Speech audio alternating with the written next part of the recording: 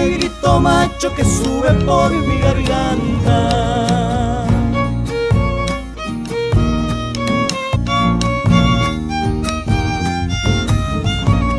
Arisca para empezar, después no puedo callarla. Cantando mi pobre copla, poquito a poco se avanza. Ay, vida, ojalá pudiera cuando me muera dejarla trenzada entre los acordes de mi doliente guitarra.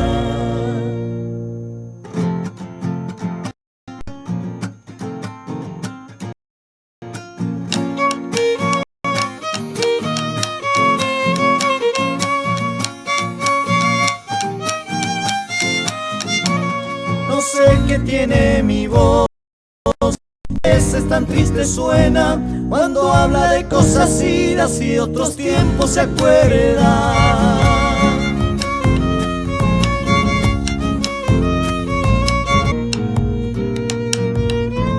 Para el odio y el amor, su acento tiene un misterio.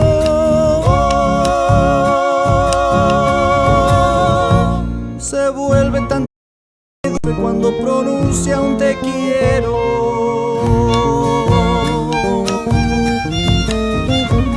Que nunca diga mi voz palabra que cause herida, que alivia.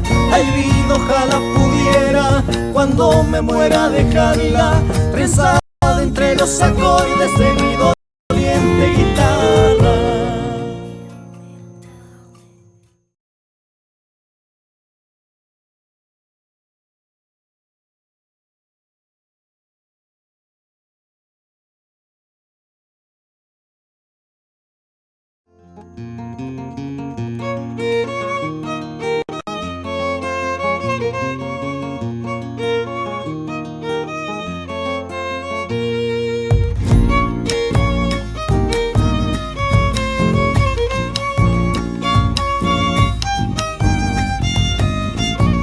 No sé qué tiene mi voz, que suena tan destemplada, como si en ella anduviera el alma de la vidala.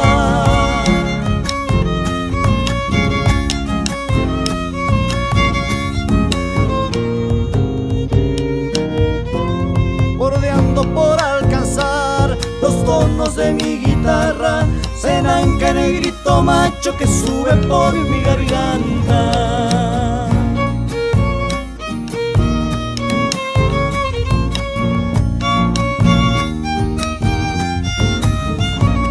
Arisca para empezar, después no puedo callar. Mi poquito a poco se avanza. Ay, vida, ojalá pudiera cuando me muera dejarla trenzada entre los acordes de mi doliente guitarra.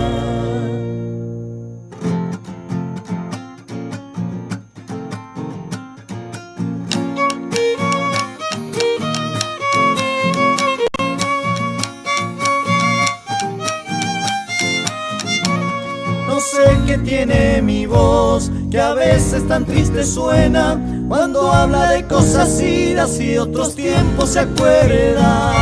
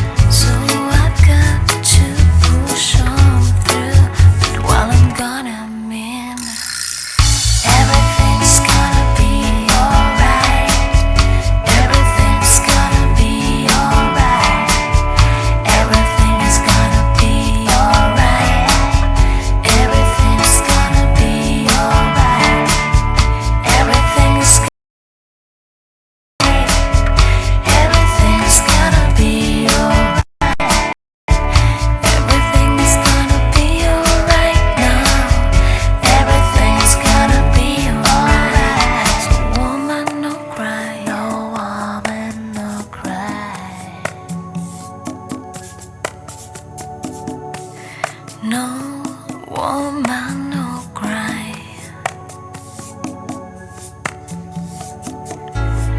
Woman, little sister, don't shed no tears.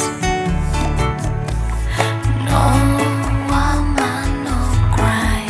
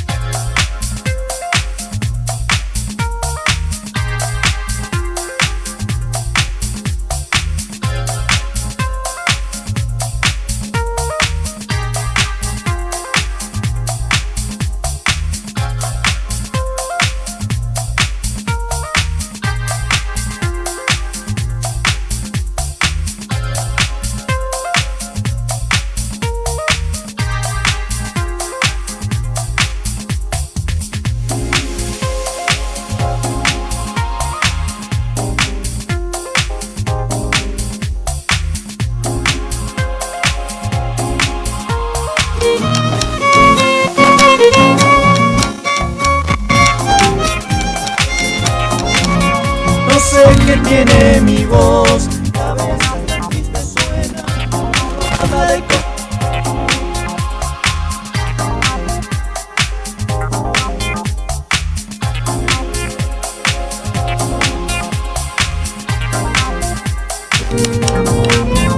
para el odio y el amor, su acento tiene.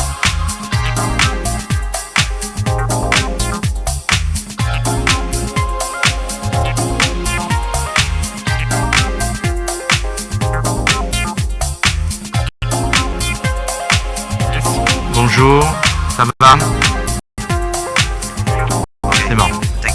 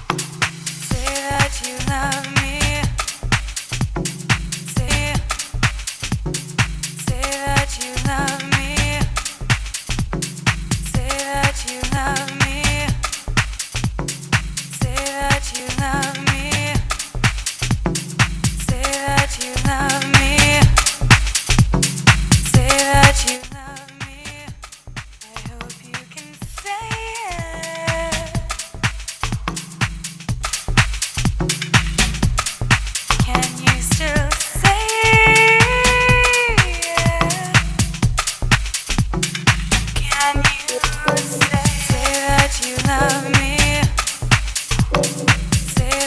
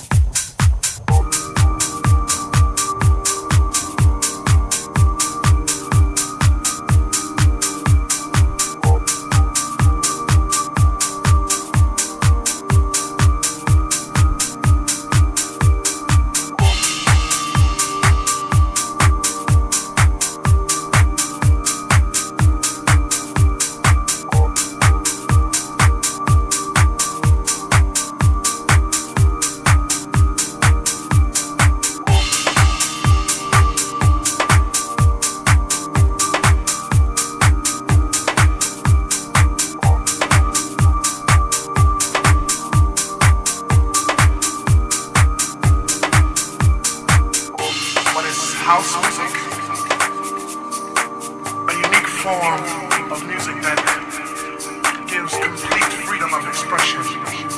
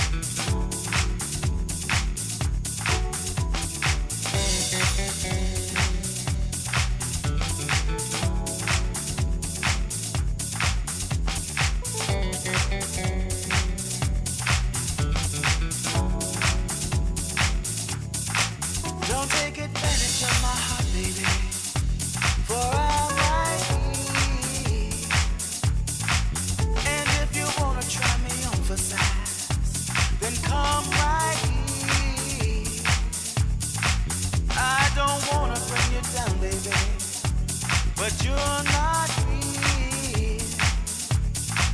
You can't tell me what's that come tonight when you're not here. For my love is all that you need. Oh, and my love is guaranteed.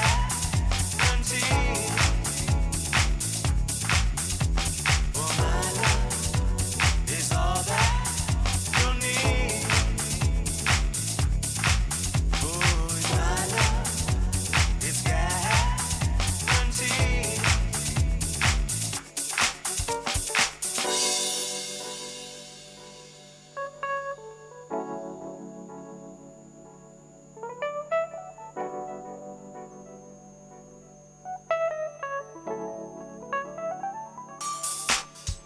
I don't wanna sing this one more time. Come to me. I don't wanna put you in my mind. Come right here. For my love is all that you need.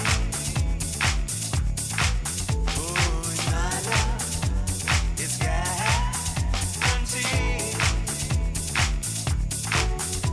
So take me on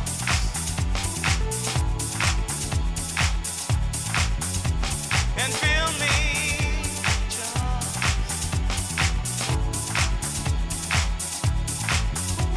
Oh, my love, so ooh, and my love is guaranteed. I don't want to bring you anything. Oh, I don't wanna bring you.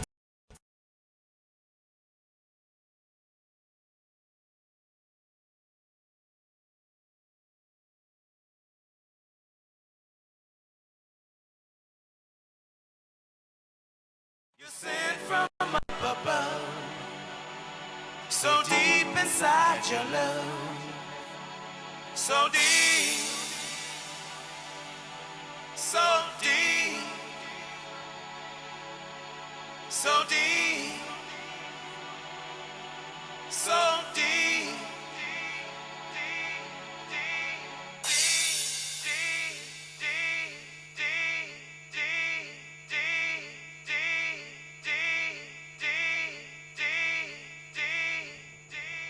I just fall so deep inside of you, baby.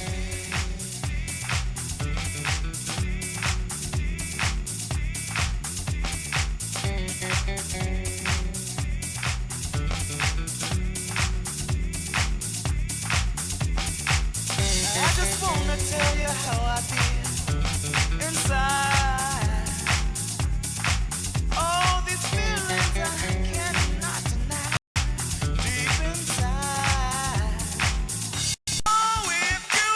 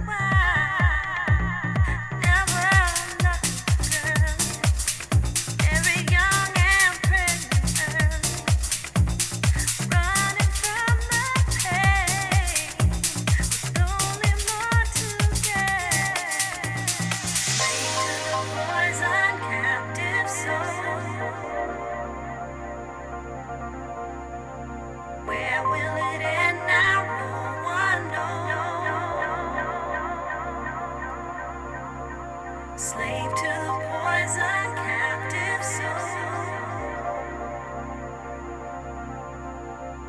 Where will it end now? Heaven knows.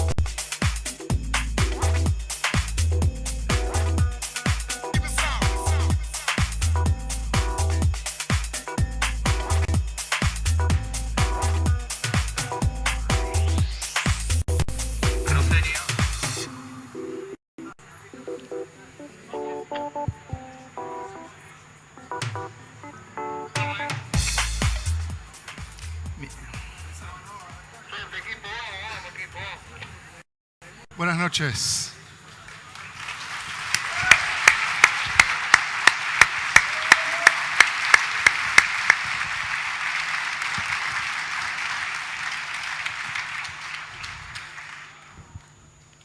Wow.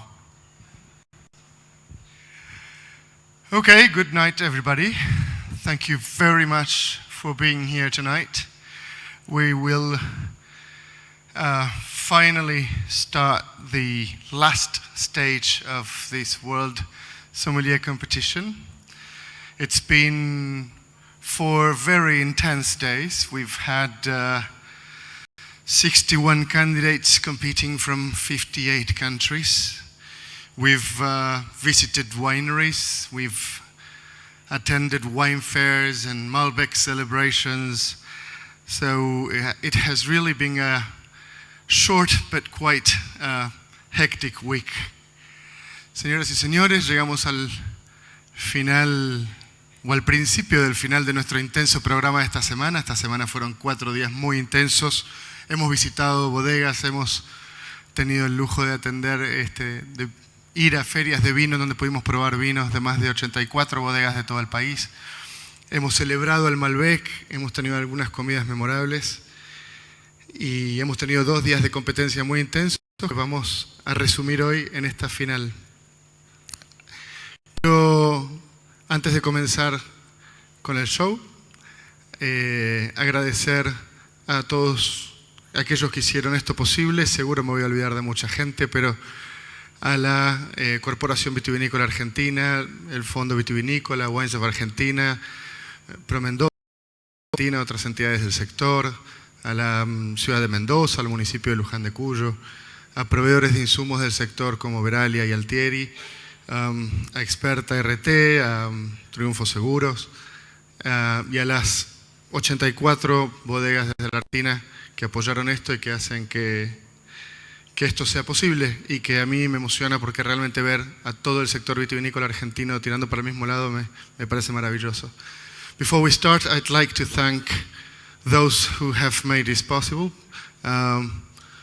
It's always a short list, and I always should include more people, but Coviar, the Corporation of Viticulture in Argentina, Fondo Vitivinícola, Wines of Argentina, our historical main sponsors.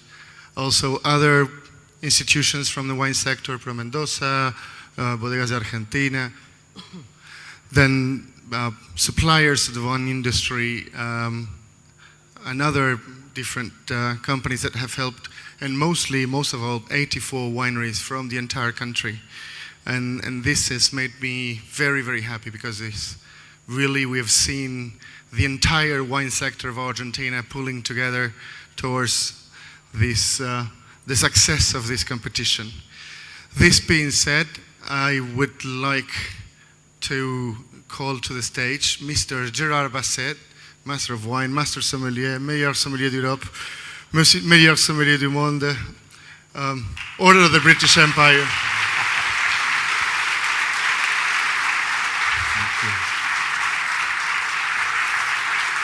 Quiero llamar al escenario al señor Gérard Basset, Master Sommelier, Master of Wine, mejor sommelier de Europa, mejor sommelier del mundo, caballero de la Orden del Imperio Británico, el sommelier que todos queremos ser. Bueno, puede ser. Thank you very much, Andres, and thank you very much to Mendoza for a fabulous welcome. We had a week, obviously, where we worked very hard as the technical committee, but it was extremely enjoyable. Who do we call now? I think now we can call the people you are all waiting for, the real star of the show, the 60 candidates. So I think we need to give them a fabulous welcome.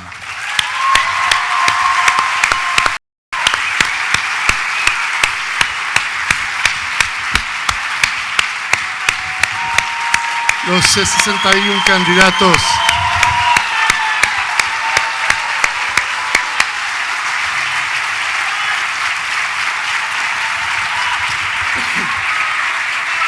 Congratulations. You have to play, huh? Congratulations.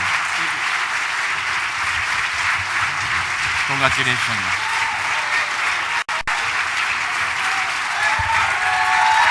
Congratulations.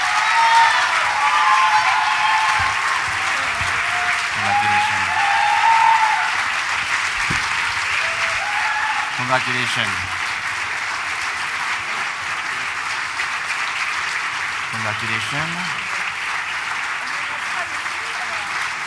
Ah ouais, ouais, peut-être.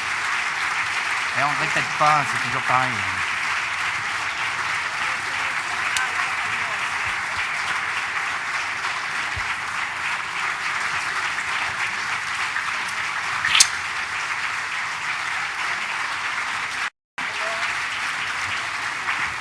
Okay. Congratulations.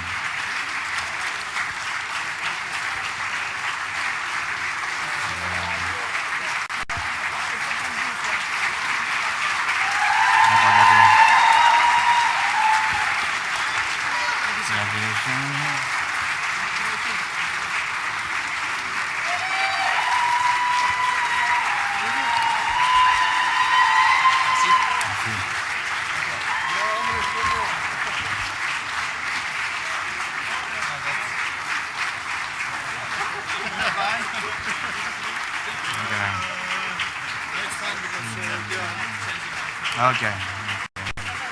Okay, where was? See, okay. Congratulations. Congratulations. Congratulations.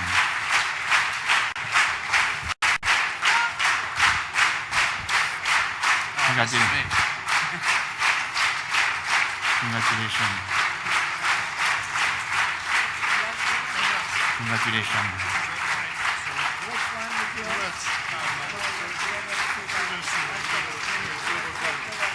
Congratulations. Congratulations.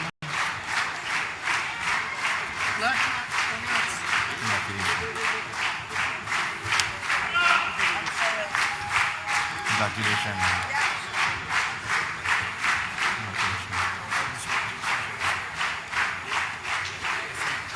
Congratulations.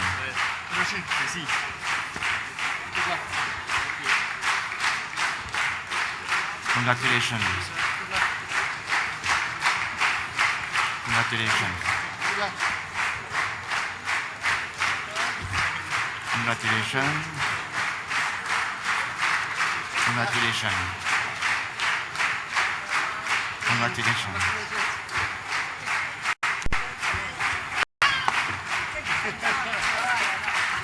Congratulations. Congratulations. Congratulations. Congratulations. C'est pas non, c'est pas...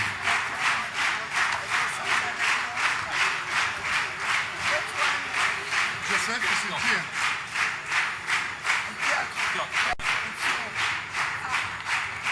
Congratulations.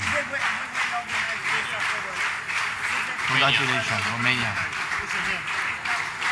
Congratulations.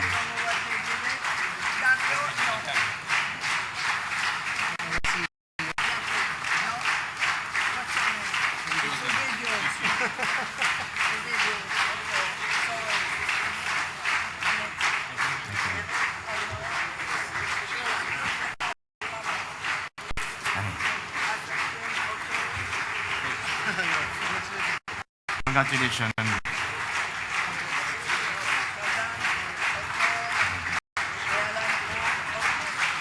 Congratulations.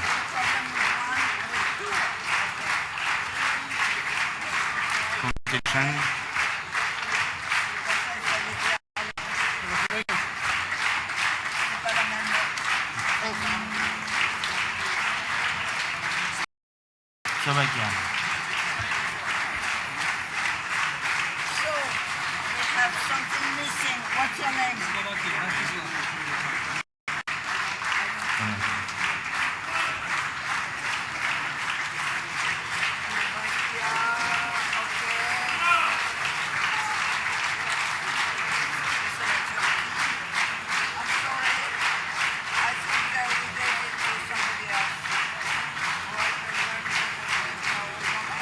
We'll find one for you. We'll find one. Congratulations. Congratulations. Congratulations.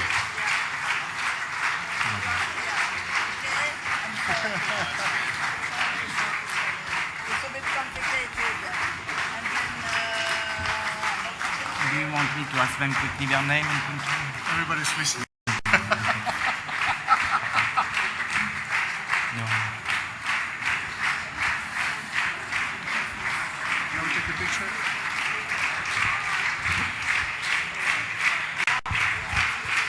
Congratulations.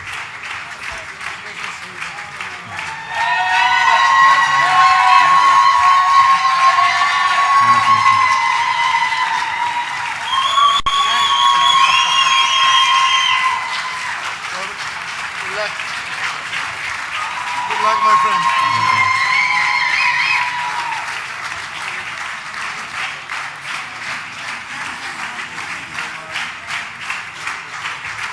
Congratulations.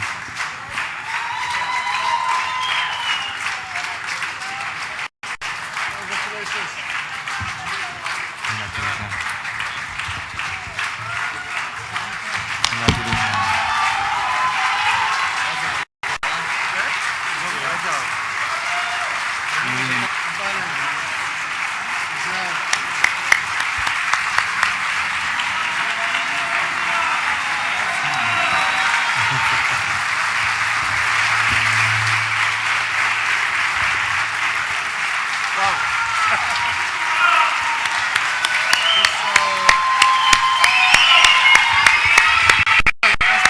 So we can take a picture already.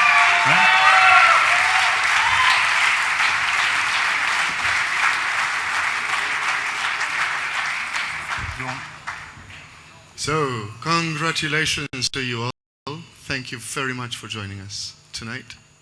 It has been an intense couple of days, hasn't it? It's been a very hard day for the competitor who had to go through several tasks, which we will talk more later on. But I think now you can see all these young competitors, talented, full of skill, 60, and soon, obviously, we will keep the 15 semi-finalists. We will introduce them, and then we will reveal who are the 3 finalists. Thank you very much for having taken part. On va garder.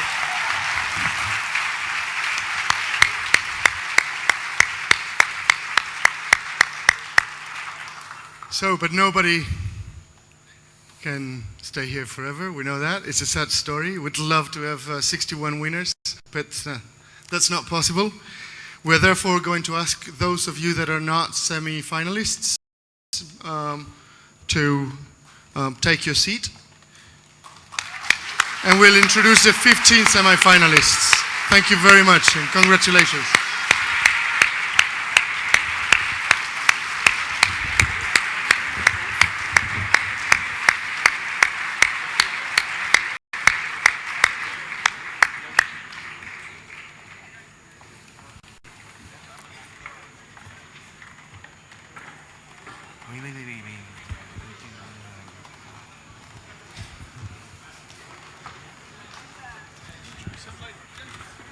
We need the microphone.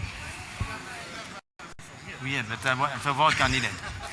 So now we've got the 15 semi-finalists. Before we reveal the 3 finalists, I'm going to ask them to present themselves, name, country, for everybody to know who you are. Take your time. Rosatkin Alexander, Russia.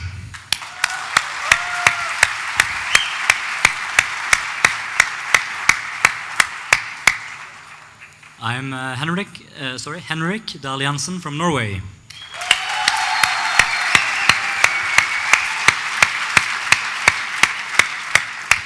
Piotr Pietras, Poland.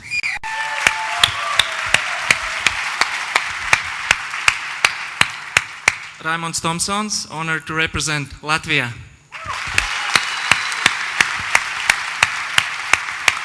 And Satoru Mori, Japan.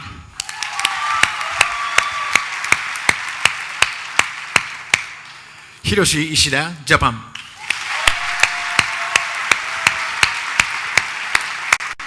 David Biro, France.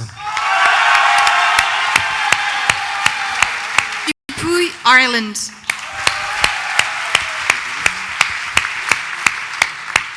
Jona Gregersen, Sweden.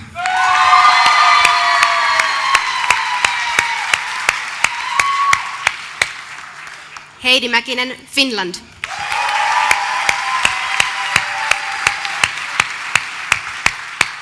Robert Anderson, Sweden.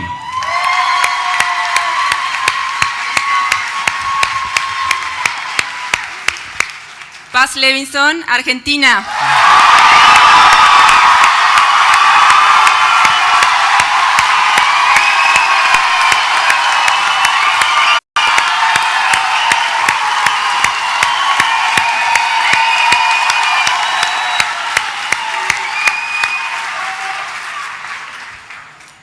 Élise Lambert, Canada.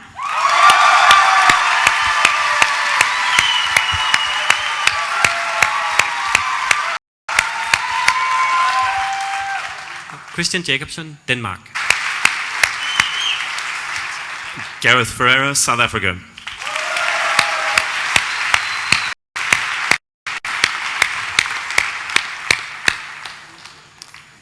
We haven't even started yet, and I already feel. So the moment has come. We will announce who the 3 finalists are. Yes, 15 incredible, talented semi-finalists, but sadly we are going to keep only 3. So we will ask President Shinya Tazaki to come and give me the envelopes.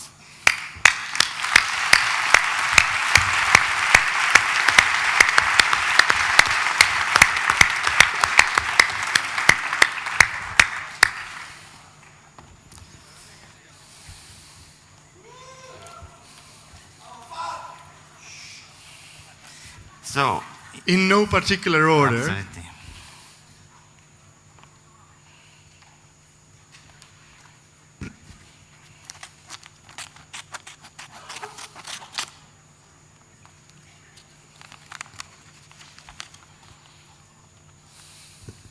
Candidate number 60.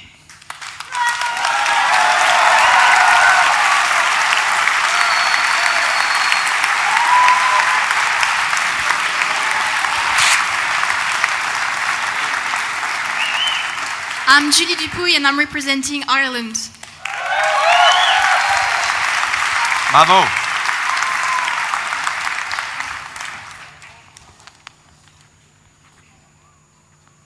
How did you lock them? I can't open them.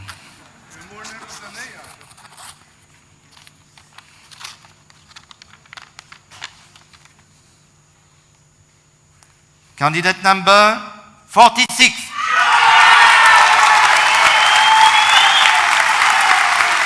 Congratulations.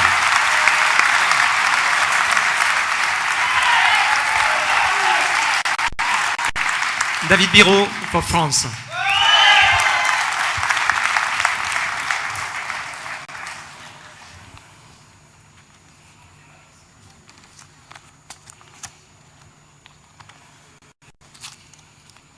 The last one, the most difficult to open. And I'm more nervous than the candidate.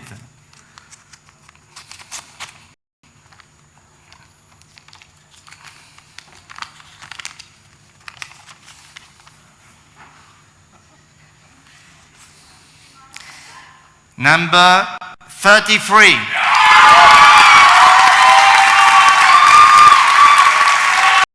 Congratulations.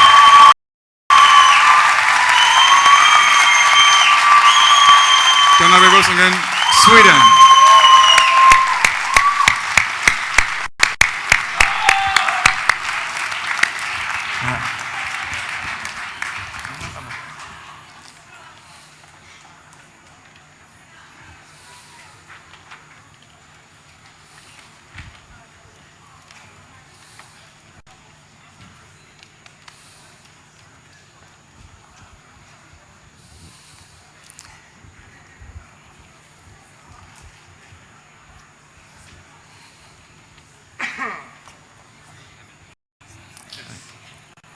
So we will ask now the semi-finalists to take a seat in the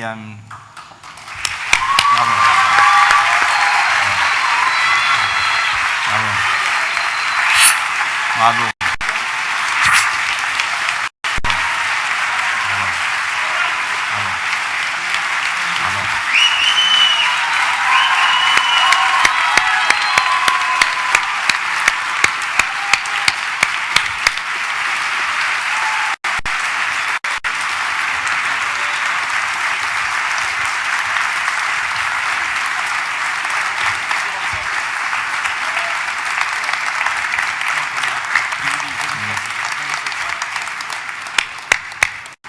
We are now going to decide who competes in which order. So we'll ask everybody to take an envelope. We will start with the lady. Of course. Shinya has 3 envelopes. Julie, if you like to draw one. And then we will ask you, when you draw one, to clearly show your order to the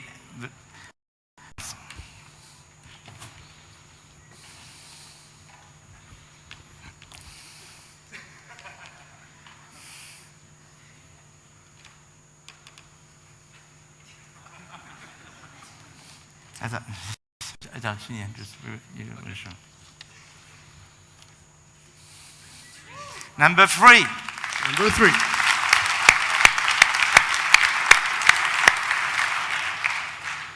Who would like to draw first?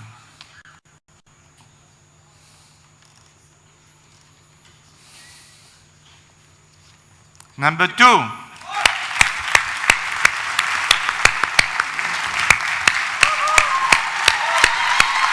Bravo. And number 1. Okay, now we will proceed. Certainly. So now the 3 candidates are going to be taken care of, and in a moment, candidate number 1. He will get a microphone and all Absolutely. that.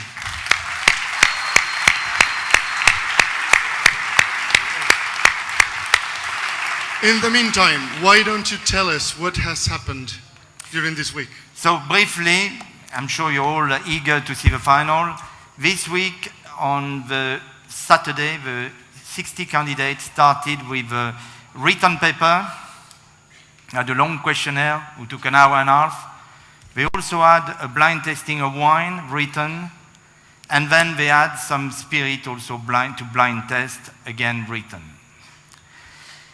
From that, they came back in the afternoon and they had to perform a task, a service task, the champagne, and of course there was a few traps.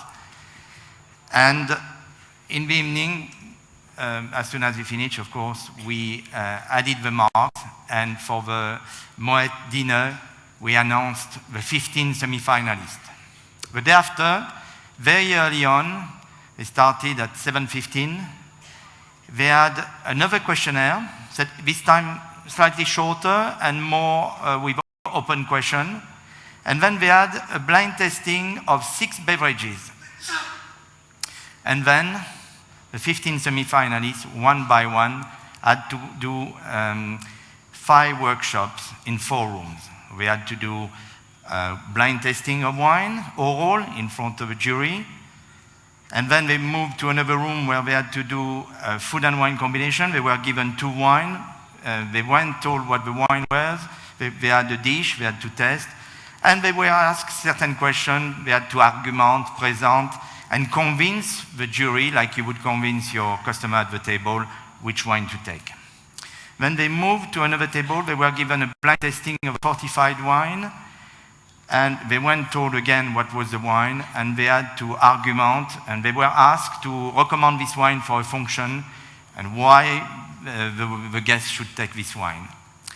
Then they moved to another room where they were asked about some wine they didn't have by the glass on their list.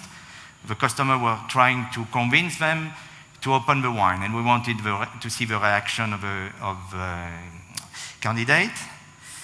For the same task, they were given a wine, a fortified wine, and they were given 4 small little dishes on the service table.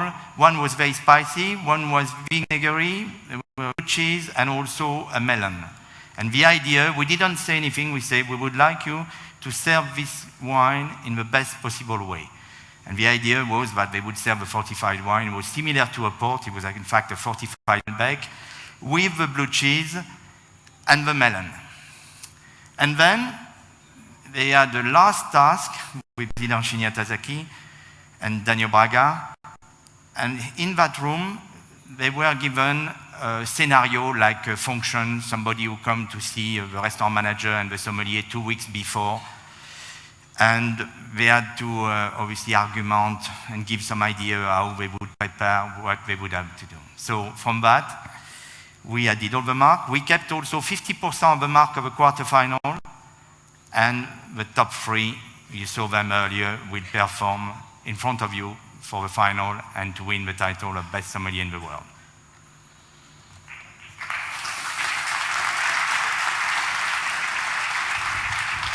Should we open the curtains and introduce the judges? Absolutely.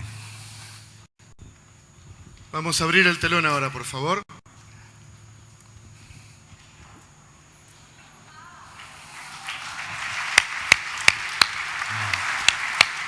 Mon enveloppe.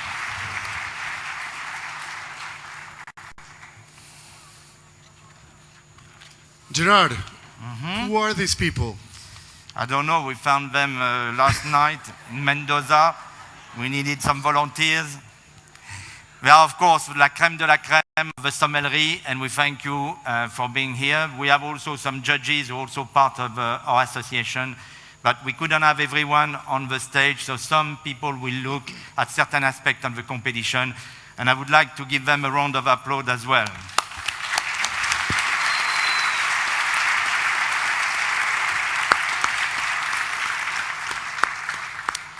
So briefly, I cannot tell you what's going to happen. It'll be very easy for you to understand. The candidate will come here. We'll start with this table. Then we'll move to another table.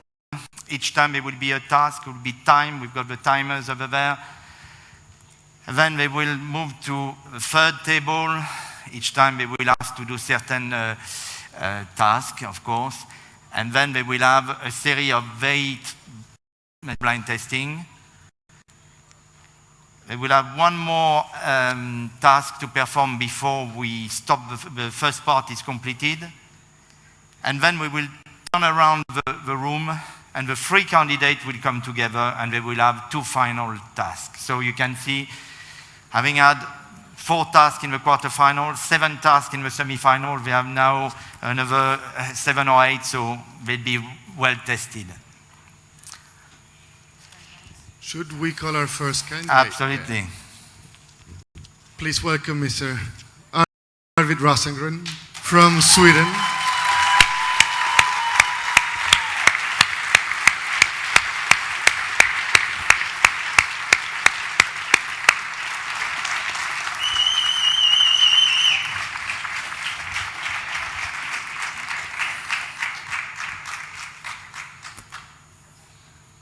Huh. Well, you always have to wait for a star, you know that. But it won't be long. Obviously, it's always, when you're the first one, you always need time to psych up. Some people prefer to be first, some people prefer to be last, or in the middle. So I just hope they draw their right order, but it shouldn't be long. But it's been really a fabulous competition so far. And these 3 sommeliers, I know, are going to provide you and us with a lot of enjoyment, high skill, and great talent. And I think your first candidate is just coming. Welcome, Mr. Arvid Rosengren.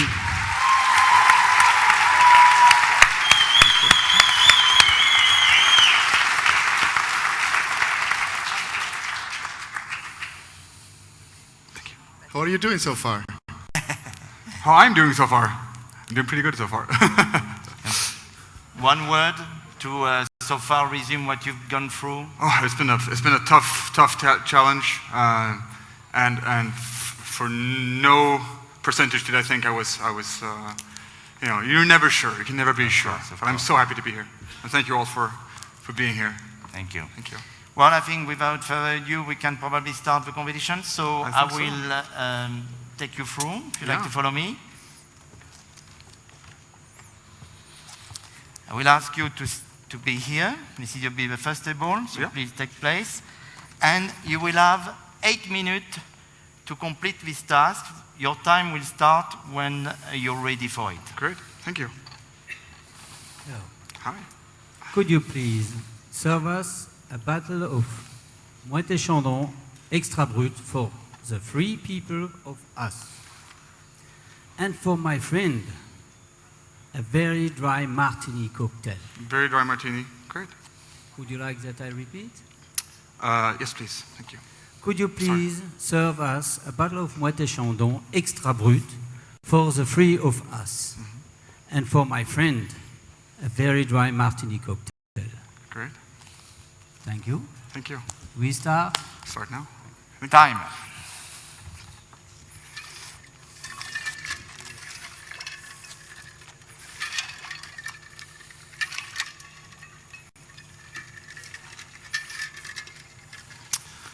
So, for the champagne, I don't have any Moët Extra Brut, unfortunately. Are all Brut. I do have 2006 vintage or the Brut Imperial. I think you would very much enjoy the 2006 vintage. It's a very sort of drier, very, very lean, very elegant champagne. You're sure there are no... Let me take a look behind the bar as well. Thank you.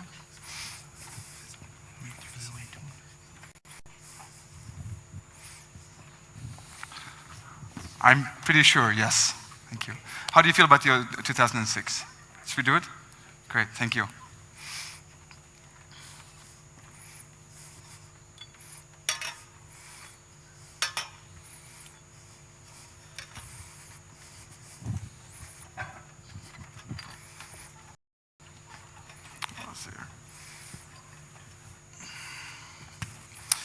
So I'm going to start with the champagne here, and sir, I'll be right back with your martini in just a second, all right?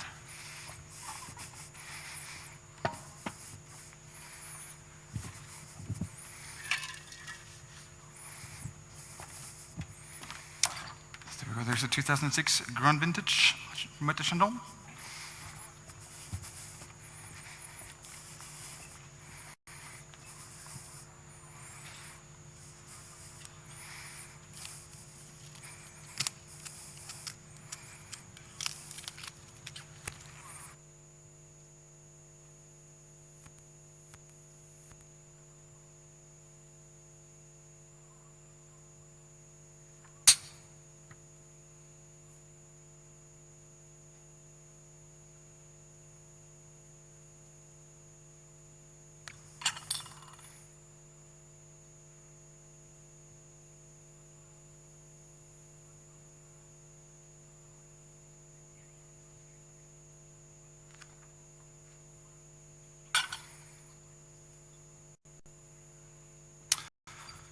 There we go, the cork, which is in good condition, and the capsule to add to your collection.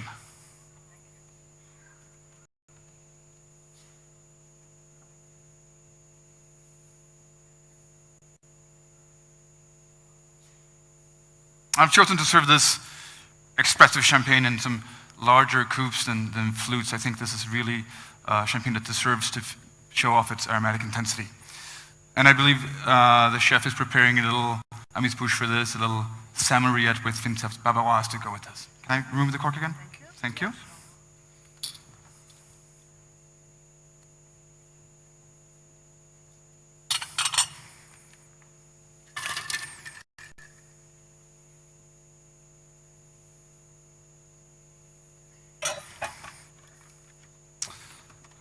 With you while I come with your martini, sir. And sir, do you prefer a gin or a vodka martini? Classic, thank you. Classic.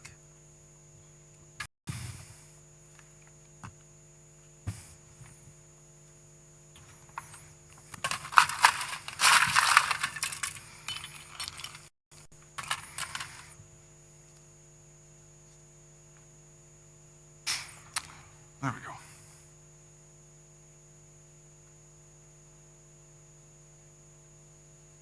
So for this, I will be using Beefeater gin.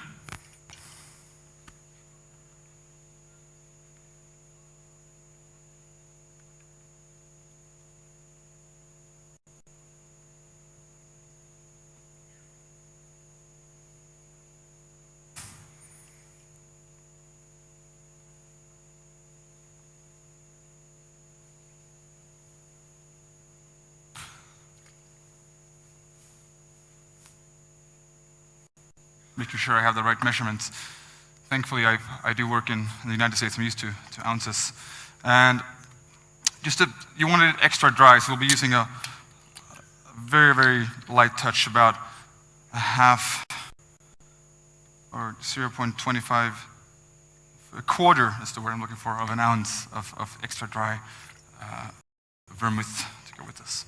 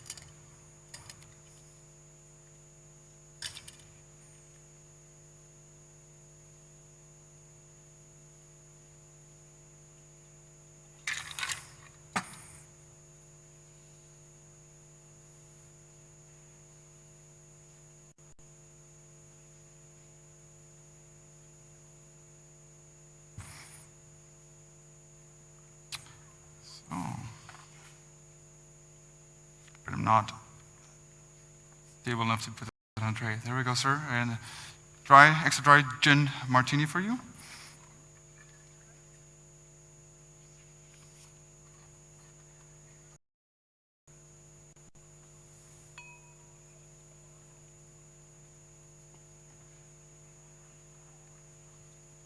Good.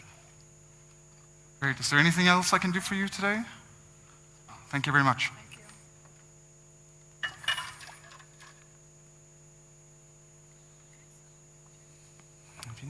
Great.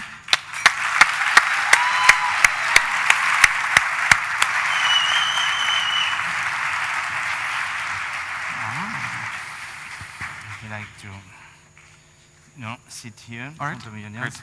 And you'll be seeing on the projection here something I can't tell you yet, and Mr. Paolo Basso will explain to you about the task and the time. Great. So, we have a group of wine lovers who ordered these great wines of the world that you will see on the screen.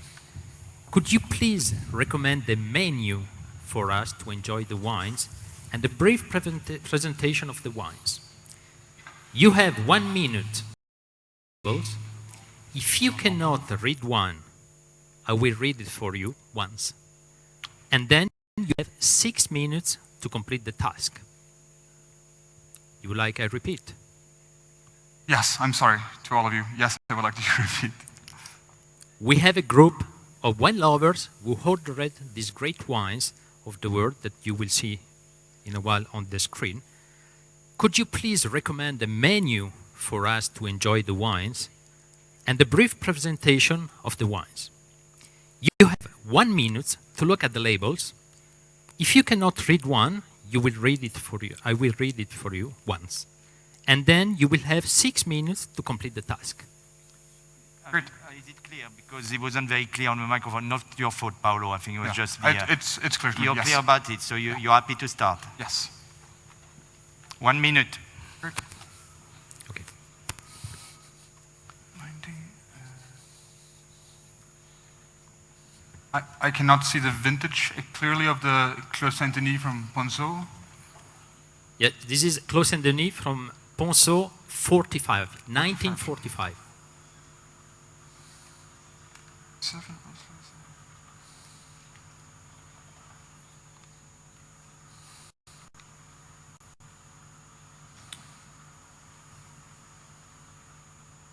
Are you ready? Yes. Are you ready? Okay. 6 minutes. Great. So happy to have you here, and you've brought some amazing wines. The 1945 Ponceau is a special rarity, which I've not seen an actual bottle before. Very interesting. So for this task, I think we will select a menu. Please let me know if there's anything that that's going too fast, or if you need me to repeat anything, or if you have any objections or questions. Is there anything I should know in terms of dietary restrictions? Anyone that has anything in particular that I should know about? Great. Well, then let's begin. May I offer you a little glass of something to start with before we get into this? You have such a wonderful menu. We might as well start with a little aperitif, right? I think it would be very suitable for the wines that you have to start with something really fresh. Start with a great champagne and something that matches the level of this. So why don't we start with a lovely bottle of 1973 Dom Perignon to go with this beautiful dinner. Of course, with that, we'll be serving a little foie gras sablé with green strawberries, just to get you guys started while I review this menu. First off, I think we should start with the lighter of these wines. That should be, for me, in my opinion, the Ponceau 1945 at this point. Well, let's see how this bottle is performing. But I would like to serve something really elegant and fresh to go with this. We'd like to start with sweetbread of veal, served with some black morels and an Amontillado-based sauce to go with this, with a little bit of red currant. After that, I think we should head into the Gaia Sori San Lorenzo, 1997. Really beautiful wine that requires, I mean, this is still a youthful, a young wine. Still has plenty of tannin. Luckily, you guys have brought this in advance, so we will have it decanted, give it as much air as we can, serve in some wide glasses at about 60 degrees Celsius. It should show wonderfully with a light rabbit ragout with a creamy polenta and smoked tagache olives. So something that can tackle those still the tannin and the acidity of this wine. This is very, very structured wine, and we want to let the perfume really show itself. After that, I think it would be really prudent to head into the Penfolds Grange 1990, another great wine from Australia, which is, of course, the iconic wine of Australia. Usually based on Shiraz, a little bit of Cabernet Sauvignon in this vintage. Majority of it from the Barossa Valley, but they sometimes blend in other vineyards as well, so the appellation is just southeastern Australia. With this, we'll have to take something that can tackle a little bit more fruit intensity and a little bit more richness in the wine. So I'd like to serve this with a onglet of grass-fed beef, served with a smoked bone marrow sauce bordelaise, for example. After that, we head into the Harlan 1997. One of the iconic sort of cult wines of the Napa Valley from Bill Harlan, 100% Cabernet Sauvignon from the benches above Rutherford. Really a majestic, intense, very fruit-forward and powerful wine based on Cabernet Sauvignon. So we'll again need something that has a lot of flavor, a lot of intensity, and can tackle those dense tannin in that structure. I like to take like a specialty from my home country and serve an herb-rubbed saddle of elk, so with braised salsify and a red wine-based sauce. After that, we head into the sweeter wines on the table. We have a beautiful wine here, one of my favorite wines in the whole world from Egon Müller, the Schatz of Auslese 2009. One of the true sort of aristocratic domains of the Mosel Valley in Saar in this instance. Egon Müller makes these wonderful wines from 100% Riesling. And this Auslese is, of course, a late harvest where they select individual bunches of slightly rotten wines in a vintage like 09. So the ripest and the most intense grapes go into some of these wines. This has a beautiful high acidity, prevalent sweetness, but this is an acid-driven wine. So I'd like to pair this with a lighter dessert first. I'd like to pair this with a sort of passion fruit souffle to go with those sort of ripe flavors, especially in a vintage like 2009, those intense, luscious, fruity tones with a coconut and lime sorbet to match, to give some of the creaminess to this dish. After that, we have the Klein Constantia Vin de Constance 2000, a really iconic wine again from South Africa, resurrected in 1986. 1 minute. By this estate. Beautiful wine based on muscat grapes grown in the very south of the Cape, south of Cape Town in Constantia, it's close to Table Mountain. This is an intensely sweet wine, caramelized in flavor. I like to serve something that can tackle that. So I like to serve with something that has a lot of sweetness, some caramel, intense flavor. So a little warm chocolate budino with a malted ice cream and a little bit of orange jelly to go with that orangey flavor that's in the wine. I didn't mention as much about the Domaine Ponceau wine. Domaine Ponceau, I'm not even sure had this in 1945. I don't think this wine was made. I'm not sure where this bottle was procured, but we will get into that. I think that vintage was purchased later than 1945. So this might be one of those special American bottles that came a couple of years ago. After that, of course, Gaia, I forgot to mention as well, based in Basco. This is now a Lange. Time. Great. Thank you. Thank you.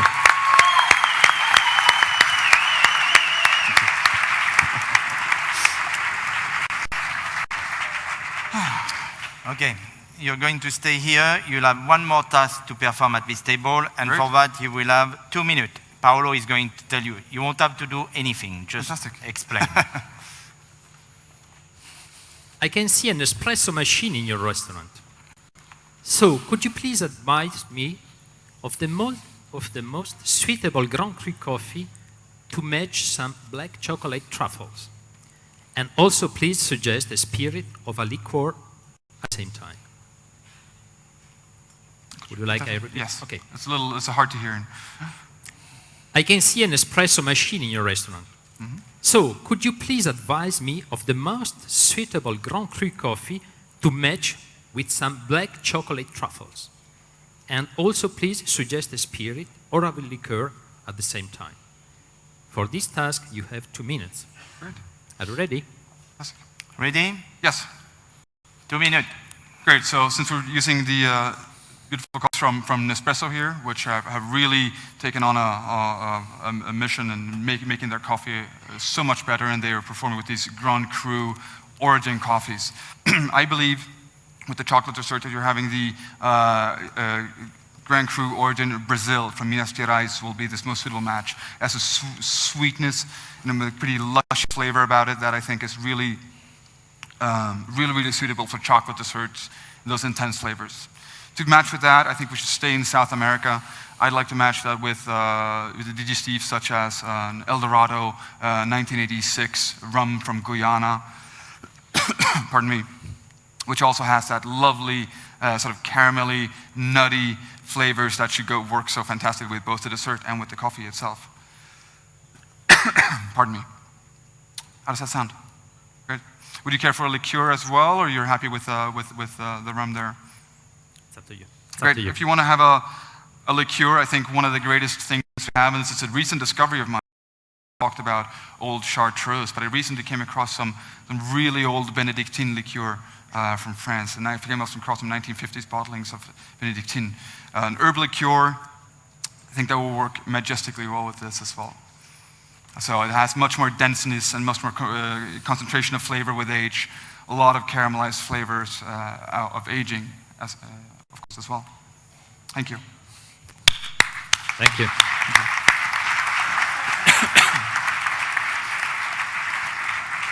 Sorry. You okay? Do you need a glass of water or something? Could use a little bit of Can glass we of get water? a glass of water for the Thank you. candidate?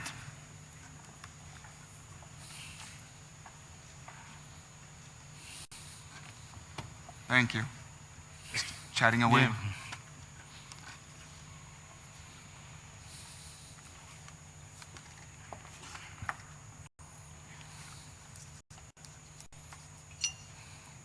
No champagne, eh? Would help right now.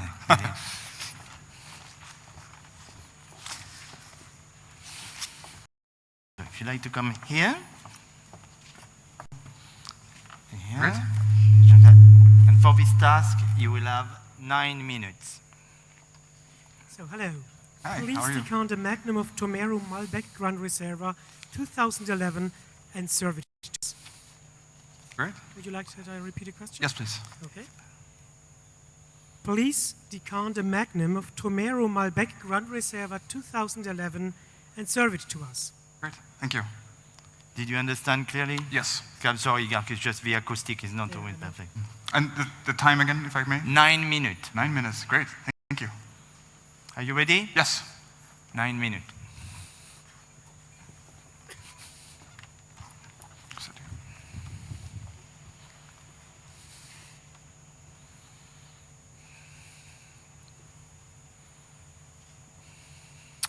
Here we go, sir. The Tomero Gran Reserva Malbec 2011. Very nice. Great, thank you.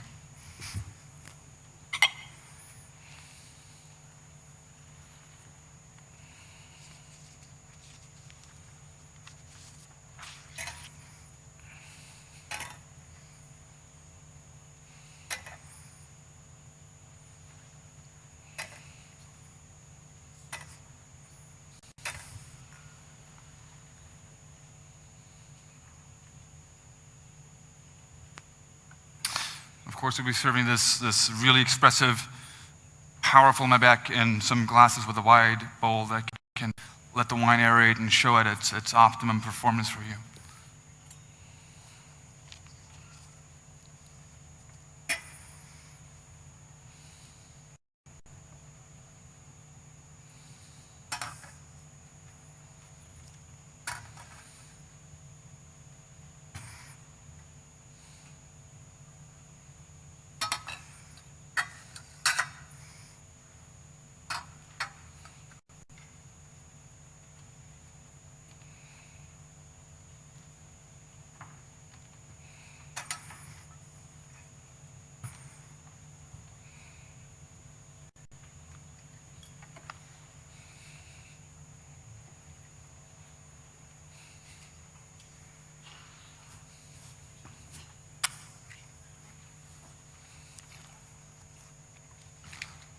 Have you had a lot of Malbec these last few days?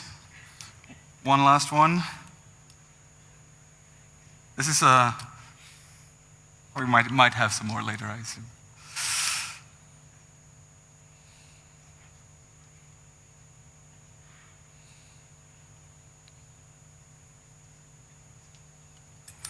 Of course, this is a really powerful wine and a youthful wine, so I'm not expecting a whole lot of sediment here, but we might as well use the candle just to make absolute sure.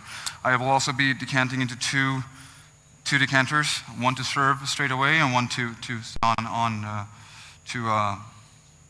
aerate for you. So I'm not too worried about pouring a little sample for myself here since the wine is fairly youthful.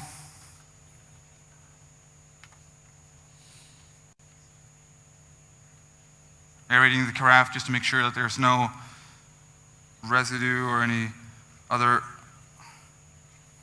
flavors here that would influence your wine experience, and also to false in the wine, which will make it easier for me to the wine is in perfect condition for you.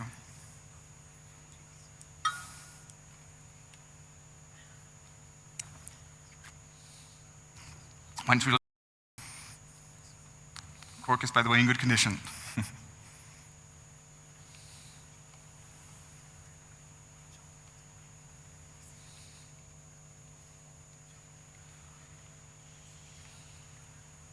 Don't say that.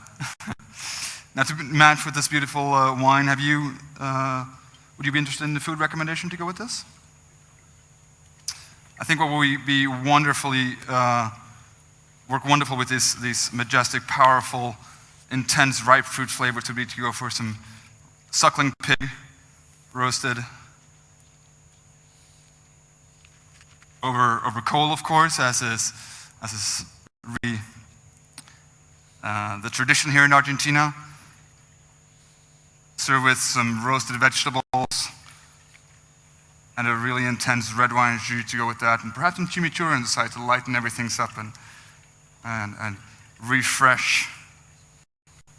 Tiny haze towards the end there, so I'm going to let most of that wine go into the carafe.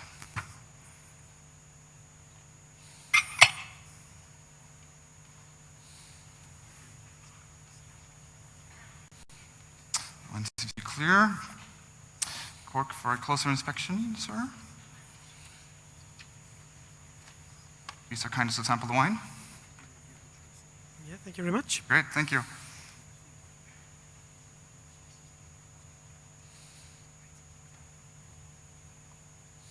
Oh, by the way, Mr. Flores, sitting over here, does not drink red wine, but he would love to taste the Silvaner. Oh, would fantastic. you please serve it to him and give some explanation about the wine? Oh, yeah, absolutely. Thank you very much.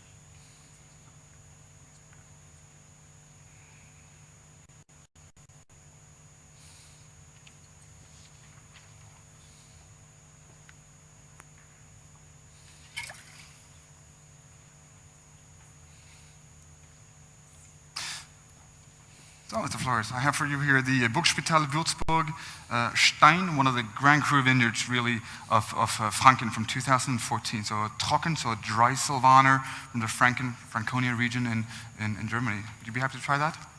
Please, let me just pour a sample from our, make sure everything is in order here. Never know at these things. Even though it's a screw-capped wine, could have reduction issues or other things, but it's showing beautifully well. Served in the classics Boxbeutel, really, really the classic bottle of this region. I'm sorry, Marcus, I got lost in everything. I forgot to pour the rest of your wine here. Welcome. Would you like to keep the cork? No, you can take it.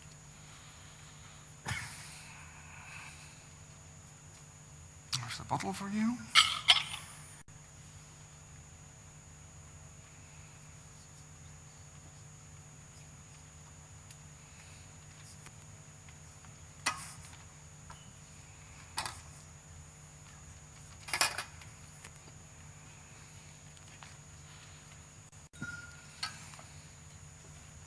I'm going to put this Sylvaner back on ice in case anyone else wants to join in. It's a beautiful wine.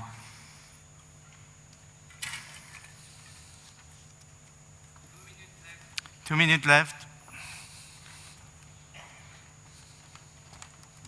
I'll take the opportunity here. Refresh your glassware.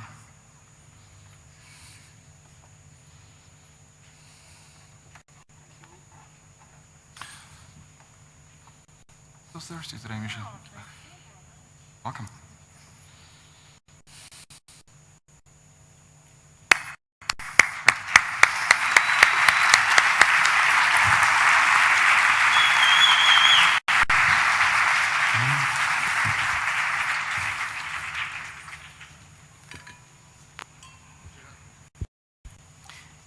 Yes. Perdón, voy a pedir por favor que recuerden apagar sus teléfonos celulares o ponerlos en silenciador. Please turn your cell phones off or put them in silent mode, please. Okay. Thank you, Andres.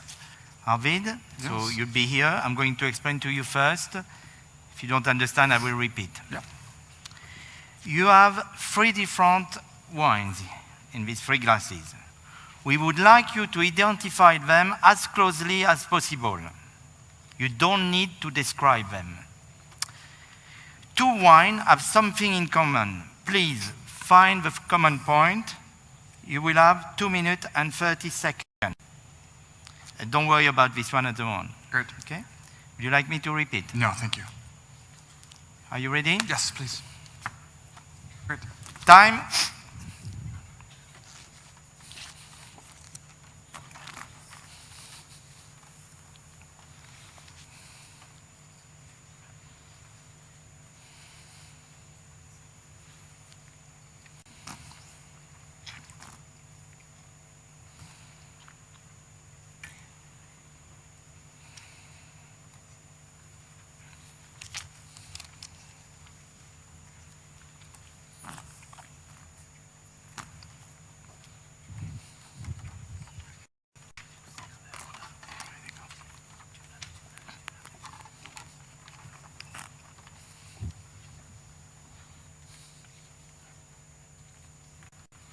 Right, so wine number 1, I believe is a some type of aromatic wine. I say this is a Torrontés from Argentina, probably from the north of the country. It's really fresh, probably a young vintage from Salta, something like 2014 vintage Salta, Torrontés-based wine.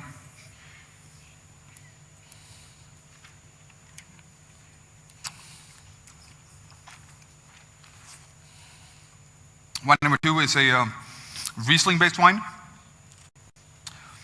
Very crisp, very mineral, probably German in origin, really warmer place. I'd place this in Rheinhessen, a vintage such as 2014.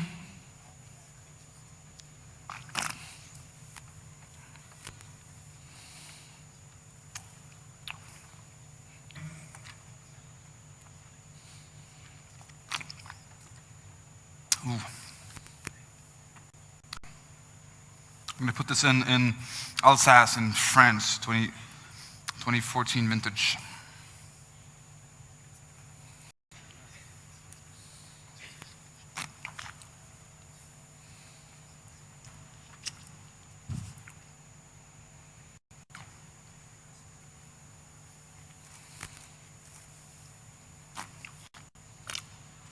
So the common denominator is the grape of 2 and 3. Okay. No.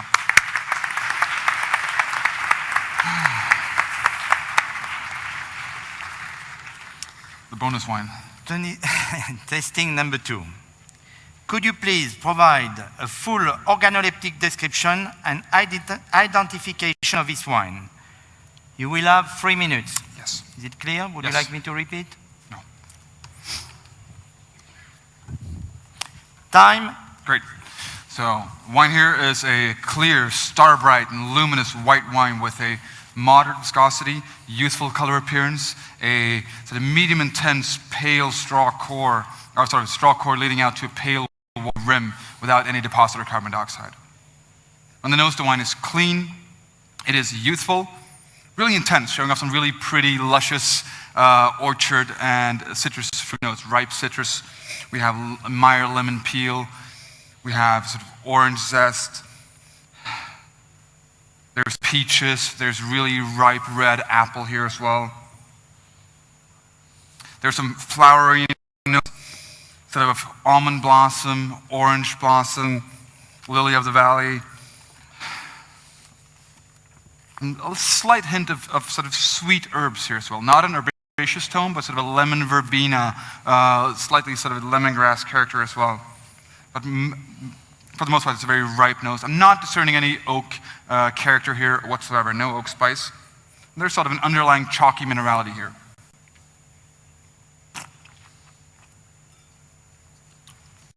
On the palate, the wine is clean.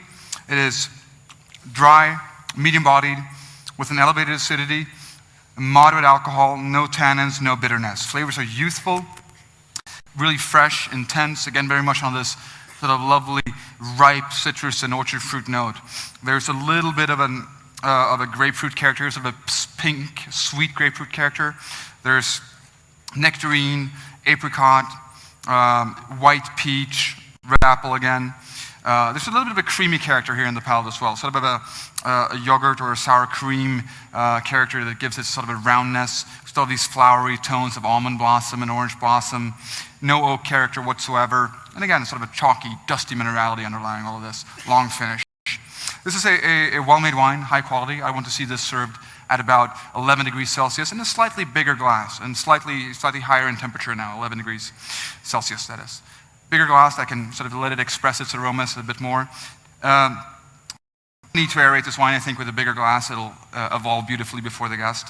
You can serve this with a wide variety. It's a light, fresh, but still textured wine. Serve it with a ponzu jelly and thinly sliced roasted red beets. Or you could do this with lighter fish course, like a poached halibut with fava beans and a ram sauce to match some of that light herbaceousness that's in the wine. This is a wine will age well for the next 3 years. I believe this is a Chardonnay-based wine. Youthful vintage. I'd place this in Argentina. 2014 vintage, probably in Mendoza Valley.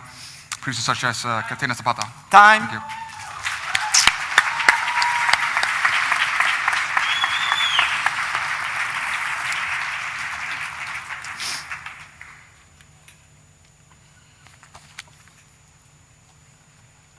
Fun way of tasting. Right. Testing number 3. 1, 2, 3, and you forget about this one. You have 3 different wines. We would like you to identify them as closely as possible. You don't need to describe them. You will have 3 minutes and 30 seconds. Would you like me to repeat? Yes, please. Sorry. You have 3 different wines. We would like you to identify them as closely as possible. You don't need to describe them. You will have 3 minutes and 30 seconds. So no common denominator here. I will answer the question that because I will answer to all the other candidates. I will tell them as well. We are not looking for a common point. Thank you. Thank you. Here's one. Are you ready? Yes. Thank you.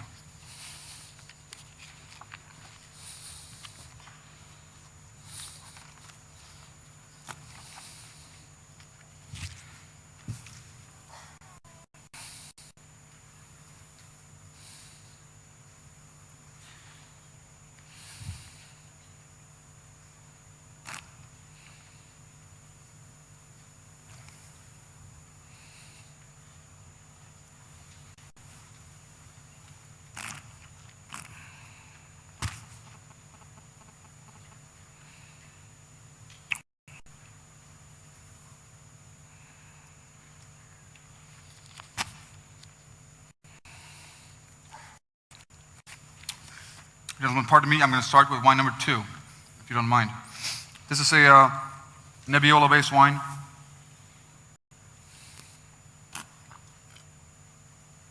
Seems to be fairly youthful, although the color is a bit evolved. Nebbiolo, I say from Barbaresco. Vintage like 2000, let me check again. It's like 2011. 2011 Barbaresco, Nebbiolo-based, Italy, of course. Really traditional cider producer, Serafino Rivella, maybe. From Mendoza, Argentina. Again, very youthful, probably a vintage like 2014. Just like Catena Zapata. And wine number 1.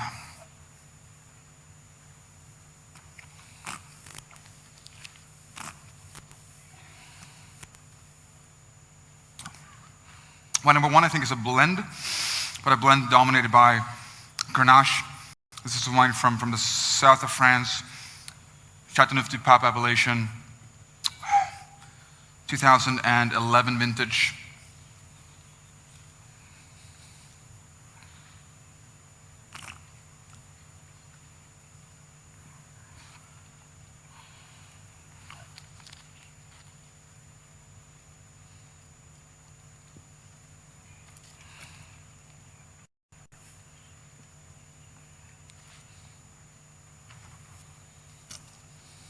Producer on the first one would be a producer like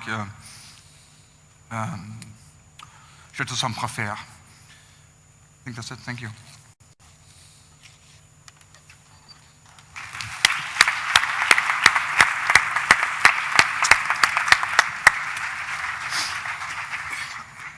Great. The fourth glass. Could you please provide a full organoleptic description and identification of this wine? You will have 3 minutes. Are you ready? Yes. Start.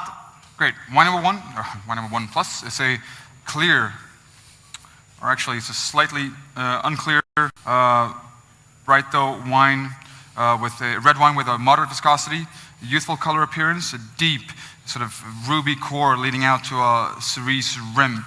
Slightly matte in its brightness. No sediment though, no carbon dioxide either. On the nose, the wine is clean. It is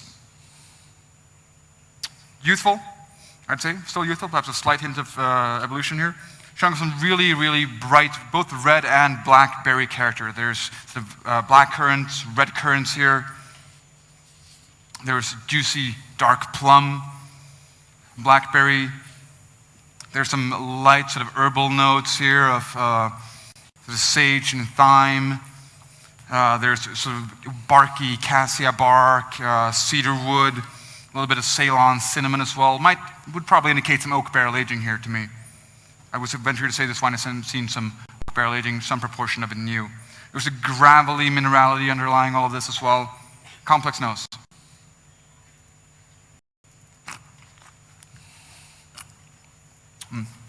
On the palate, the wine is clean. It is dry, medium-bodied, with an elevated acidity, moderate, really balanced alcohol. Tannin structure, which is medium in level, perhaps showing some signs of evolution. Tannins are pretty smooth and fine. Flavors are, again, perhaps slightly evolved with a high intensity.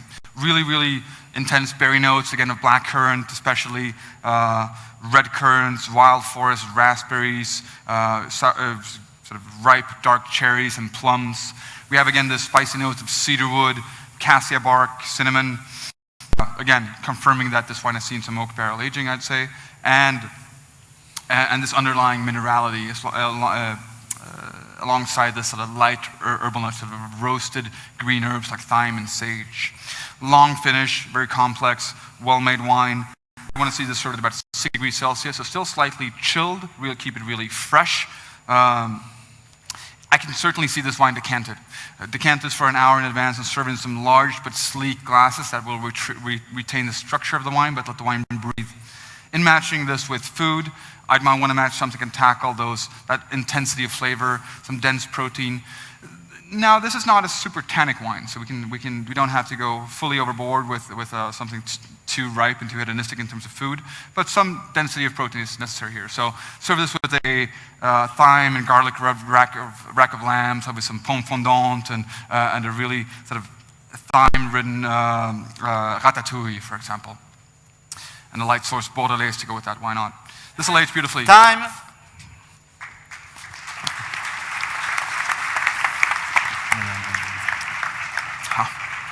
It's delicious. Shouldn't have lost myself.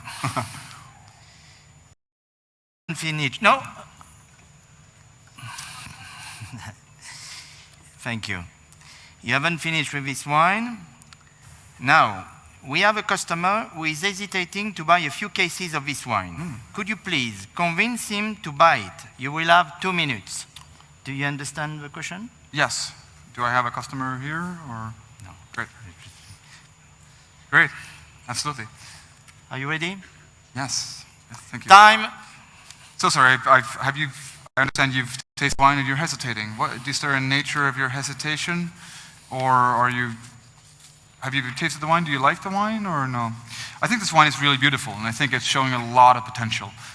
Even now, in this stage, where it's still fairly youthful, it's showing such great balance of flavor, balance of structure. It's immensely food-friendly. It's a classic style of a Bordeaux wine based on Cabernet.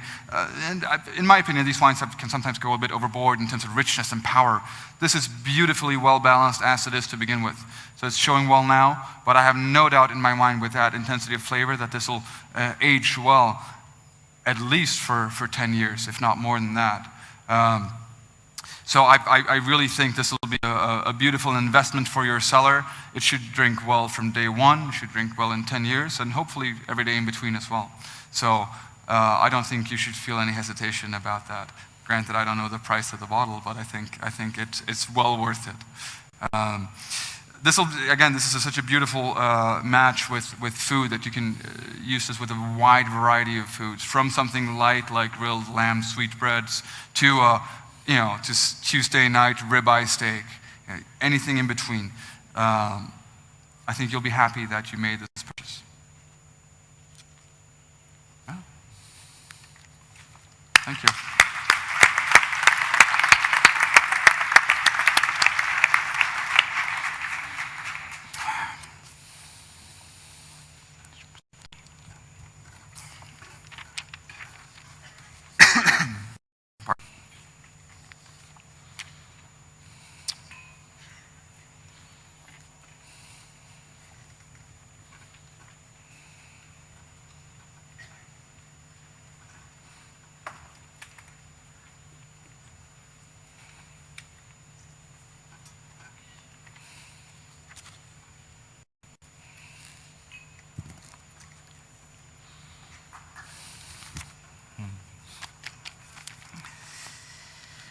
Arvid, there are 8 spirits. Can you please match each glass with one of the proposed spirit? You will have on the screen, but I give you also the name of the spirit. So if you want to take that, 2 seconds. So the idea is you match, and you tell clearly what is in glass number 1, number 2, and number 3. You will have 3 minutes. Are you ready? Yes. Time.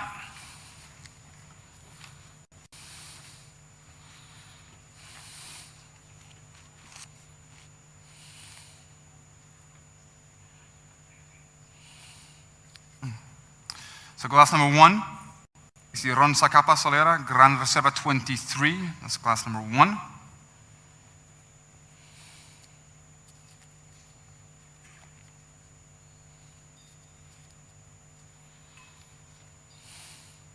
Glass number 4 is the Don Julio Reposado Tequila.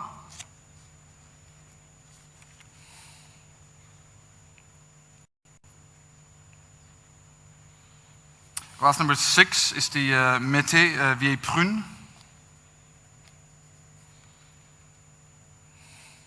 Glass number 7 is the Yamazaki Whiskey 12-year-old single malt from Japan.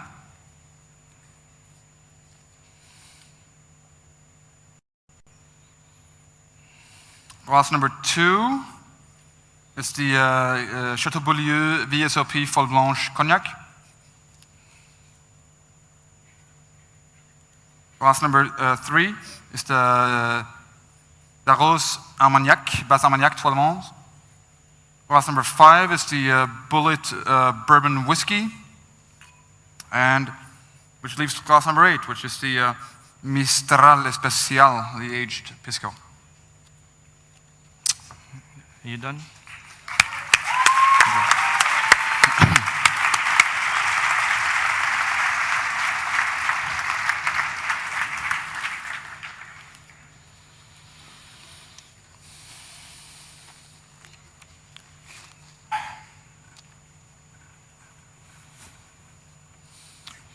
Right. Last testing, I promise you. Could you please test this product, provide a short organoleptic description of it, and make your customer dream? You will have 2 minutes. Would you like me to repeat? Yes, please. Could you please test this product, provide a short organoleptic description of it, and make your customer dream? Time.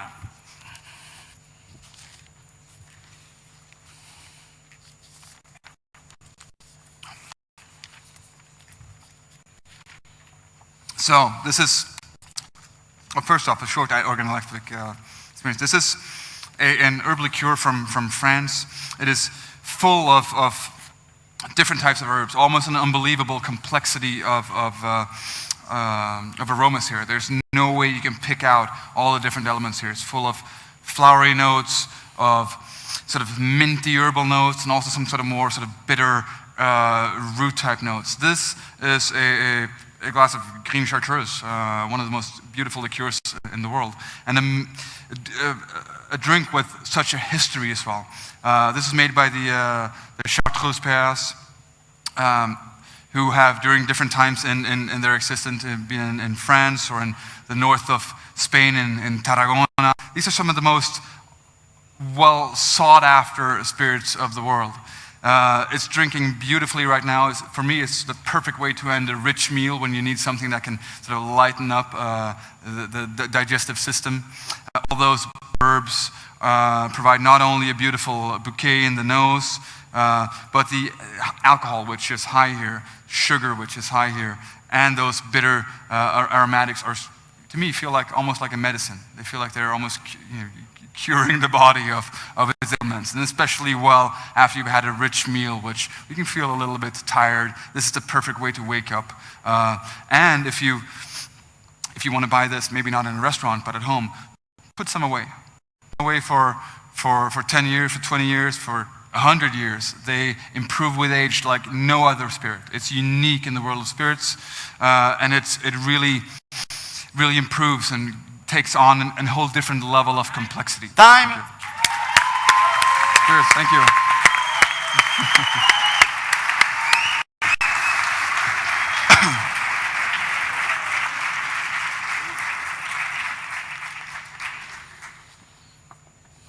One more task before you go on your break. You will see on the screen the wine list with mistake. Mm-hmm. You're going to see a slide. In each slide, there will be one mistake. Okay. So 8 slides, 3 wine per slide, 1 mistake per slide. The slide will stay 30 seconds and they will go. another slide, and that would be it. So you have exactly to complete the task 8 times 3 seconds, which is 4 minutes. So before we start, are you clear? Yes. You want me to repeat once more? I'm clear. Okay. Time.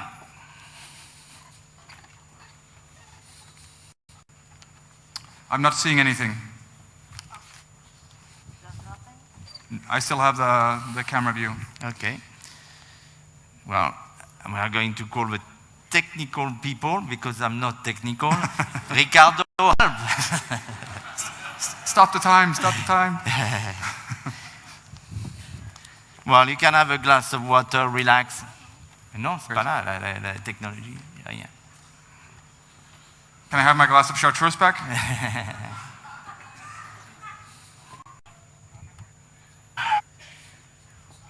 Great. Oh.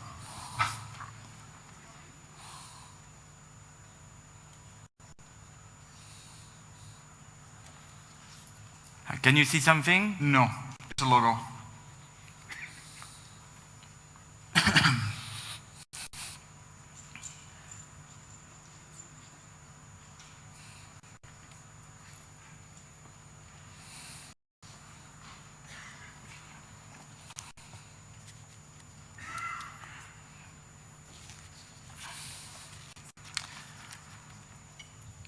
If not, we'll do it later on at the second part if we can fix it right now.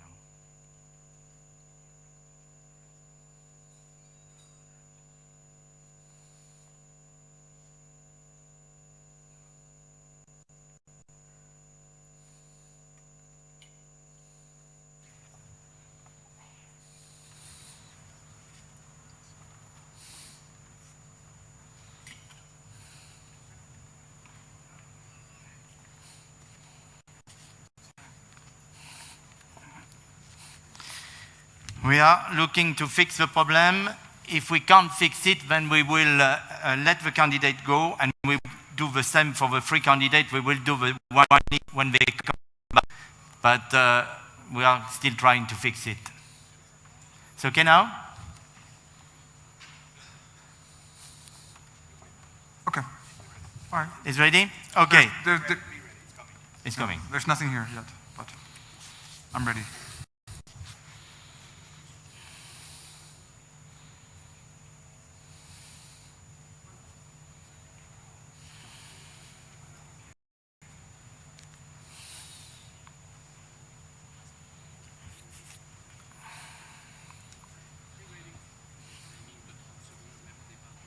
Oui, mais...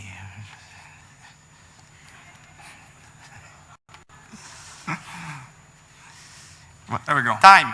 Great. All right. White wines.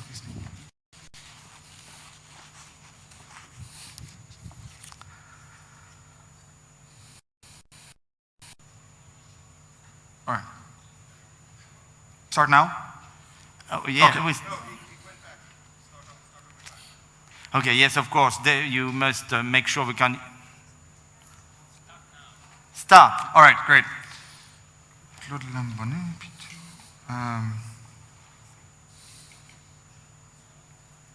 There's not yet or I don't think there is a 2000 Claude Lambonnet. The last hint was in that. Gioconda is from Heathcote, not from Margaret River. Sorry, Beechworth in Victoria, not Heathcote. Beechworth. I think that's correct.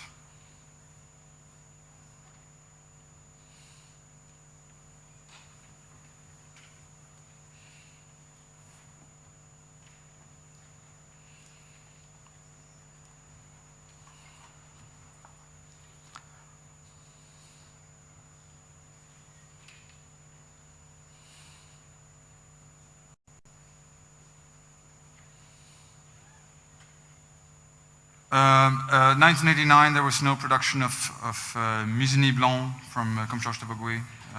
1986 was the last.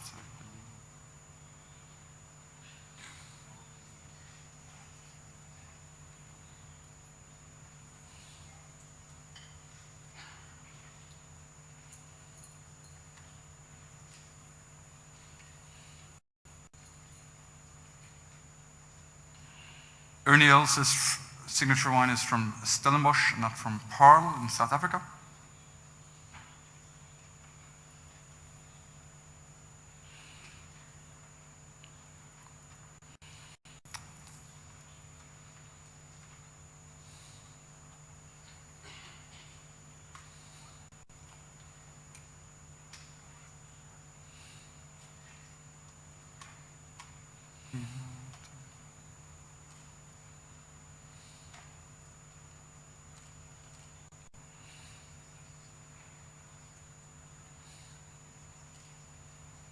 The Barcavea is produced by Ferreira. Casa Ferreirinha is a different line of wine.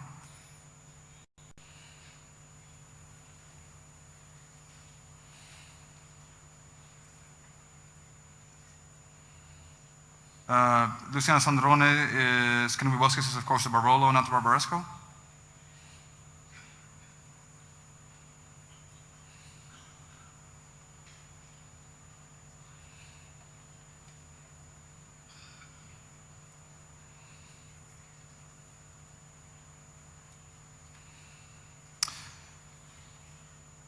Heyman Liechtenstein Röttgen, großes Gewächs, is not a sweet wine, it's a dry wine, as all großes Gewächs are.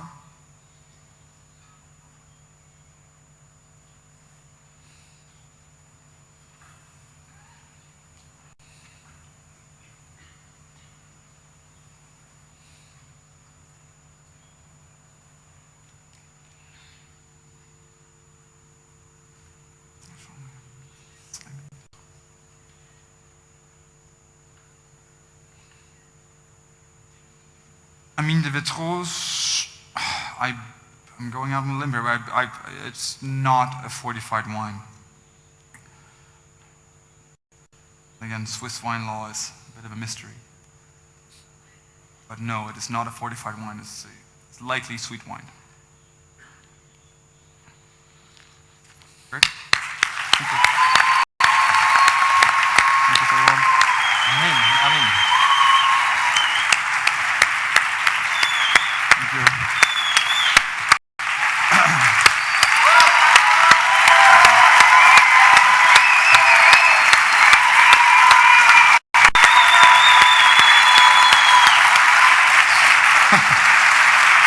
Bravo. Bravo. Thank you very much. So we'll see you after the two of the candidates have taken, and you'll have a second part. Thank you very much. Thank you, Arvid. Thank you, Arvid. Well, maybe we should introduce a few judges. Well, Andres, shall we introduce a few of the judges? Yes, of course. May I ask you a question, though? We always talk about how the tests were and the semi-final and the first round, but why don't you tell people how it is to be the head of the technical committee? So we have the back side, the build side of the... I'm very privileged because I've got a fantastic team, very talented. So, you know, it's like having 11 Lionel Messi in your team. Although it could be hard to have 11 Messi. I don't know if they would play well together, but no, I'm very privileged. I've got very talented part of the team. So, and you know, we meet, everybody is responsible of one task, and that's the idea. And then we discuss around, we try. So, but no, it's very difficult. And why are they here? Who are they? Right. Starts No, with the Serge, lady. you're not going anywhere. Serge Dupes, best sommelier in the world, 1989.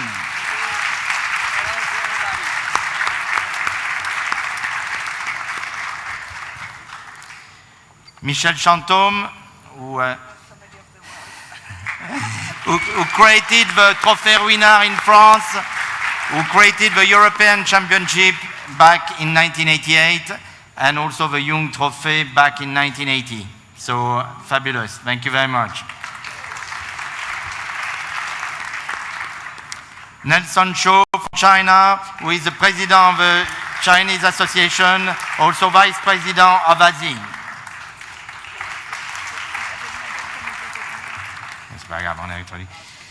And we have with us, not very far from here, Monsieur Walter Fernandez from Uruguay, President of the Uruguayan Association. Vamos arriba.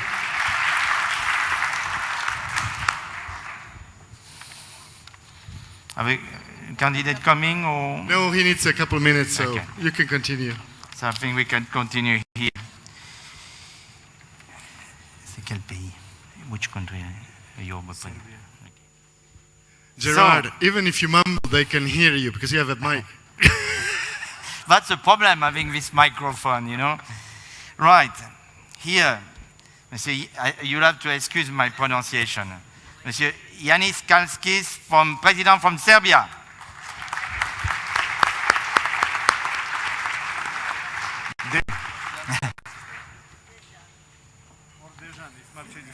Oh, sorry, I do apologize. Wrong information. Right, Madam, from Austria. From Austria, we have Anne-Marie Feudel, President of the Austrian Association. So, just to make sure I get it right, from Serbia, Dejan Ziskowski. There you are. My apology. From Switzerland, best sommelier in the world, 2013. So he's still the best sommelier for a few hours. Paolo Basso.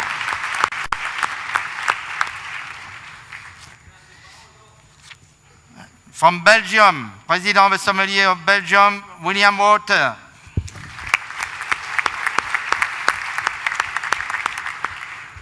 Again, we have a local here. From Chile, President of the Sommelier Association of Chile, Monsieur Hector Vergara.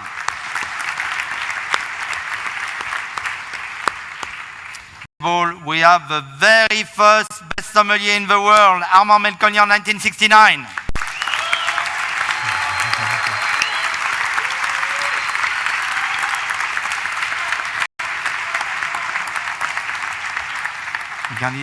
We will introduce the other judge, after, in between. We can introduce our second candidate. Ready? 1, 2, 3.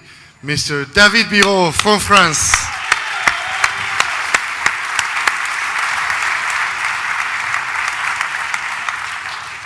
Just a few words before we start. How was it so far, the competition? It's stressful. It will be more quiet in a few minutes. Excellent. Right. David? Yes. That will be your first task here. So I will ask you to take place here. Yes. And for this task, you will have 8 minutes. Are you ready? I am. The time will only start after you've been told the instruction. Okay. Yeah. Could you please serve us a bottle of Moët et Chandon extra brut for the 3 of us? And for my friend, a very dry martini cocktail. Perfect. Would you like that I repeat? Yes, please, if it's possible. Could you please serve us a bottle of Moët et Chandon extra brut? Yes. For the 3 people, 3 of us, I'm sorry. And for my friend, a very dry martini cocktail. So we can start. Excellent. Thank Ladies and gentlemen, I am so glad to welcome you. So I know it's a sunny day, you are thirsty, so I'm serving immediately something to drink.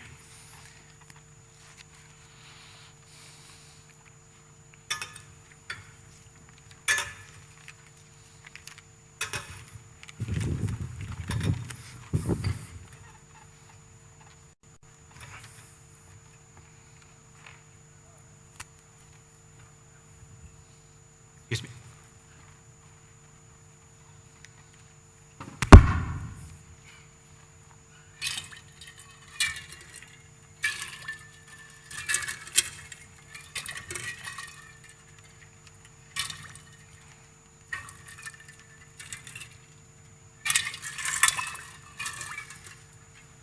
I have just one question. You told me extra brut? Yes.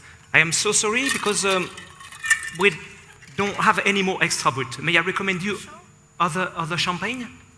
No, but Moët extra brut? No? Yes? Okay.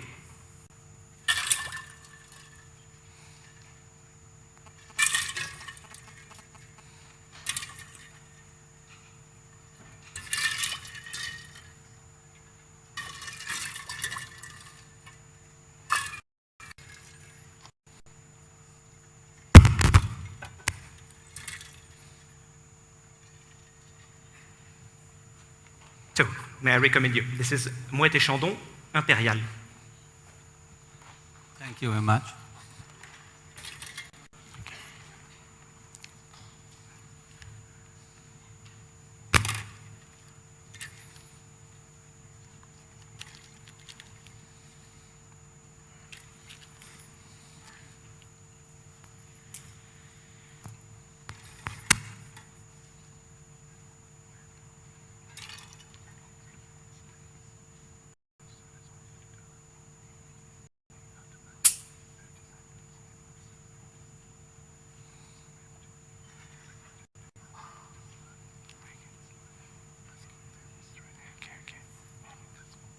May I taste it, sir?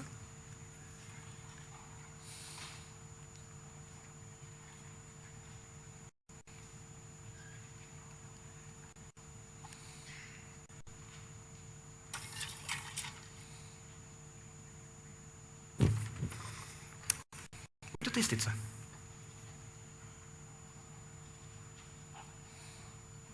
Please.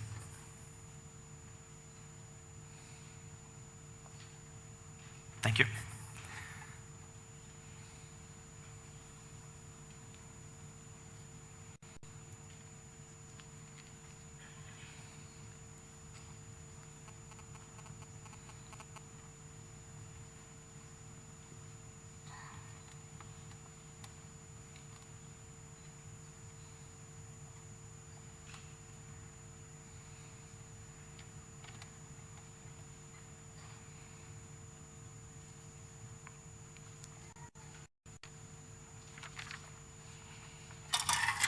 And for you, gentlemen, I am going to prepare you the special dry martini.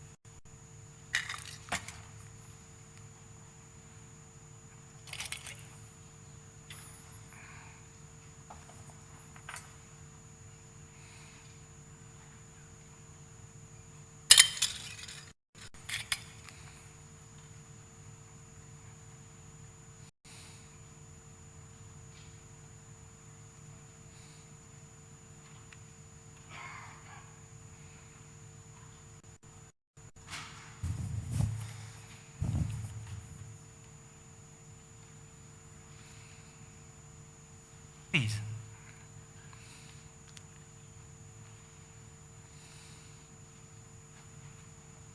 So I hope you will have a very nice meal.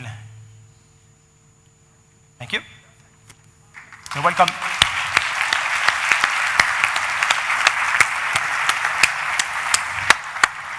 David, you need to come here looking at the So on this table, that would be your second task, and Monsieur Paolo Basso will tell you the instruction and the time you will have. So, we have a group of wine lovers who ordered these wines that in a minute you will see on the screen. Great wines of the world. Could you please recommend the menu for us to enjoy these wines and a brief presentation of the wines? You have 1 minute to look at the wines, the labels. If you cannot read one, I will read it for you once. And then you will have 6 minutes to complete the task. You would like Is to it possible to repeat? Because, yes, it's very difficult to Yes, hear of very course. well. The acoustic is not very good, so you must Yes. make sure you understand the question very well. Yes. So, we have a group of wine lovers who ordered these great wines of the world. Could you please recommend a menu for us to enjoy the wines and a brief presentation of the wine? You have 1 minute to look at the labels. If you cannot read one, I will read it for you once. And then you have 6 minutes to complete the task. Are you ready? I am ready. Are you clear? Yes. You can say here, that's fine. Time, oh no, sorry, time.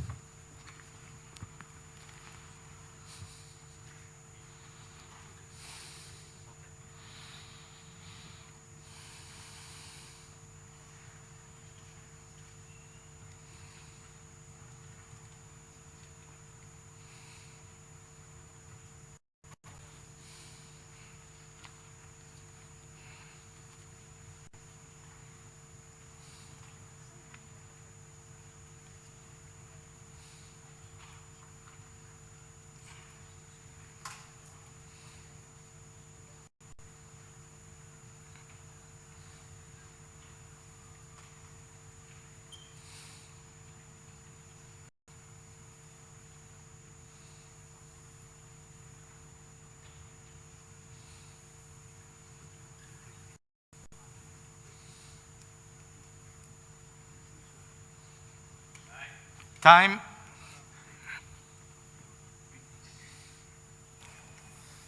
Ladies, gentlemen, so I am happy to welcome you here, and you bring some very, very good bottles of wine. So, do you have any requests for the order of the service?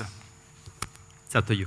Yes, so let me choosing for you to start with, I think, the American. It's better if you do the young vintage to the oldest. So let me recommend you to start with the Arlan Estate 97. After the Gaia Sori San Lorenzo 97. Grange Penfolds 1990 as third wine. The famous Clos Saint-Denis 45 Domaine Ponceau. After that, the Auslese 2009 by Egon Müller, and the last one, Klein Constantia. First of all, would you like to have an aperitif? Yes, because you don't have any white wine or any sparkling wine in this selection, in this beautiful selection. So I would like to recommend you a sparkling wine from, I think, Champagne, because you're a wine lover. And it could be a famous cuvée, for example, Moët et Chandon, 1998. This is a very good vintage this time. This is one of the vintage you don't have in your selection. And this vintage is ready to drink with a brioche, toasty flavor, and it's plenty of taste, and it's really nice this time. So it could be a really nice starter as aperitif. Do you agree with it? So after Arlan Estate, this is one of the most outstanding red wine in the United States. So I would like to imagine as a first course a beef, but a raw beef from America, and it will be a little bit smoked and served with crunchy potatoes. And it could be interesting to do like a carpaccio beef and the Arlan Estate, which is made with Cabernet Sauvignon, and it's a very full-bodied, powerful red wine from United States. After that, this is a Gaia Sori San Lorenzo 97. second dish for this red wine, I would like to recommend you a pigeon, and a stuffed pigeon with foie gras and black cherry sauce. Because Sori San Lorenzo, Langhe Gaia, it's Nebbiolo grapes in majority, so it's still strong, a little bit dry. So I would like to wrap the tannins of the Nebbiolo grapes with the richness of the foie gras of the pigeon. After that, the Penfolds Grange 1990. With this dish, it's, I think, a meat, another meat, and why not, we can try lamb. And I imagine a rack of lamb just with rosemary herbs on the top, just simply roasted and served with a tian of different vegetables from Mediterranean. Because I would like to give a lot of spiciness and a lot of herbal taste to this wine, because this wine is made with Shiraz grapes, so it's very spicy and elegant as well, because it's a 1990, it's ready now. The Burgundy 45. So this is a most spectacular vintage in the Burgundy, so you are lucky. It will be not necessary to decant these bottles. I prefer serving you directly in the glass. And with this wine, I would like to recommend you a game. And I think it could be a piece of deer served with a compression of pear and apples cooked in red wine and served with a red wine sauce like a sauce Grand Veneur, which is a kind of sweet and sour sauce. So it will be a very good food pairing with these old Pinot Noir grapes, Claudeny. After that, the Auslese 2009, I would like to recommend you a cheese. And why not a very good cheese from France, a very old Comté by Mr. Petit, 36 months old. Because the Comté has a lot of dryness, and the sweetness of the Auslese will give more texture and more smoothness for the food pairing. I think it's a sweet and sour combination, very interesting with the Old Comté. We are going to serve you a very fine and crunchy country bread with this Comté for 1 the minute. texture. And at least the last wine, which is Clan Constantia, Vin de Constant 2000, I would like to imagine a dessert and a roasted Victoria pineapple served with honey on the top, and on side a brie façon pain perdu, toasted and very crunchy, and I think with a brown sugar from Mauritius, Muscovado sugar on the top of the pain perdu of brioche. I think some water, I imagine, and some still and sparkling water. It could be water from Mendoza, from Argentina, Gota, and from the sparkling, San Pellegrino. And at least for the Arlan Estate, the Grange, and the Gaia, the decantation will be better, not for the Clos Saint-Denis. And for the Auslese 2009 and Clan Constantia, I'm going to serve you these two wines between 8 and 10 degrees to keep a lot of freshness.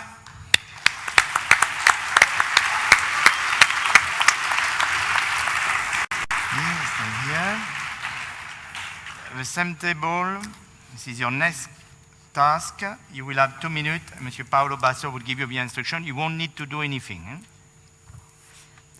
I can see an espresso machine in your restaurant. So, could you please advise me of the most suitable Grand Cru coffee to match with some black chocolate truffles? And also please suggest a spirit or a liqueur at the same time. Would you like to repeat? Could you repeat, please? Yes. Yeah. I can see an espresso machine in your restaurant. So, could you please advise me of the most suitable Grand Cru coffee to match some black chocolate truffles? And also please suggest a spirit or a liqueur at the same time. Are you ready? Yes, I am. Ready? Time. So with the black truffle, with the chocolate black truffle, let me recommend you a very nice, smooth, and aromatic cru of coffee. Guatemala, which is a very good coffee at this time. It's with this roasted flavor, it's a cocoa aroma with a smokiness, and in the palate, this coffee is still very smooth, elegant, and perfumed. So it will be an excellent choice with black truffle chocolate. And on side, as liquor, let me recommend you a Commandaria, the cuvée Centurion by Edco. Commandaria, this is one of the most oldest wine, sweet wine in the world from Cyprus, in the middle of the Mediterranean Sea.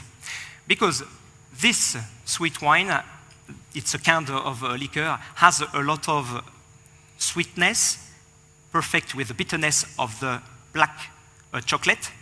And the aromas of this Commandaria are absolutely marvelous. Toasted, roasted, hazelnuts, roasted almonds.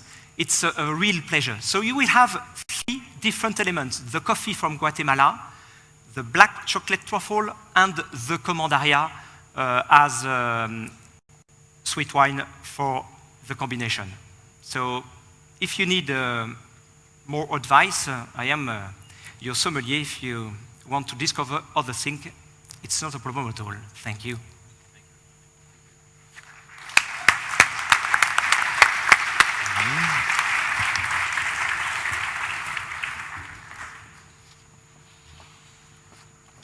To be here.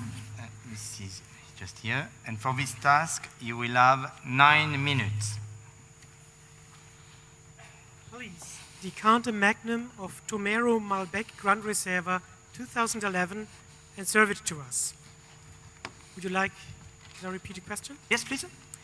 Please decant a magnum of Tomero Malbec Grand Reserva 2011 and serve it to us. Excellent. Time. Ladies and gentlemen, I am so glad to welcome you at Mendoza.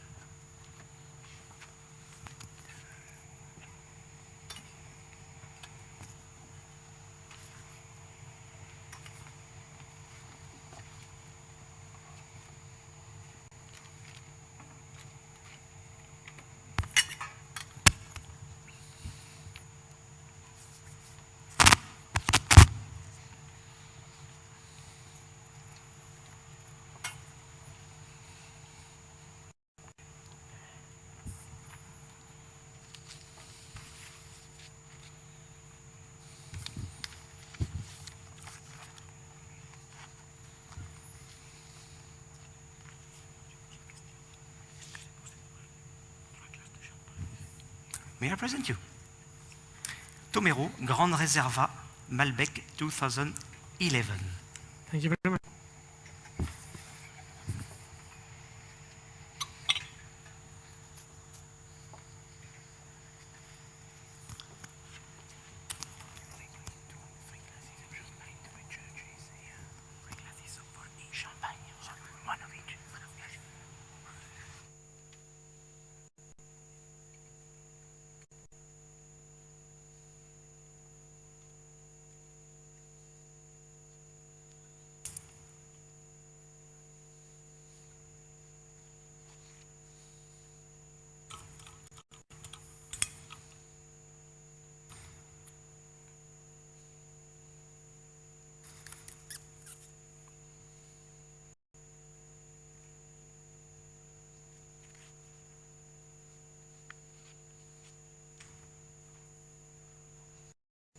Okay.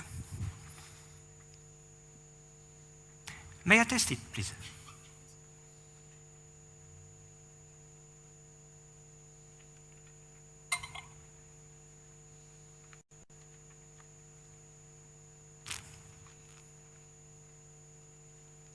Excellent.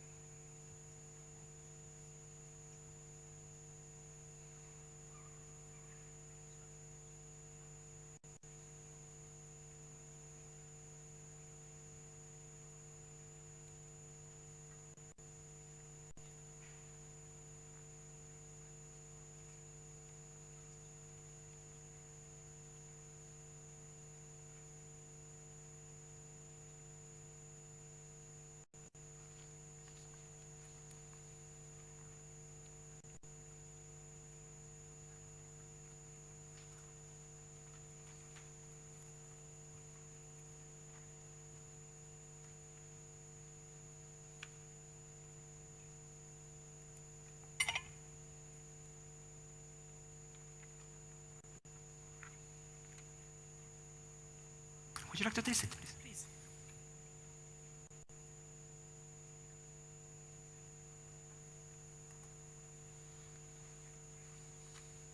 Thank you very much. Thank you.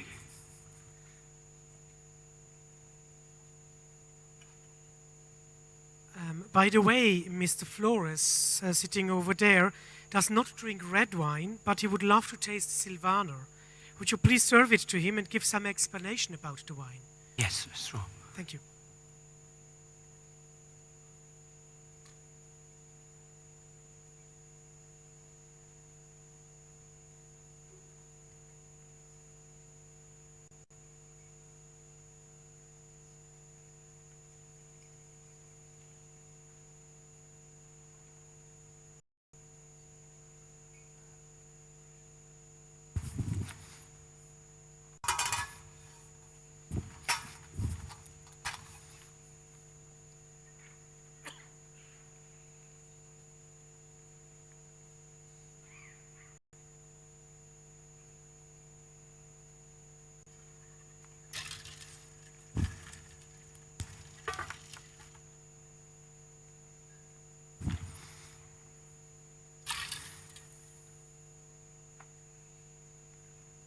So, Mr. Flores, nice to meet you.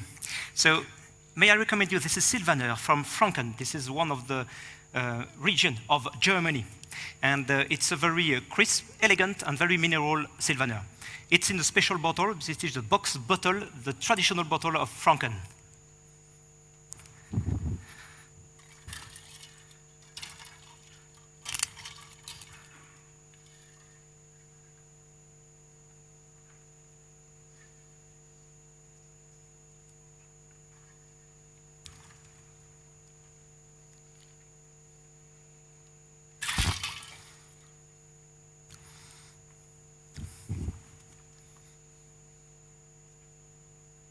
Please, Mr. Flores.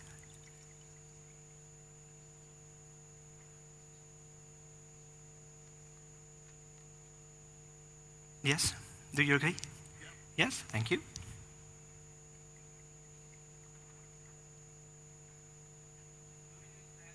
Two minutes.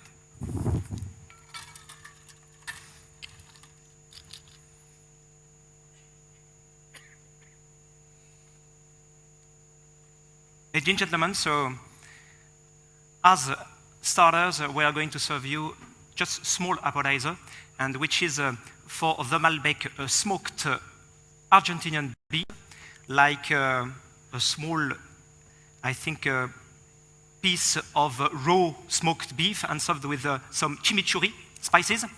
And for you, Mr. Flores, which is a ceviche with a corvina and lime and just a drop of smoked pimento from Chile, from the Mapuche Indian. Thank you very much. So I hope you will have.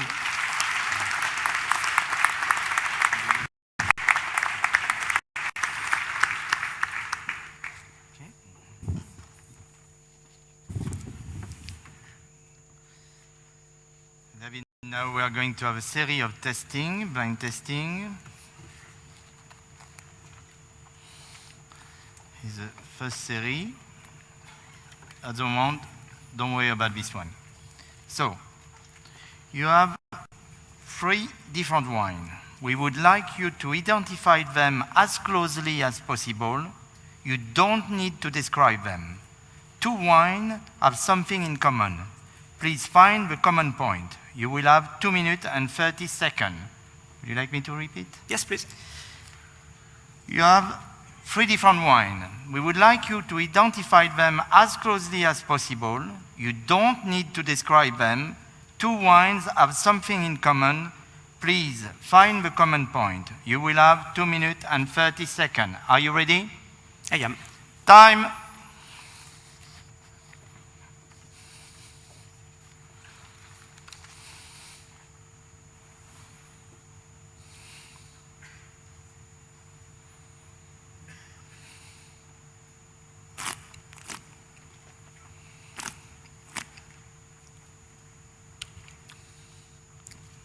The first one, number 1, it's a dry white wine from Argentina, Torrontés Grapes 2014.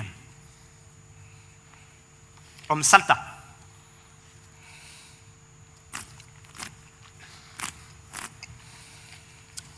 One number 2, it's a dry white wine made with Riesling from Germany, Moselle 2014.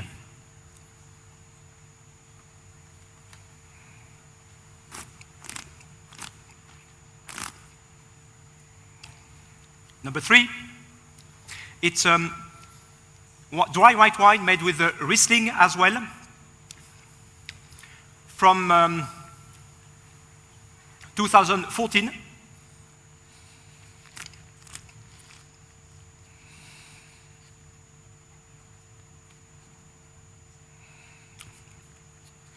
From France, Alsace, and the common point is between the 2 and the 3, which are made with exactly the same white grape, the Riesling grape.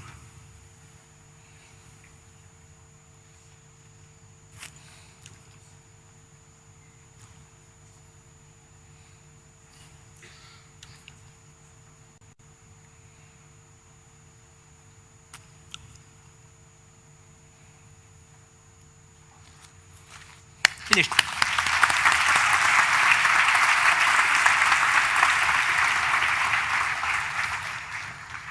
This glass, could you please provide a full organoleptic description and identification of this wine? You will have 3 minutes. You want me to repeat? No. Ready? I am. Time. The wine number 1 plus, it's a white wine with a straw yellow color, star bright, clear, brilliant, with slightly golden tidges. Medium viscosity, the teas are slow forming, they are large, numerous. It's a very young and attractive color. The nose is clean, very open. Dominated by the white fruit, the pear, green apple, touch of a green leaf. It's on the primary aromas. After aeration, the wine is more complex. It's slightly mineral, stony, flinty, and a touch of a white flower, like acacia blossom. It's a very complex nose from a great terroir.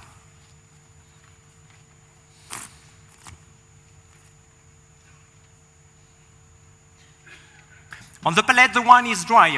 Evolution with high acidity, perfectly balanced between the acidity and the alcohol. Middle of the palate, fine texture. Very dry at the end, because you have this sea salt sensation at the end of the palate.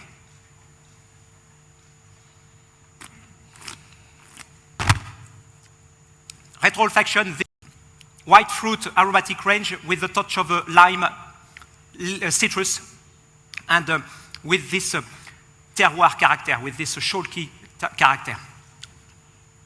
Very long length, more than 6 caudales. It's a very good white wine, dry, ready to drink, very pleasant and lively. And I would like to serve this wine for the temperature of service 8 and 10 degrees, no decanting, small shaped glasses like that, perfect. And for the aging potential, 2 to 5 years in a cellar. I would like to recommend you with this wine 2 dishes. A slow cooking sea bass with a very nice olive oil from Argentina and a tapioca of oysters. Or a roasted shrimp, big tiger shrimp, served with a tempura of leaves of basil Thai. And as garnish, it could be a crispy rice with a touch of confit lemon. I think this wine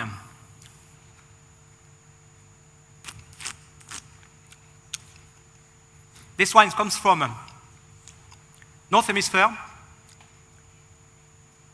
Europe, Sauvignon grape, 2014. France. Time.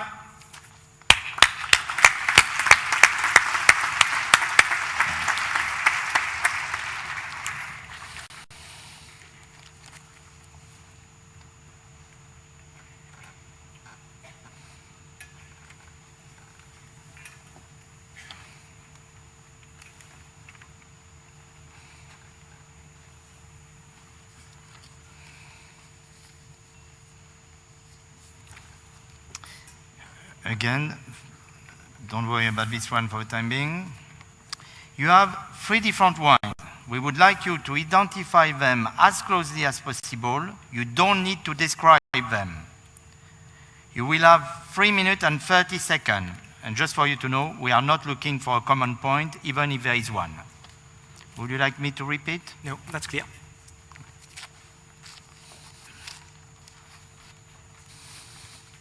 Time.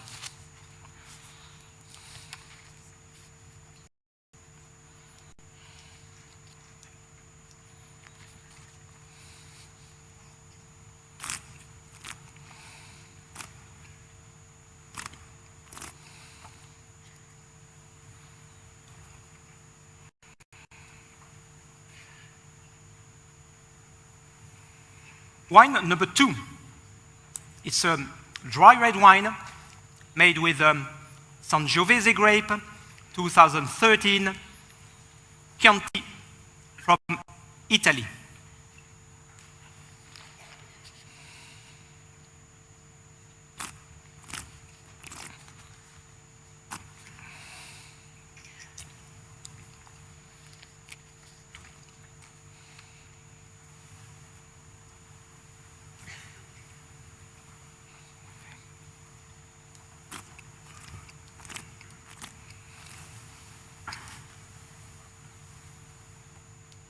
Wine number 3, it's a dry red wine made with Malbec grapes, Argentina, 2014, Mendoza.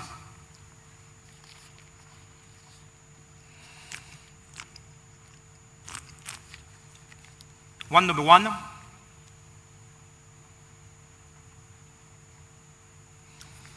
it's a dry red wine made with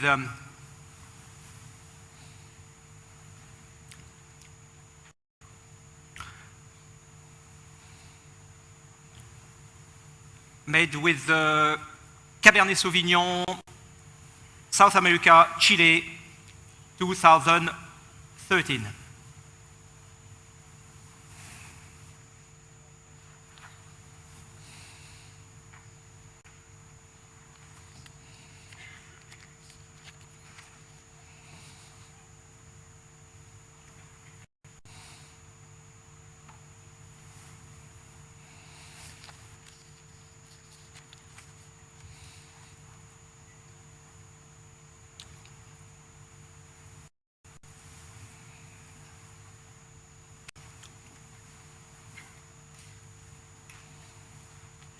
If there is a common point, it could be maybe the vintage.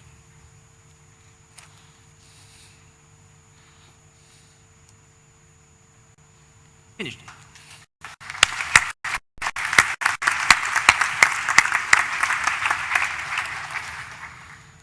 glass. Could you please provide a full organoleptic description and identification of this wine? You will have 3 minutes. Are you ready? Yes, I am. Time. Number 1 plus.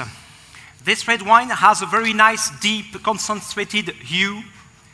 In evolution, brown tinges, very difficult to see through, high viscosities. It's not very clear, it's slightly cloudy. Lot of tears, they are numerous, they're caressing the glass, and they're slow forming. It's a very nice, intense, and concentrated color in wine in evolution. The nose is clean, very open, dominated by the spices. Pepper, cinnamon, and this very ripe black fruit, black currant. This wine needs to be decanted before serving. After aeration, the spiciness is more evident with the tobacco, cedar wood, and humus, touch of old leaf. It's a wine in evolution, very nice and complex.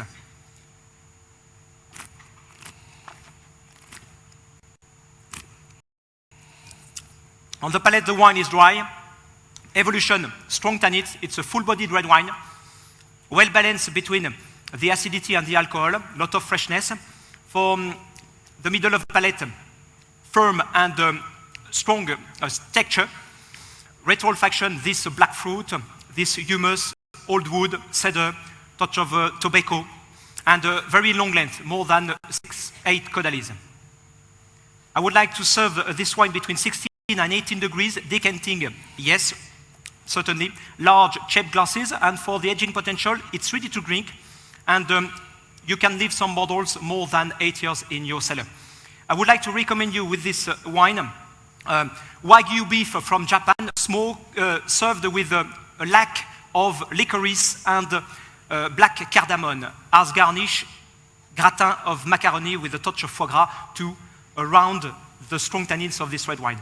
Or a stew, a slow cooking gigot of lamb served with mashed potatoes like Joël Robuchon does.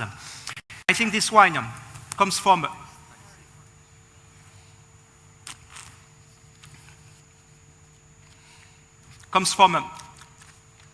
North Hemisphere, Europe, France, Bordeaux vineyard, Médoc,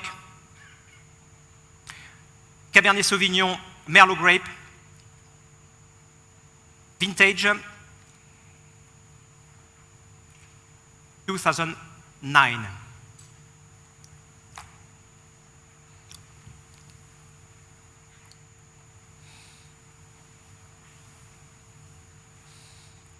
You done? Thank you.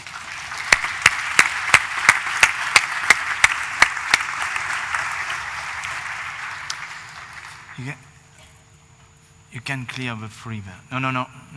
We clear this free and we keep this one.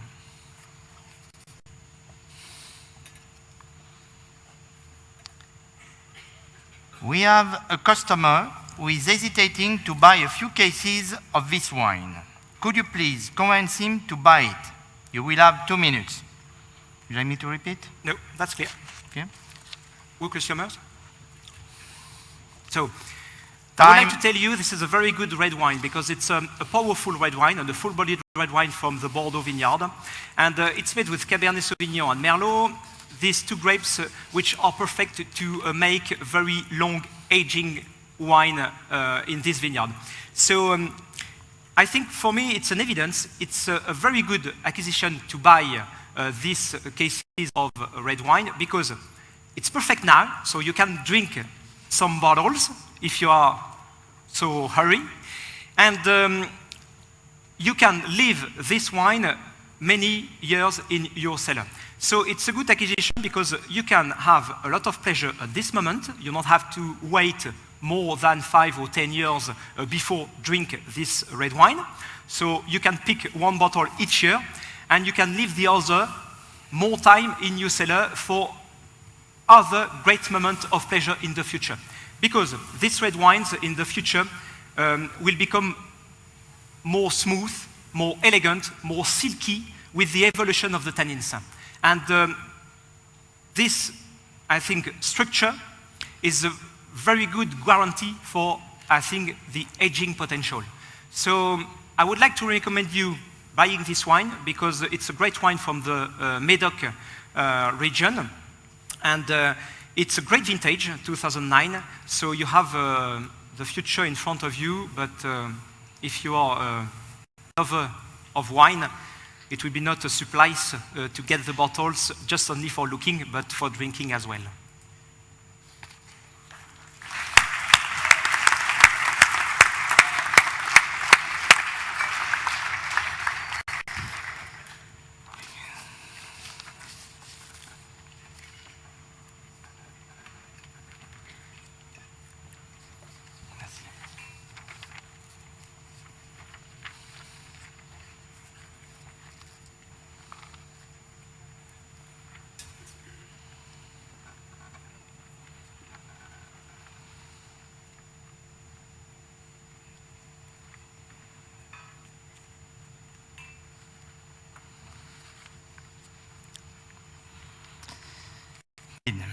There are 8 spirits.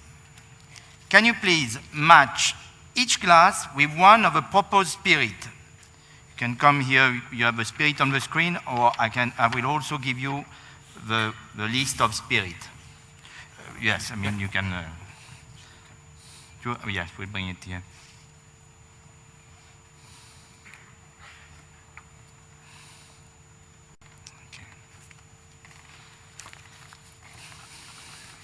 Thank you. Would you like me to repeat? Yes, please. There are 8 spirits. You have the list of the proposed spirits. So the list here, 8 spirits. For each glass, we would like you to match from one of the list. I have to write it down, the number of the... No. Okay. But can you please talk loudly for them to hear? Sure. You have 3 minutes. Are you ready? I am. Time.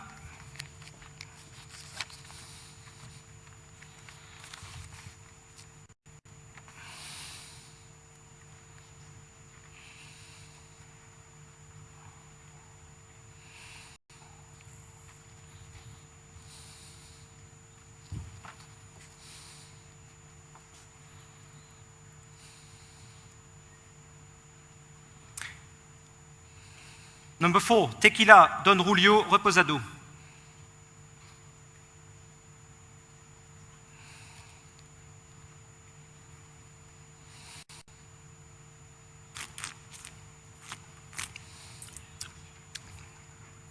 Number 5, Ron, Zacapa Solera, Grande Reserva.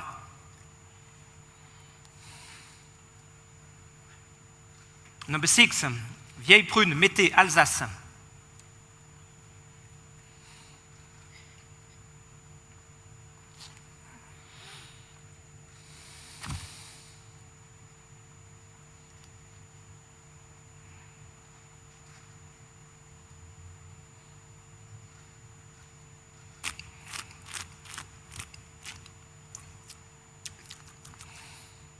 Excuse me, number 1, Rhum Zacapa, Grande Reserva.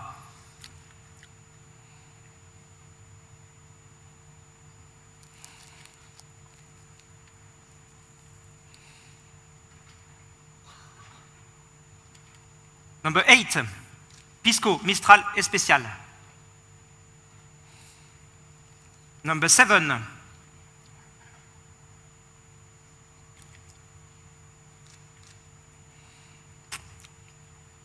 Whisky Yamazaki.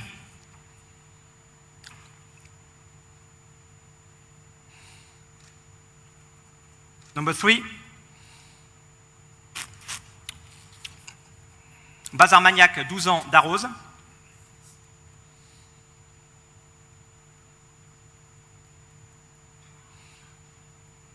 5, Bourbon, Bullette, Kentucky. And number 2, Cognac, Château Beaulieu, Folle Blanche.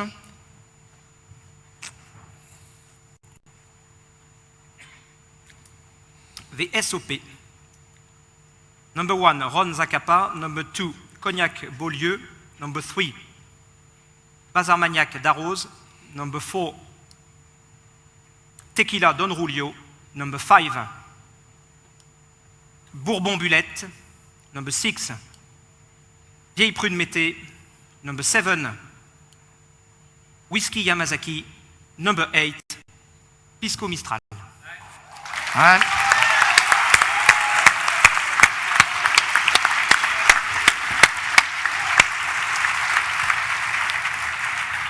I promise you it's your last blind testing. Could you please test this product, provide a short organoleptic description of it, and make your customer dream? You will have 2 minutes. Could you please test this product, provide a short organoleptic description of it, and make your customer dream? You will have 2 minutes. Yes. Are you ready? Yes. Time.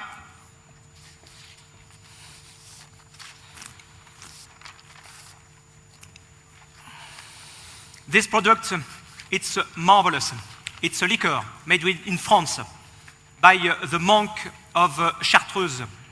I think it's a very old green Chartreuse. I think this Chartreuse comes from Tarragona in Spain, because in this period the monks went to Spain for making very good liquors like that.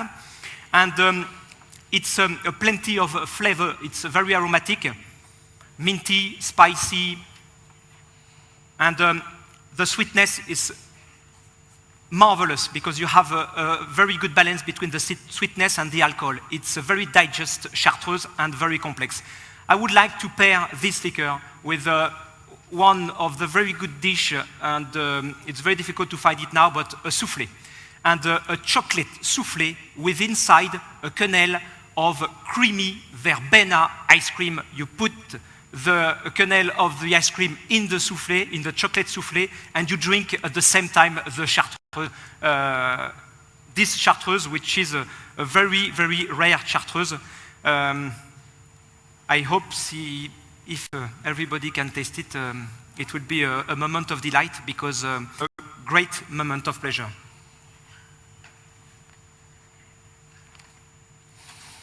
And just one more thing, the Chartreuse period in Tarragona in Spain, it's between the 60s, 70s to the end of the 90s. So you can find very old bottles on the market, but that one is absolutely marvelous.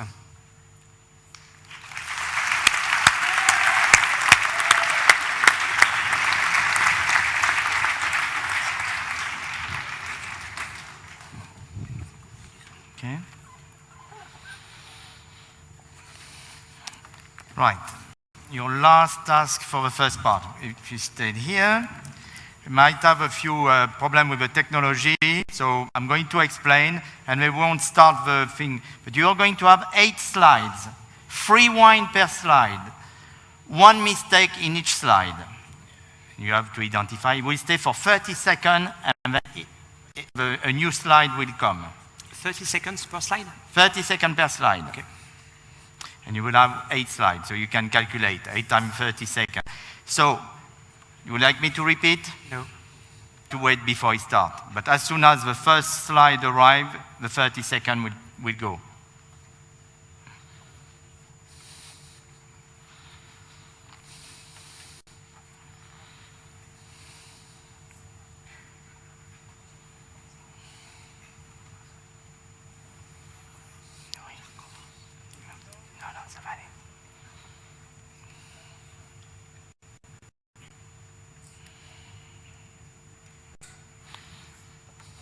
Time, man.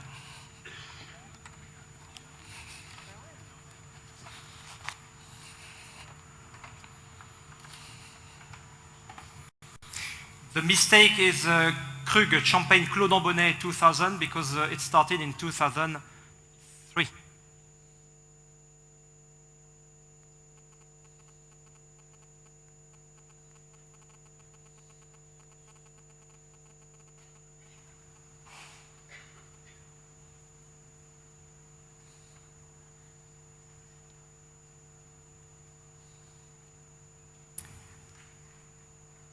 Giaconda Estate Vineyard Chardonnay, it's not from Margaret River. It's from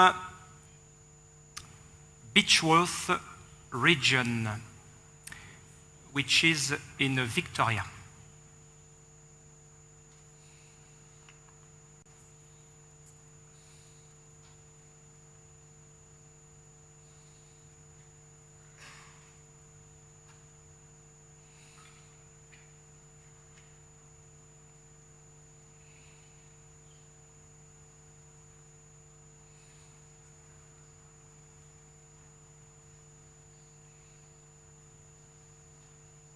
FX Pichler, Riesling, second line. Unerdlich, it's not, it's a mistake.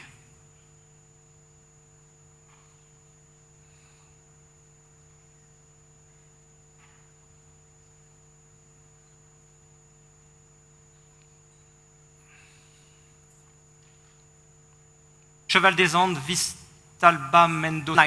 It's not Conchaitoro, Camine d'Épée, Humo. It's Montes.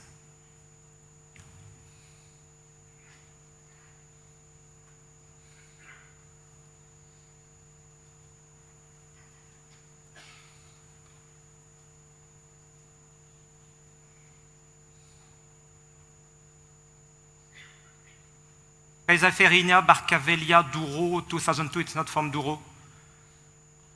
It's from Dao.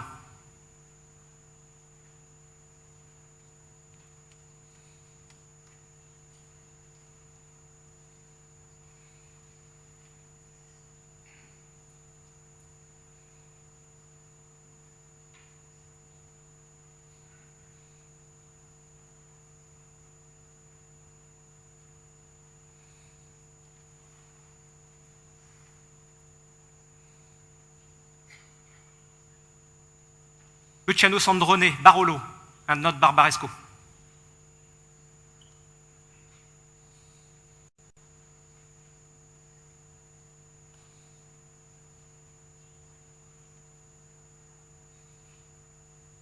Kracher, Zwegelt, Trocken, Beranhaus, Lese. It doesn't make Zwegelt in Trocken, Beranhaus, Lese.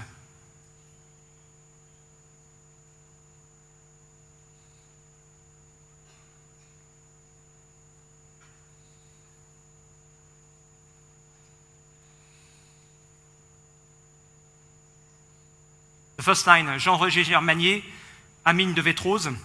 Reserve, it's not a fortified wine. It's a traditional sweet white wine from Switzerland.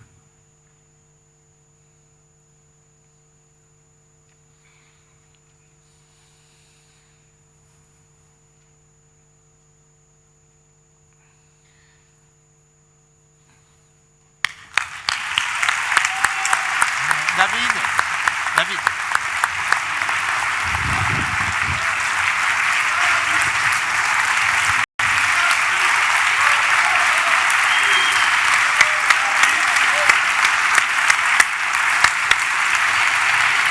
Bravo.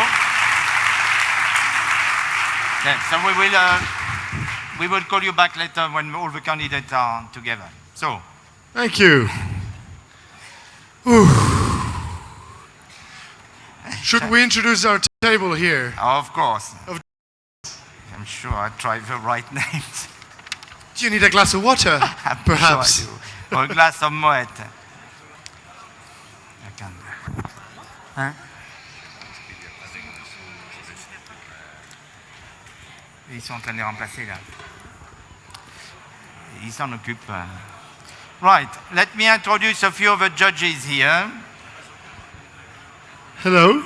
Oui, j'ai présenté. Monsieur Marcus Del Monaco, Best Sommelier in the World, 1998.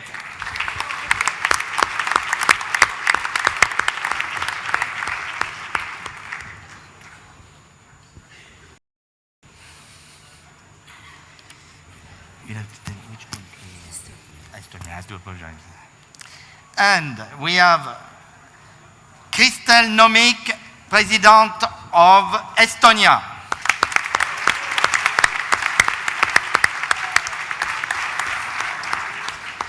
Piero Tenka, President Switzerland. Janice. Hein? I do apologize. We have here Monsieur Janis Kalsis, President of Lettonia.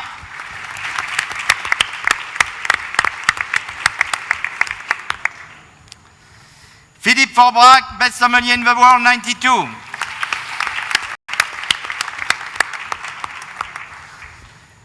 President of Mexico, Marcos Flores.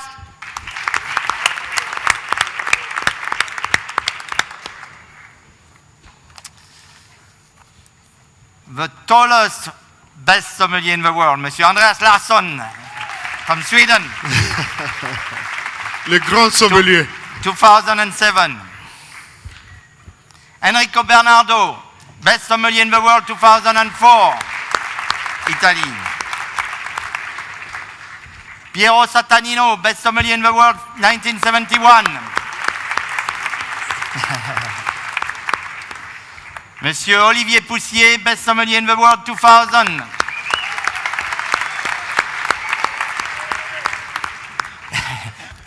I won't say that. Monsieur Giuseppe Vaccarini, best sommelier in the world, 1978. Eric Duret, best sommelier in Europe, 1998. And we are very honored to have with us le chef de cave de Moet, Benoît Gouez, who won many trophies actually. You were Man of the Year last year from which magazine? One Magazine US. Bravo.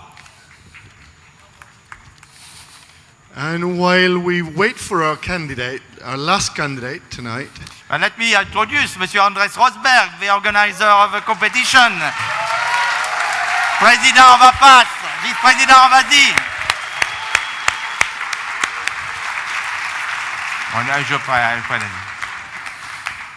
Thank you. I was just thinking that you would probably be happy to know that this is being streamed worldwide and that we have over 2,000 computers connected watching this, and several of them with several sommeliers that have gathered together to watch this competition all around the world right now, as well as our neighbor next door in the Hyatt. So thank you to all over the world. Okay. We know it's late in Europe and very early in Japan. Fantastic. That's wonderful news. Thank you very much, Andres.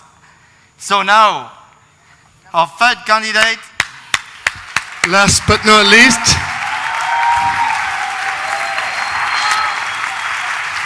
Julie Dupuis from Ireland. Julie Dupuis d'Irlanda. Thank you so much. Julie, before we start, just a few words. How has it been so far? Absolutely amazing. Thank you so much, Andres, for organizing such a fantastic event. It was a dream. I mean, it's a dream to participate, to be here, but it was outstanding. The few days we spent here were magical. We got to taste so many wines, absolutely amazing wines. We got to meet amazing people and visit stunning vineyards. I mean, it was just, and the organization was absolutely perfect. So really congratulations on that. It was amazing. You're going to make me blush. Thank you. Thank you.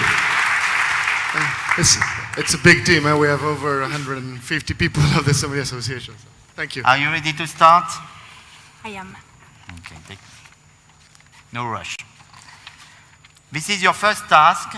At this table, you will have 8 minutes. Are you ready? The time will only start once the instructions are given. So. Okay, I'm ready. Good evening, good evening, gentlemen. Hello.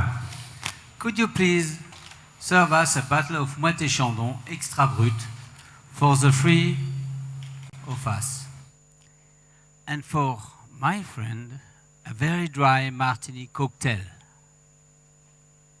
May I ask you to repeat the question, please? Yes, with pleasure. Could you please serve us a bottle of Moët et Chandon extra brut for the three of us? And for my friend, a very dry martini cocktail. Certainly, my pleasure. So, thank you. We start. Thank you very much.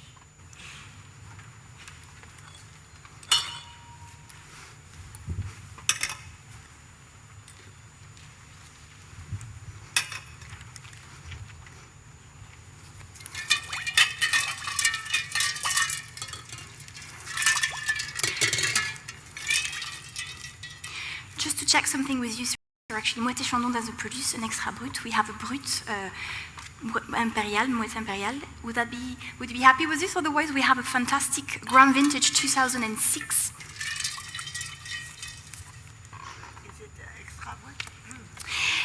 It's not labeled as extra brut, but there is very little residual sugar. It's about 5 grams per liter, so that would be the driest.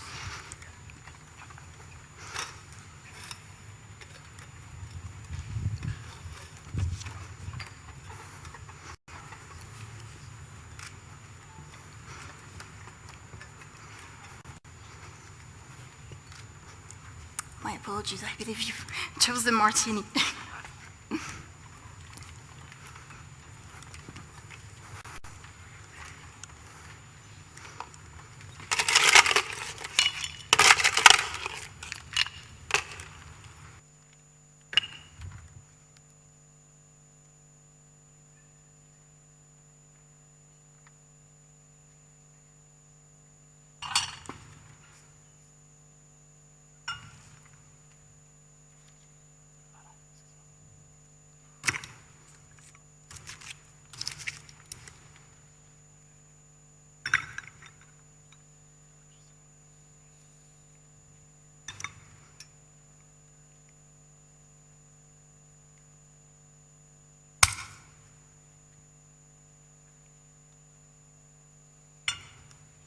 I might check it for you if you don't mind. Thank you.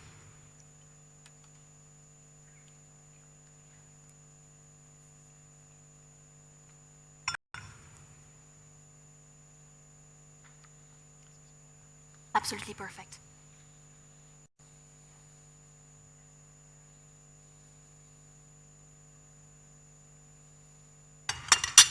Would you like your martini with a twist or with an olive, sir? Classic. Classic martini.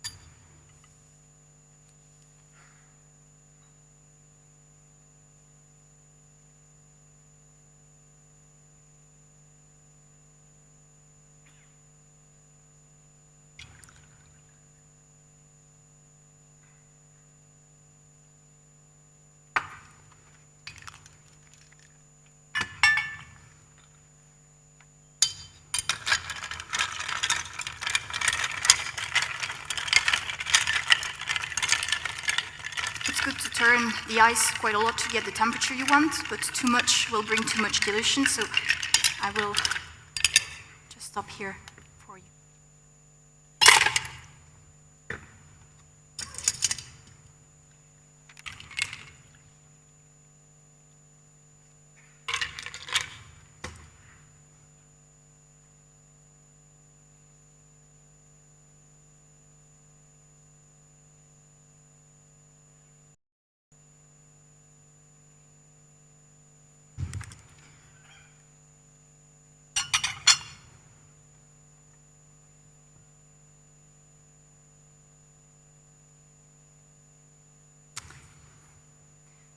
Two 2006 was a particularly great vintage in Champagne. There is quite a lot of Chardonnay in this blend and Pinot Noir. It was very good in Vallée de la Marne and Montagne de Reims. Sorry, not Montagne de la Marne. Côte des Blancs for the Chardonnay and Montagne de Reims for the Pinot Noir. It has been aged for about 7 years on the lees, so you have a wonderful complexity in this champagne. And it's a current release actually of Moët et Chandon Grand Vintage. If you don't mind, I will serve your guests first before I process your champagne service.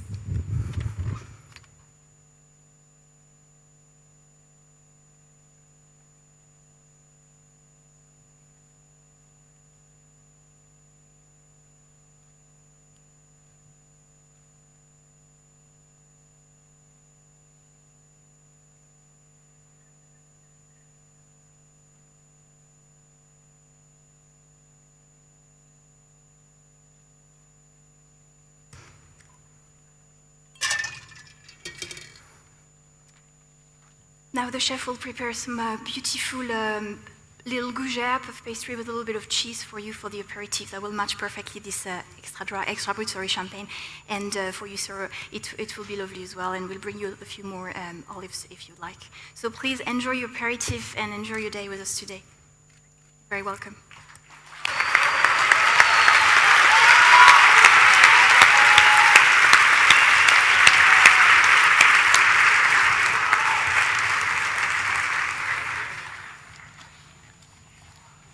So, Julie, your next task would be with this table, be here. And Mr. Paolo Basso will explain to you, will give you the instruction and will give you the time as well. Certainly.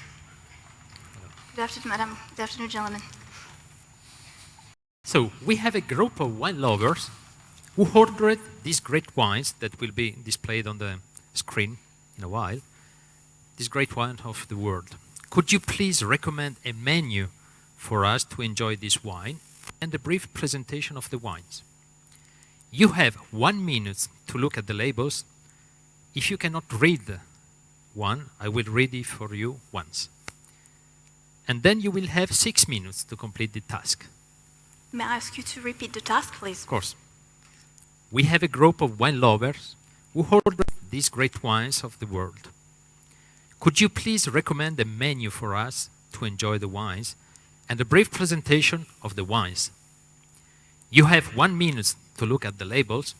If you cannot read one, I will read it for you once.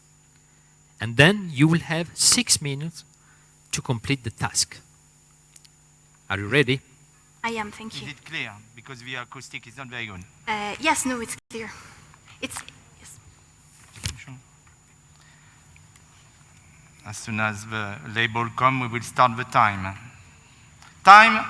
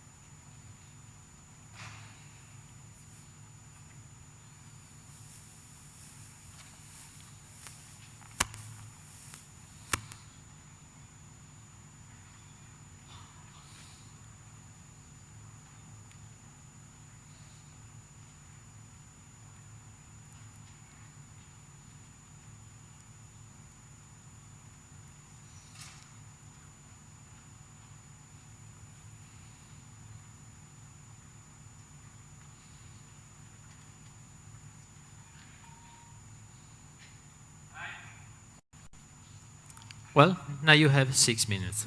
Yes, fantastic. So to start with, I would recommend to have the Auslese Riesling to start with. Absolutely beautiful wine from the Schwarzhofberger estate of Eggenmüller. I think this wine should be served with our specialty at the moment, which is a pan-fried foie gras. It's a wine with some residual sugar, but it's balanced by an outstanding level of acidity. It's very vibrant, very energetic.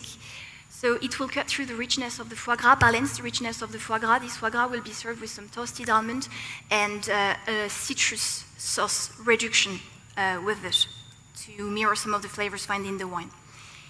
Then for the second wine, with the Clos Saint-Denis, I think we are on one of the fantastic Grand Cru vineyards from Moret Saint-Denis in Burgundy. I would like to serve you a light meat to start, so we are going to do a small portion of a partridge. The partridge is going to be served very lightly cooked, so to really keep the moisture. And with it, we are going to play a little bit with some earthy flavors, with mild earthiness, which will be found in an aged Pinot Noir, with some girole mushrooms, which have a sweet earthiness. And there will be just a little bit of the sauce de cuisson from the partridge served with it. Then, to follow, I will organize for you to have the Penfold Grange 1990, which is an outstanding Syrah or Shiraz, because it's from Australia, it's the same, but they call it Shiraz in Australia. Absolutely amazing, lots of spiciness in this wine. it's Syrah, so very savory, black olive, a little bit of black pepper in terms of aromatical. And on the palate, it has a beautiful freshness as well for red wine. However, because of the age and because it is from Australia, the tannins are very silky, a beautiful texture on the palate. So for this, I was thinking we need a succulent meat. At the moment, it's the season of lamb. Lamb, because of the component of lamb in terms of molecules, goes extremely well with Shiraz or Syrah generally. So we'll do a rack of lamb for you. And I will organize to make sure that there is a lot of savoriness to mirror the savoriness found in the wine with a ratatouille, a beautiful ratatouille with some gorgeous aubergine and courgettes. And I will serve it with black olive tapenade for you. So quite Provençal in style, seasonal, but will work very, very well with the dish. Then to follow, we'll do a middle course. Actually, I'm very sorry, I did forget one wine because I wasn't having the label there. I would like to go back on the Soi San Lorenzo from Gaia, which is Piemonte. It's a wine which is going to be a little bit younger. It's Nebbiolo. It has a beautiful level of acidity as well, very fresh, very vibrant. But then we will do a small middle course between the starter and the meat and the light meat course. We'll do something quite traditional from Piemonte. We'll do a tortellini of freshly grated Alba truffle. I think that would be a lovely pairing with the Nebbiolo. 97 was a fantastic vintage in Piemonte.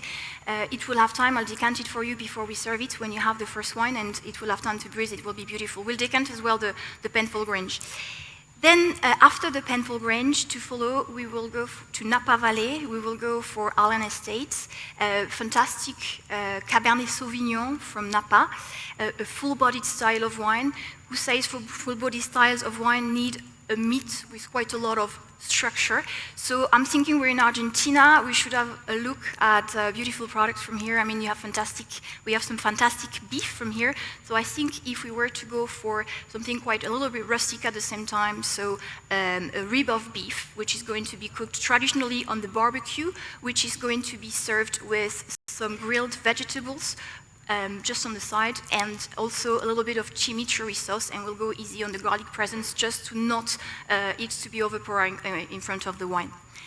So then to continue with, and finally to finish, I would love to recommend the Vin de Constance with a beautiful dessert made from baked apricots, apricots which are packed with sweetness, lots of beautiful fruitiness to apricot. It's always a dream to bake apricot.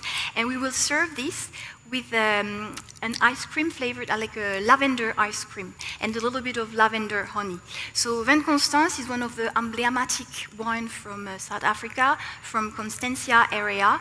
It's the wine made from Muscat of Alexandria, late harvest. It's not fortified. It's a wine with a 1 minute. It's a wine with a beautiful aromatic expression to it, very perfumed. You find a lot of those stone fruit flavors in the wine, which will mirror the flavors found in the dessert and vice versa. And then it's balanced by a beautiful level of acidity. So I think you are in for a beautiful night tonight. It's going to be a lovely tasting for you, gentlemen.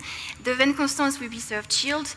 The Riesling will be served chilled. However, I will make sure that it is not too chilled. I will serve the Riesling at around 12 degrees to maximize the purity of the fruit and the expression of this outstanding Riesling, which is one of the fantastic wines of this world.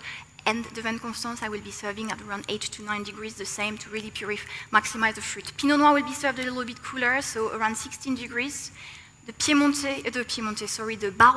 the Barbaresco will be served at 16, 17 degrees as well. And then when we go to the Allen Estate, I will stay around this temperature as well, 16 to 17, because it's the one with a little more power and alcohol.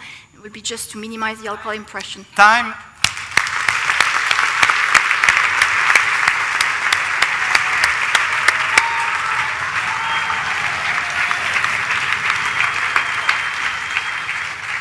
You are going to stay here for your next task. For the same table, Mr. Paolo Basso will give you the instruction. You won't have to do anything, just...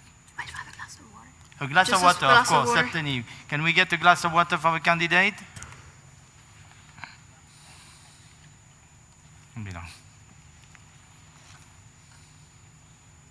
Thank you so much.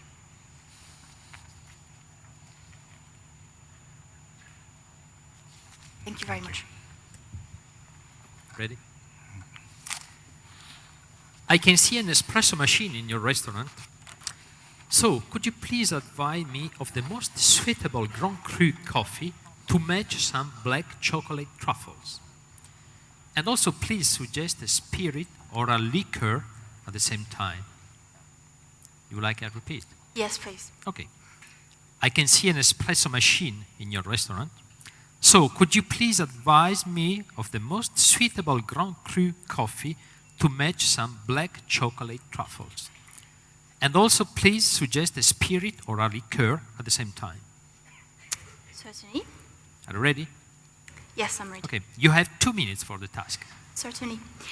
So we have a beautiful section of an espresso coffee. However, I think to go with the dark chocolate truffle, I would like to recommend the single origin from Brazil, which we have at the moment, which is a lovely, voluptuous, rounded, smooth texture on the palate.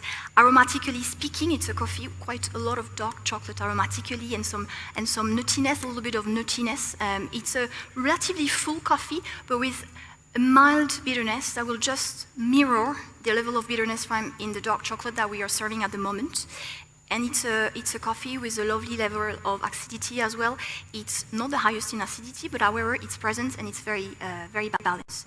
Now, in terms of the liqueur, I think I would love to recommend some things for South America, because we are in South America, so I think I would love to recommend a Gran Pisco from Chile. It's a producer called Capel. It's their bicentenario. It's made from a grape called Italia.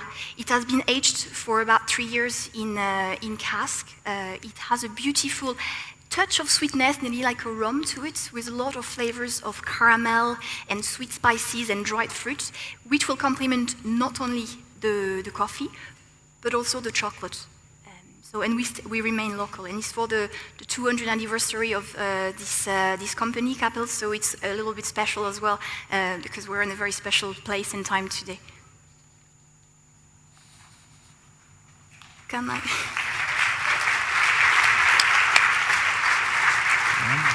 I hope that you'll be happy with this suggestion, sir.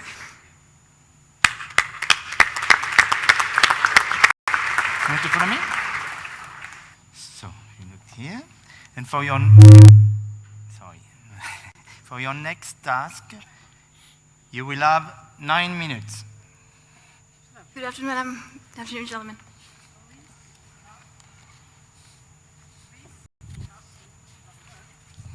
You want me to No, read it doesn't work. Read it. Yeah, read it. It's Yeah, okay. yeah. It doesn't work, I think. Have we got another microphone here for?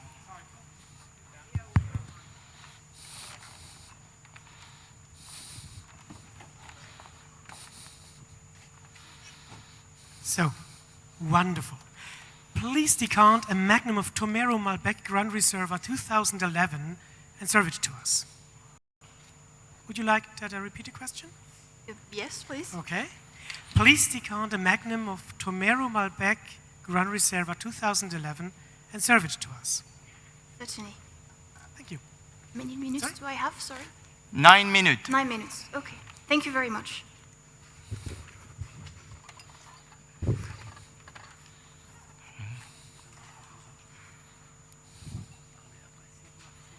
Ah oui, c'est vrai. Alors,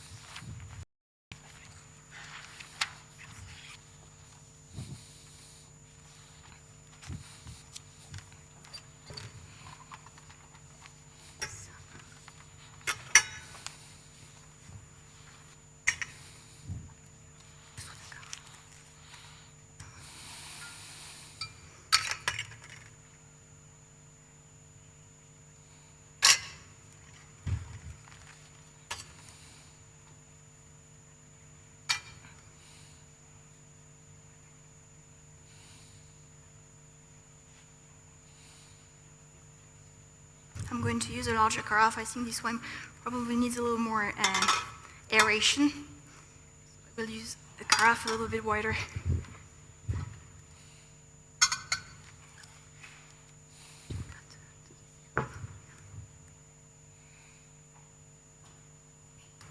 So Malbec Grand Réservat Romero 2011 for you. I believe you ordered it in advance, so it was served standing up. So I'm going to continue like this and be careful with the sediment. Even though it's a young vintage, it shouldn't be too much sediment, but I'll still check for you.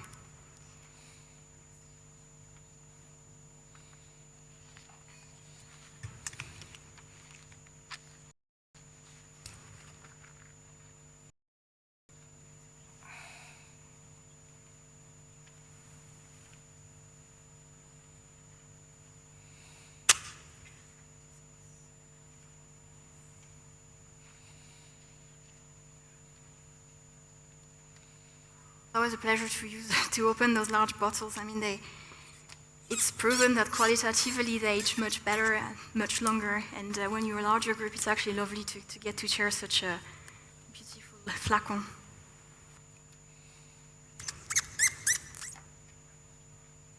Might check the wine for you, sir. Thank you.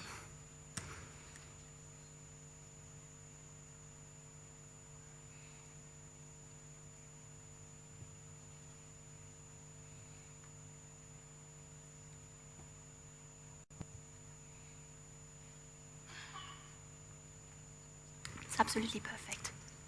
You should have a really good time.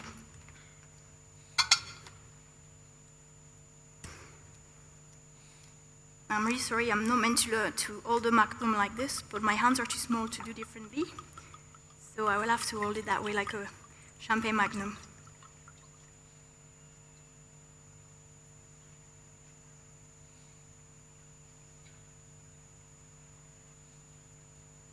It's a young vintage, so I'm being careful with the sediment, but I'm also encouraging a little bit of oxygenation because it will be positive for the wine to really allow it to express itself fully.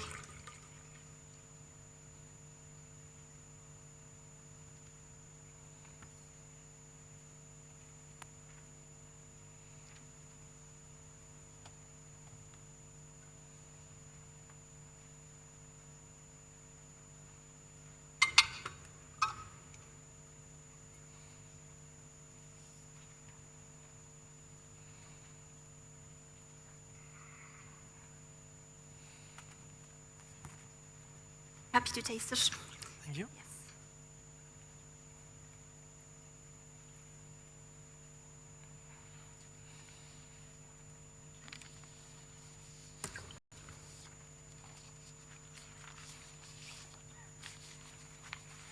We have some beautiful. We have a beautiful classic ragu today on the menu, which I think would be really lovely with this wine. By the way, Mr. Flores does not drink red wine. Of course. Sitting over there, but he would love to taste the Silvaner. Would you please serve it to him and give some explanation about the wine? Of course, I would be delighted to do so. Thank you very much.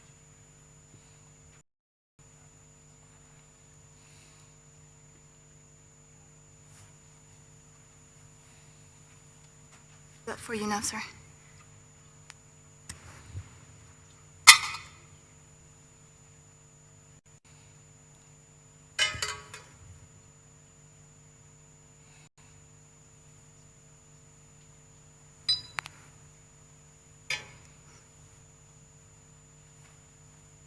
Now I realize I didn't give you the same glass. I'm going to change it. I'm afraid the rest of them are not clean enough for me to give you the big glasses, so I will remain on the small option. And for you, for the Sylvaner, so it's a producer called Bergenspital in Würzburg, which is a region of Germany from Franken, 2014. And the name of the bottle is called box bottle. It's a very traditional shaped bottle from this region.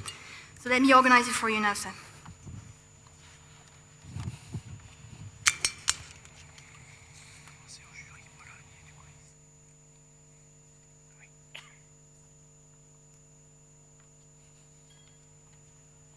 Really beautiful.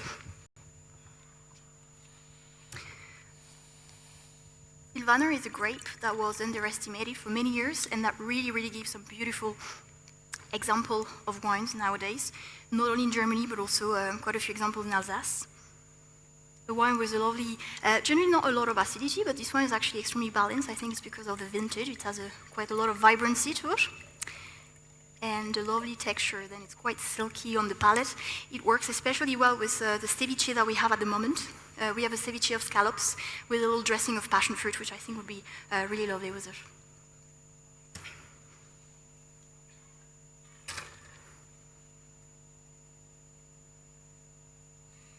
Make sure you have the same wine as your guest. The same glass as your guest, sorry. 2 minutes.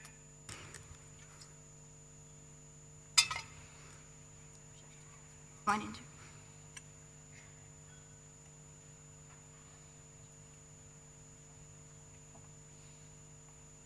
So I hope you enjoy your dinner with us tonight. If there is anything else that we can do to help, I would be delighted to do so. And please enjoy your tasting, gentlemen.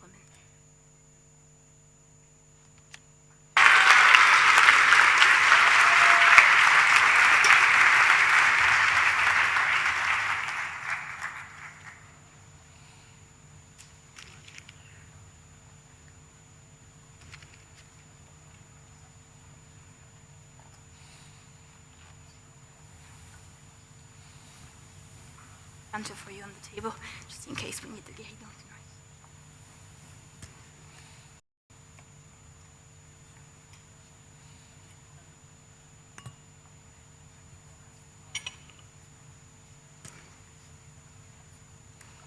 Are you drinking tap water, still water, or sparkling water? Yes.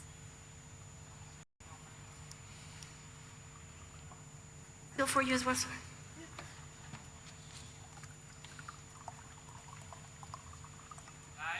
Time. You're welcome.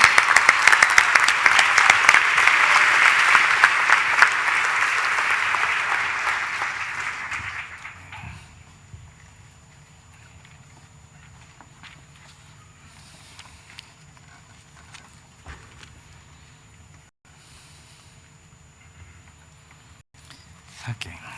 First blind tasting with 3 glasses. Don't worry about this one at the moment. You have 3 different wines.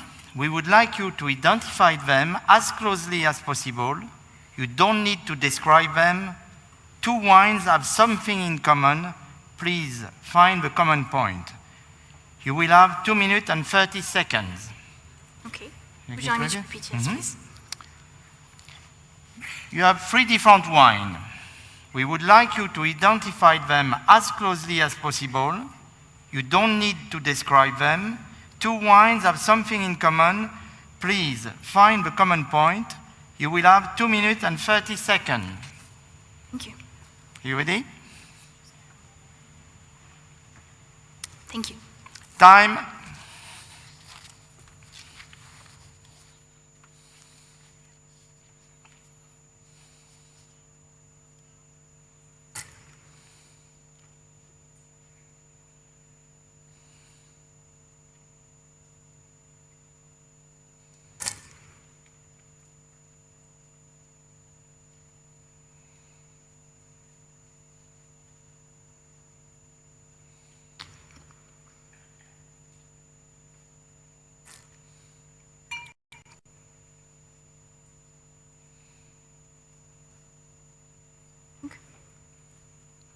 Wine number 1 is an aromatic grape varietal. I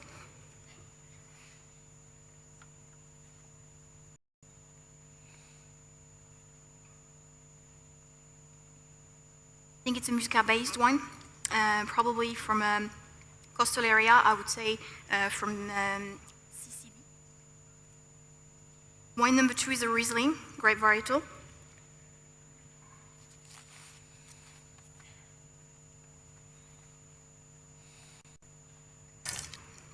With a mild touch of residual sugar, but very balanced by the acidity. I think this is German. I think this is from the Mosel. And I think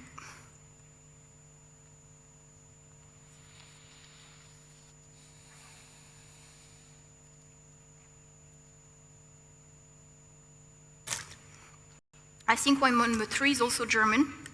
However, it is not a Riesling.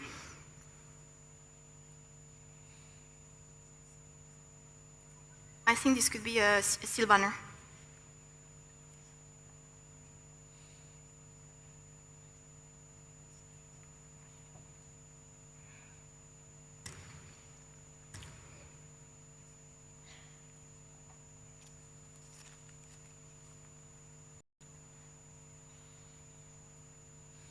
And they're all very fresh and light, so I would say number 1 must be 2014 vintage. Number 2, except if it's a screw cap, it could be a bit older because it doesn't age as fast, but I would say 2002. I think must be a 2000 and...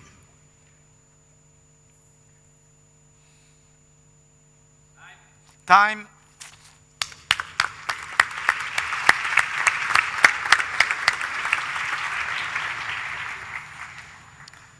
This wine. Could you please provide a full organoleptic description and identification of this wine? You will have 3 minutes. Certainly. Are you ready? Yes. Time. Okay, the wine is clear and bright. It has a pale lemon color with some green tinges that could indicate that the wine is young. There is no sign of sediment, no CO2, however, maybe a little bit of CO2 actually, a little bit of CO2. And the viscosity is light. The legs are falling very fast along the glass. The nose is clean, healthy, useful, of medium intensity but very refined. It reveals some very floral notes of white rose. There is also quite a lot of citrus fruit with some lime and lemon, a little touch of mandarin and pink grapefruit. After aeration, the wine shows a little more complexity. There is now quite a lot of stone fruit coming through, with some yellow nectarine and some white peaches. There is no oak influence on that nose. And there is a little touch of minerality indicative of terroir.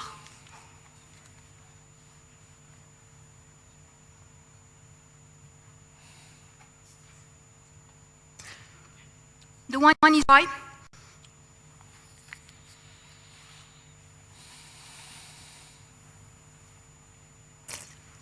It has a medium level of acidity, however, it's very precise, the acidity, and very refreshing. The meat palette is a little bit more ample than the attack. It has a beautiful expression of fruit, very similar to the nose, with an emphasis on the pink grapefruit, the minerality, and the touch of stone fruit. The texture is very silky, quite ample. There is a beautiful balance with the alcohol. The alcohol is medium, a little maybe over medium, but it's extremely well integrated, very balancing. The finish tapers off, and it finishes on a twist of bitterness, which is actually very pleasant and very refreshing. And it lingers for about 5 kodari, 6 kodari, which is actually a pretty good finish. It has a very cleansing finish on minerality.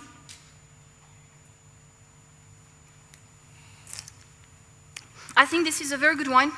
It's a wine that I would say you could enjoy now for its youthful character. However, I think there is enough acidity and balance into it to be enjoyed for the next 3 to 5 years. I would serve this wine around 10 degrees to minimize the alcohol impression but maximize the beautiful purity of the fruit. I would love to serve this wine with some langoustine served with a lime sauce, just pan-seared, very lightly pan-seared with a lime sauce to mirror those beautiful flavors, citrus sauce. I think this wine is a single grape varietal. I think this is moderate climate. I think this is probably a grape like Vermentino.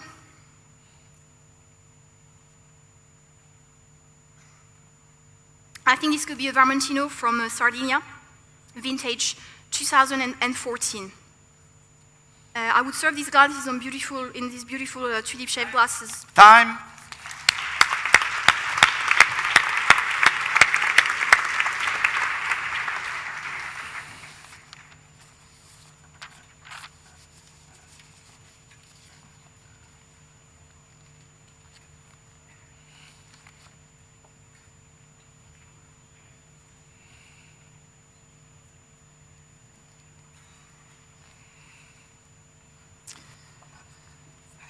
Okay, blind tasting number 3, so don't worry about this one for the time being.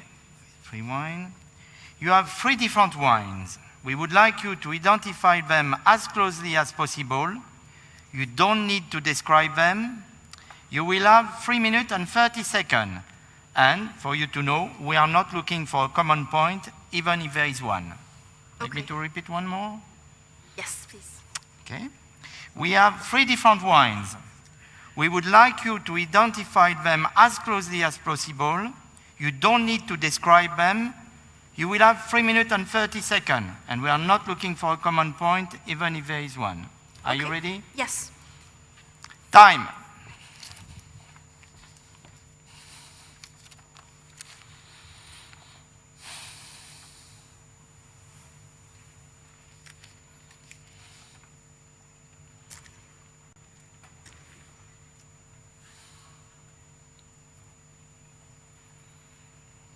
Number 2 is Nebbiolo grape varietal Piemonte, and I would say Lange Nebbiolo vintage 2010.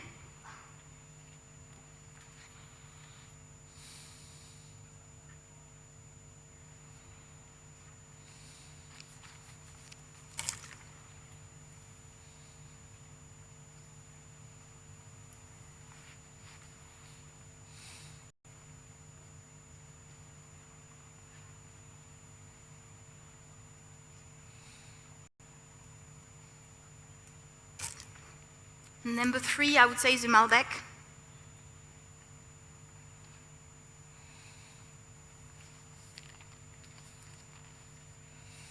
From Argentina, maybe Valdeuco vintage 2013.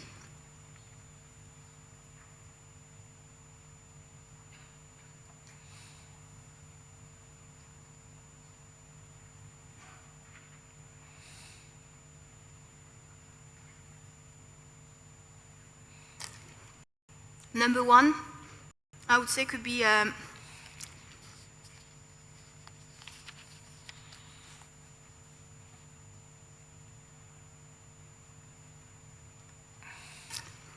Malbec from France, Cahors, vintage 2012.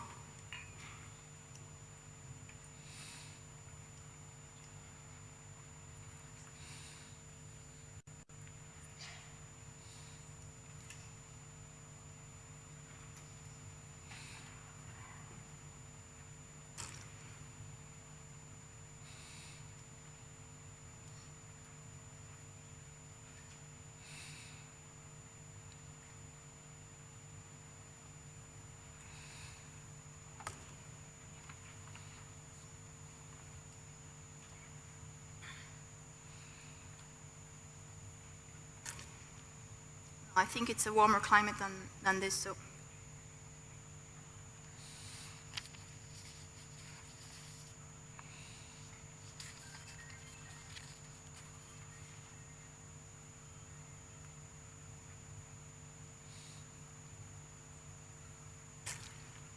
Maybe a Petit Verdot from Argentina, vintage 2012. Even though the color is a little light, but there is a good coloring legs and a lot of tannins.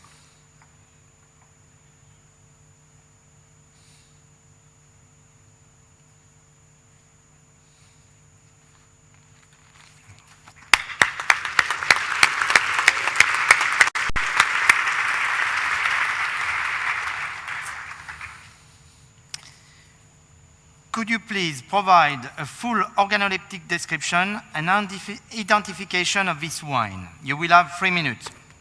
Like me to repeat one more? Yes, please. I'm just Could you please provide a full organoleptic description and identification of this wine? You will have 3 minutes. Okay, thank you. Time. So the one is clear and bright. It has a deep, nearly opaque garnet color to the core, with relatively thin, yet a rim with a touch of orange, showing some aging. There is quite a few pieces of cloth floating in the glass, no sign of CO2, and the viscosity is high. The legs are forming some regular arches, and they are slightly coloring the glass. The nose is clean, healthy. It shows some development. There is a beautiful, intense presence of dark fruit with some blackberry, some red currant. There is also a touch of chestnut on the nose. After aeration, the wine shows a little more intensity and complexity. There is now quite a lot of dried flowers like potpourri on the nose. A little touch of sweet spices, such as some clove and some cinnamon, which for me are indicative of oak aging. And there is also a little touch of tobacco. The more you aerate it, the more it reveals itself, and it turns to be pretty much like a bouquet.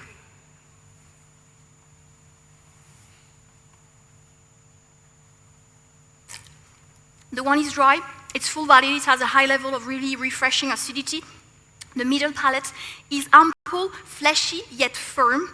Aromatically speaking, it's very similar to the nose, with an emphasis on the dried flowers, the potpourri, the dark fruits, the touch of sweet spices, which really show a very well-judged presence of oak.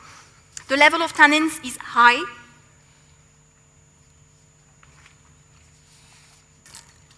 The tannins are relatively fine grain, however, they are very firm, slightly sandy in texture. They're really coating the tongue, the gums, and the teeth when you are finishing. The alcohol level is on the higher side, however, very well integrated, very supportive. The finish tapers off after this beautiful ample flesh on the mid palates. It lasts for about 5-6 caudales, so rather long finish, and it finishes on those beautiful touch of sweet spiciness, with especially the cinnamon, a little bit of clove, and the tobacco.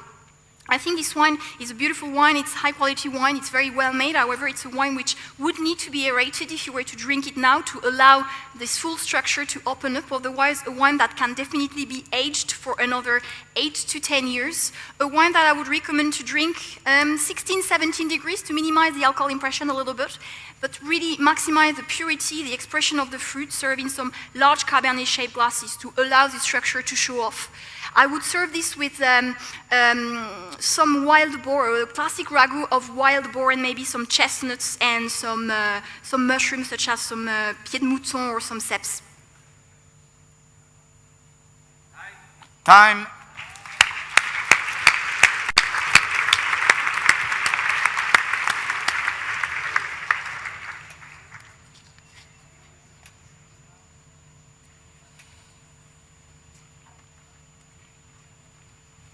Right. We have a customer who is hesitating to buy a few cases of this wine. Could you please convince him to buy it? You will have 2 minutes. Of course. Is it clear? Yes, it's clear. Time. Well, I think it would be a fantastic buy for reserve for different reasons. First of all, it's a wine that could be enjoyed now if you carafe it, if you aerate it, if maybe at least half an hour in advance. Not too much. I don't like leaving the wine open too long in the carafe because there is the mystery of discovering a wine which is gone if you do it too early in advance. You could serve it with some robust dish such as wild boar. If you were to buy it, and I have a few cases, it's a wine that can definitely age. There is fantastic potential for at least 8 to 10 years. If you can leave it in some good conditions, so a cellar with a relatively high level of humidity, maybe about 80% humidity, about 12-degree temperature in the dark. It's a wine which will evolve in more kind of savory, earthy character, with maybe some earthy, noble mushrooms coming through, I would imagine, with evolution. It's a wine that is very, I think, universal as a style. It's a one that a lot of people could understand because it has a lot of fruit weight, which is not the case in a lot of wine. The acidity is there, but it's just balancing and very refreshing. It's a wine that could, I think it's, if you were to organize some parties with some of your friends, that could you organize maybe in blind tasting. It's a very interesting one to blind taste people with, because I think it's quite typical of what it is, and at the same time, outstanding quality. So really, it's the kind of wine when you open a bottle, you regret you don't have a second, on a third, on a fourth to see how it would evolve once you have it in your cellar. So I would say, yes, it would be at least get a case, or if you can afford it, I would say 2 cases would be ideal. So I hope you'll enjoy this tasting in the future if you decide to buy the wines.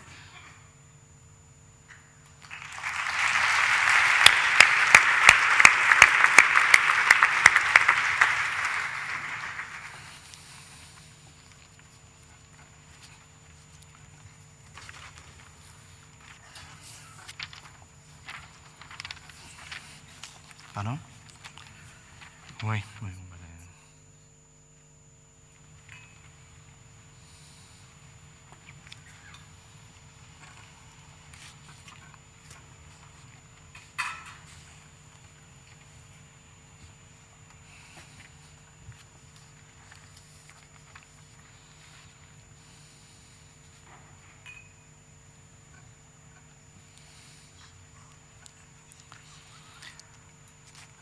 There are 8 spirits. Can you please match each glass with one of the proposed spirit? You have 3 minutes. You like me to repeat? Yes. You repeat? Yes, sorry. Yes. Yes. There are 8 spirits. Can you please match each glass with one of the proposed spirit? You have 3 minutes. Certainly. Thank you very much. Time. Okay, that's a tequila. That's the tequila Don Julio.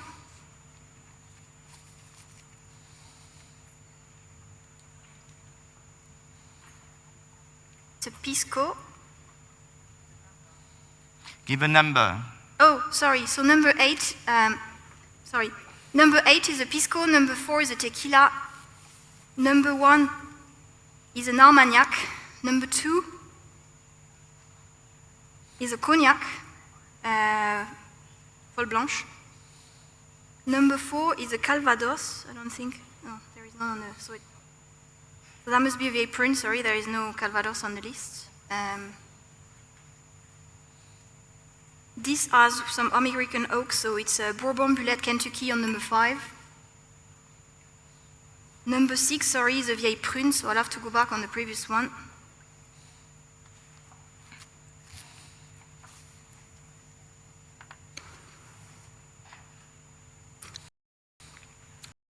Whiskey, it's the Japanese whiskey.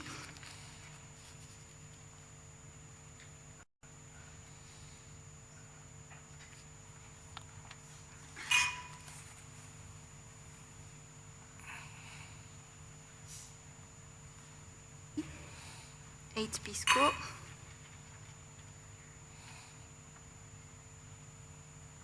4 tequila. 3 is a cognac.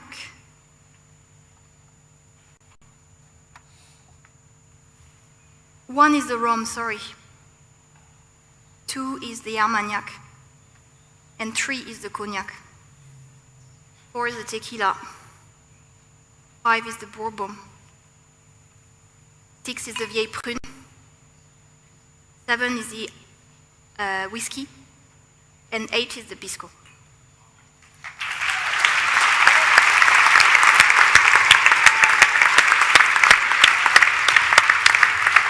One more testing. Okay.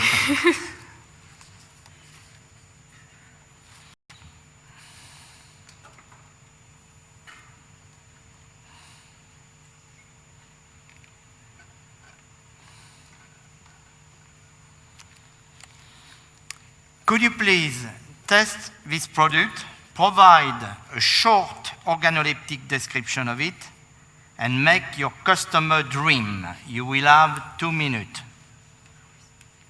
That's fine, thank you. So first of all, it's a product that has a beautiful natural color, even though it is green. It has a pale green with a little touch of kind of yellow gold in it, but it's totally natural, the color, which I think is really good for this type of color on the product. The nose is clean, it's very aromatic, there is a lot of beautiful herbs coming through, it's quite complex. Once again, very natural aromatically, there is nothing that smells artificial. There is quite a lot of flavors like aromas like thyme and rosemary. It smells very Provençal in a way.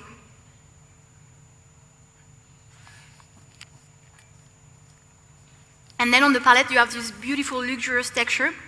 It's sweet, it's a liqueur, but there is a good energy to it because there is a good acidity. There is a lovely level of alcohol, which is actually quite present, quite warming, that makes you feel comfortable. It's aromatic, it's rounded. You find, again, those beautiful flavors of herbs in it. So it's a liqueur of herbs. It could be something like a Chartreuse Verte. It's absolutely beautiful, and the length of it is just endless. It lingers forever and forever and forever. It has a little kind of honey twist on the finish, which is just absolutely beautiful.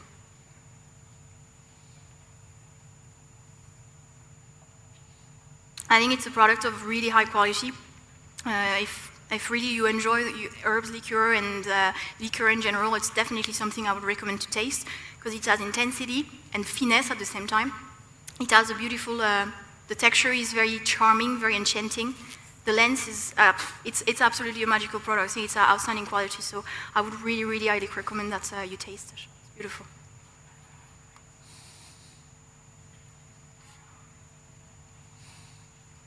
You could serve it a little bit cooler, maybe, just to temper the alcohol. That's the only thing I would recommend. Maybe keep it in your fridge and just savor it. Leave the temperature rise up a little bit to discover the beautiful complexity of the product with the degrees coming up. And I think just sit back and enjoy it. Time.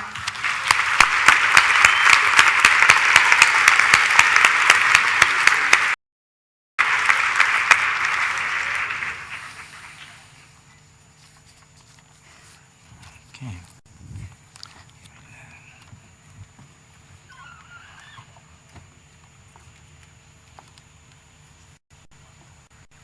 Voilà. Here. The last task of the first part. So, I might have a little bit of, I think the technology is working now, so don't worry. Okay. So when I will say go, you will have to wait before the first slide comes. This task is a mistake on the wine list. You're going to have 8 slides. Okay. In each slide, there will be 3 wine, 1 mistake. Okay. We will want you to identify the mistake for each slide. The slide will only stay 30 seconds, so every 30 seconds we change. So 8 times 30 seconds. So in a moment that we'll say go, there will be a first page with nothing. And then when the first slide will come with the wine, your time will start. Okay. Is it clear? Would you like? I'm allowed to go closer to the screen? Or? Yes, you can come. Yes, of course. Thank you.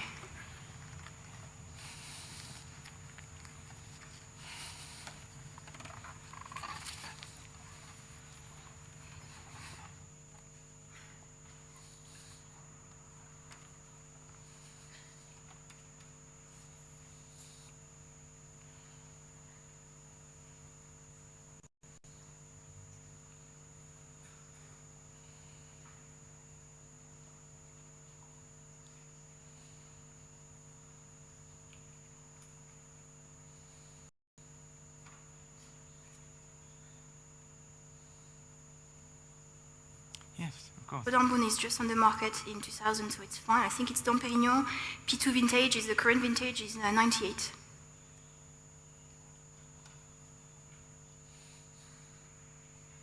The current vintage of Dom Pérignon P2 is actually 98 for the white.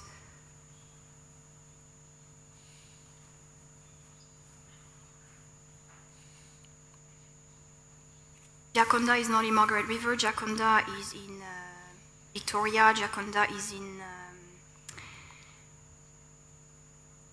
Macedon Ranges or in Jaconda is in Macedon Ranges. Definitely not in Margaret River in Australia.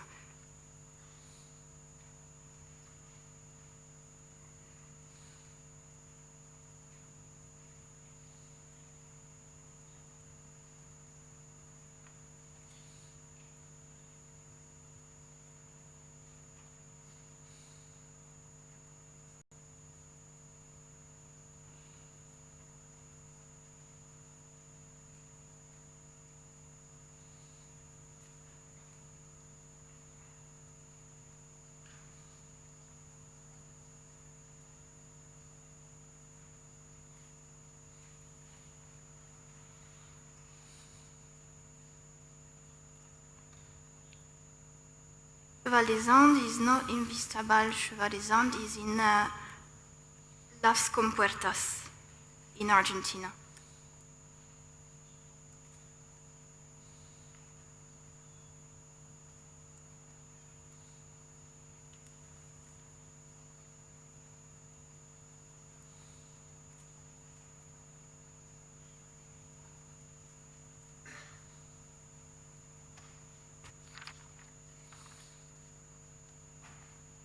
Like the Penfold Grange B95 is probably a white wine and not a red wine.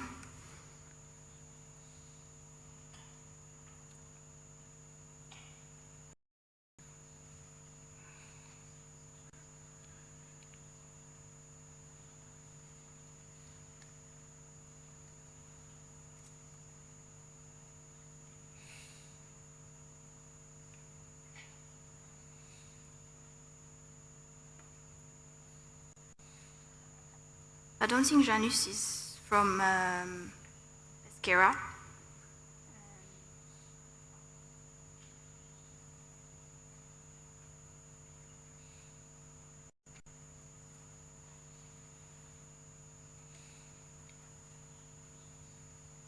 2001 wasn't produced in Château d'Yquem.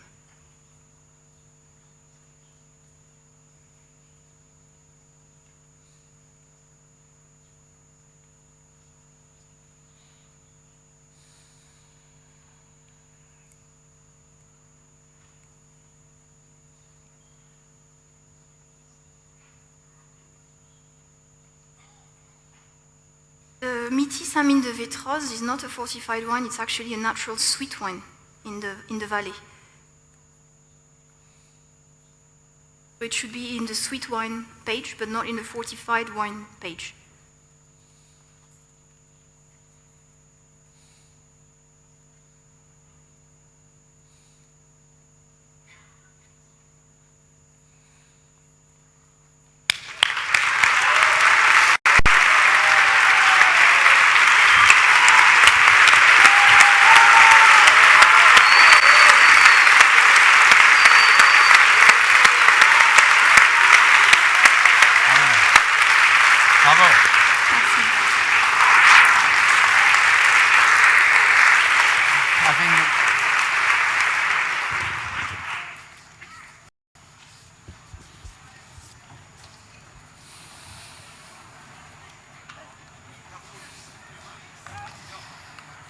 Right.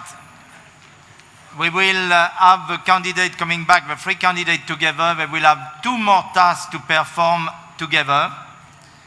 But we are just going to turn the room and to prepare. In the meantime, I'd like to introduce 2 very important persons there who would like you to, but don't fall when I introduce you. So we have Dino Totaro from Luxembourg.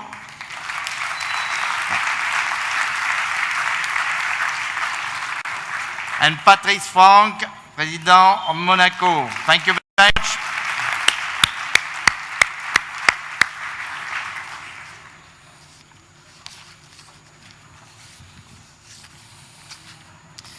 You can see so much talent, so much skill. Always look easy when we are on the other side, but I can tell you, I've seen 3 brilliant performances today. Really, I think Mendoza can be proud. Andres. Yes. What was your impression in terms of the performance? I mean, skill, unbelievable. Unbelievable, very impressive. I'm overwhelmed. Should we get the best sommeliers of the world in here? Yes. So they are here when the candidates arrive. Chinia. We're calling the best sommeliers of the world to the stage. We need the best sommelier in the world so on the stage. They can congratulate the candidate when she arrives and the other 2 male candidates.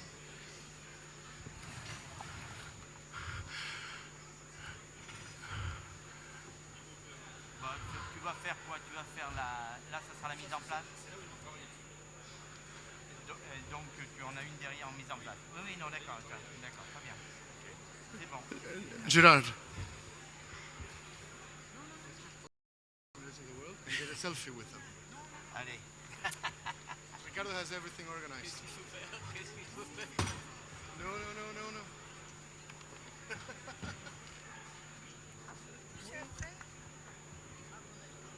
Can we have the best sommeliers of the world here, please?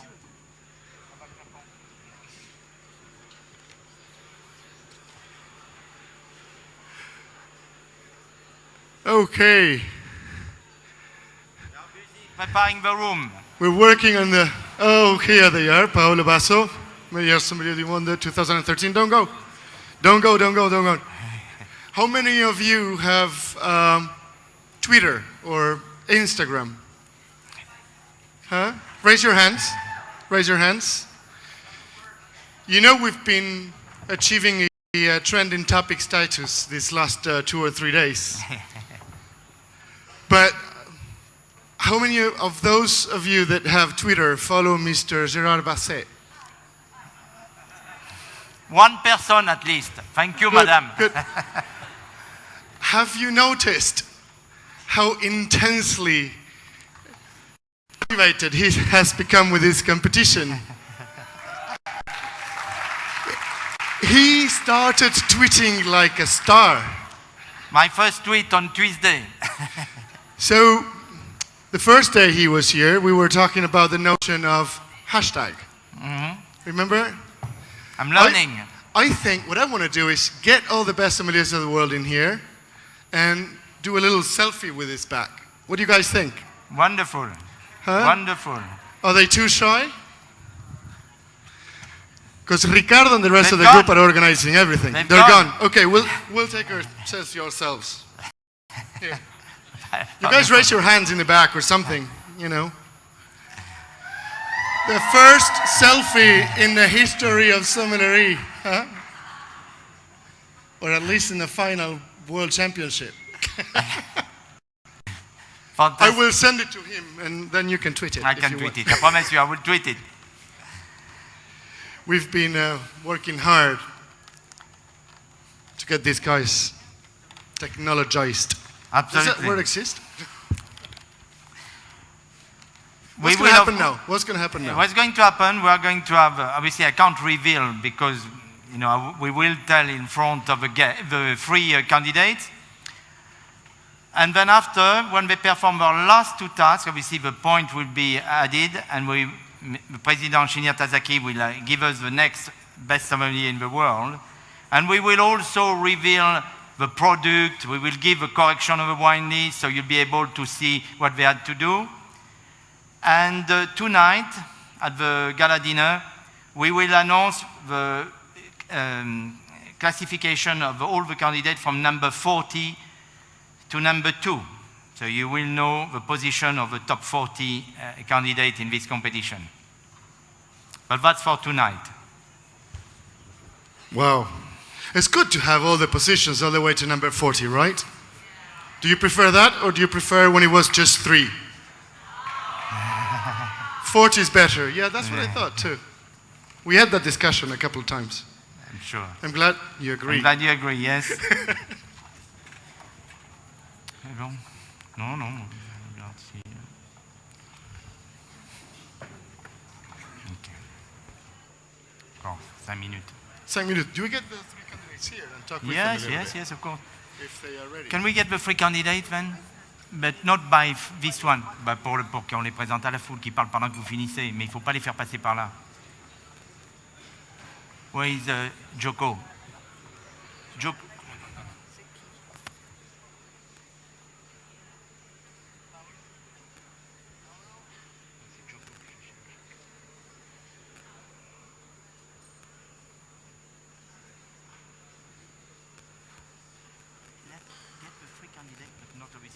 Okay, just went out.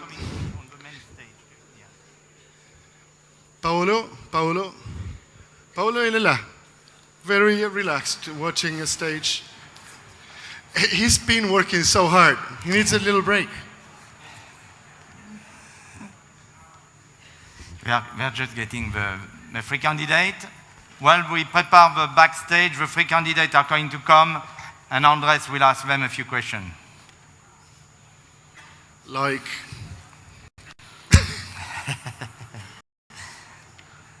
Like what was their favorite task of the competition? Good one. Good one. Would you be ready to walk over fire? That's the only thing we don't do to them. Who knows? Any questions so far that you have? No, that's a good thing. Gerard, what do you think?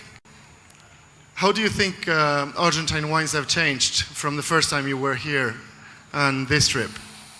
Well, I think the quality of Argentinian wine was always there, but there was not the consistency we have now. I think now you can produce top wine who can really match some of the best wine in the world. And I think all the sommeliers who will, I think, agree with me. the consistency is incredible, and the variety also. We tasted some superb wine from Patagonia, some great wine from Salta, and of course, some marvelous red wine from Mendoza. I mean, it's been a week, an amazing week for all these candidates, for me. I learned a lot, and I can't wait to come back. So I think you'll have to organize something very soon, Andres.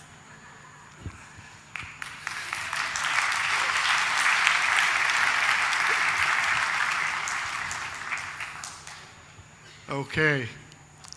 Shouldn't be long, the candidate, but they obviously are very tense. They need to unwind. It's almost the end of the competition. So Andres, what would be your memory of this World Championship? Not sleeping much. Yes, I mean, we don't realize how stressful it is to organize such an event, to have 58 countries coming, having all the testing, making sure the competition takes place in good condition, the people who are here, the followers. And it's very difficult because we have no rehearsal, really. We plan it. I mean, obviously, you plan 99% of it with your team and the support of Wine of Argentina. And that's it. We are here. It's been marvelous. We've been the welcome in wineries have been absolutely fantastic. So, and the food, the wine.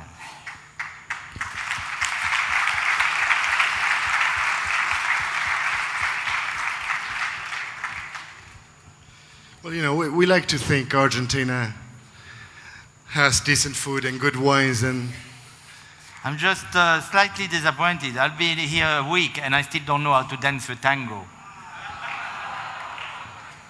Oh.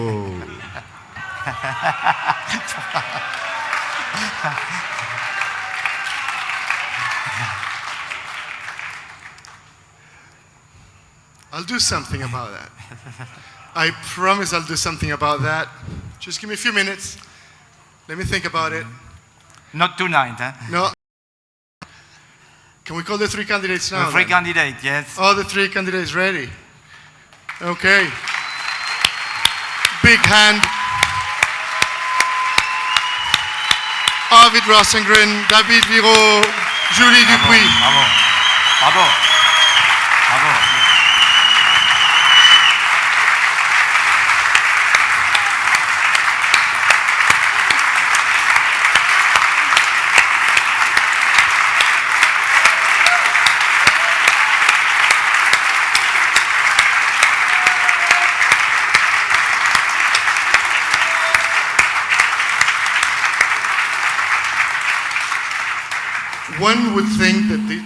One would think that this is over and that we would announce the winner. No.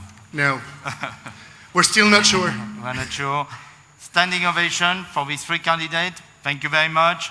But as Andres said, you must stay focused. We don't want to, disturb you. So now stay focused. You see, you have two tasks. It's very important.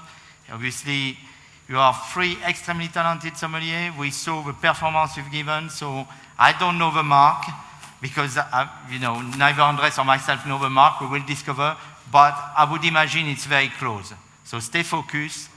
That's very important because I think any of the three of you can still be world champion. So we'll do a little test more, maybe two more tests, really.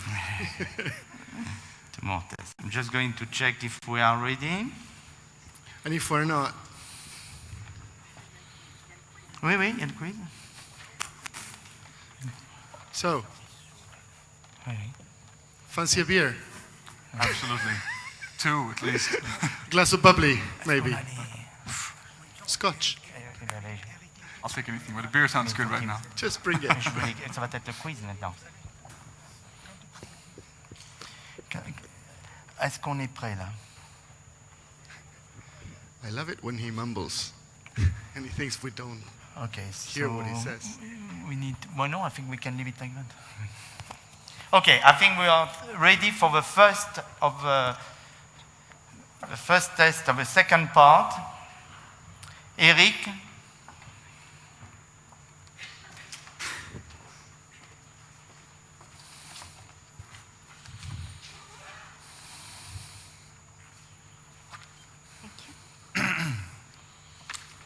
So I want you to be not close. I know you won't, none of you will dare to look at what the other has written, but we want a bit of space to occupy the stage.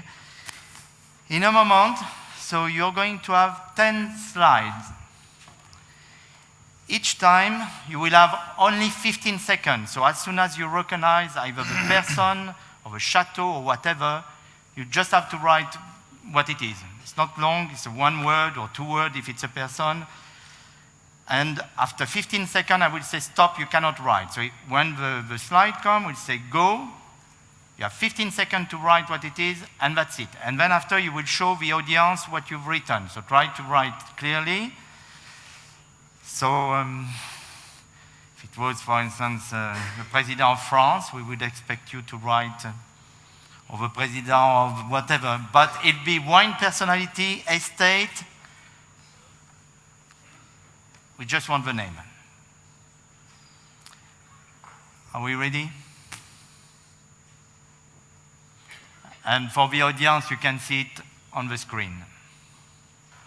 So I need 15 seconds, the timer.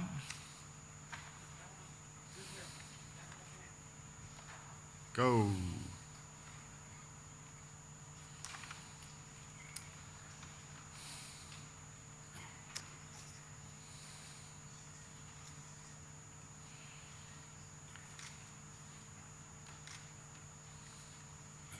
Stop writing. Please show the audience. You want to read? Peter Gago. Penfolds winemaker. Peter Gago, Penfolds. Good. Ready for the second one? Don't put it yet. Huh? I want the candidate to be ready with their... Are you ready? Go.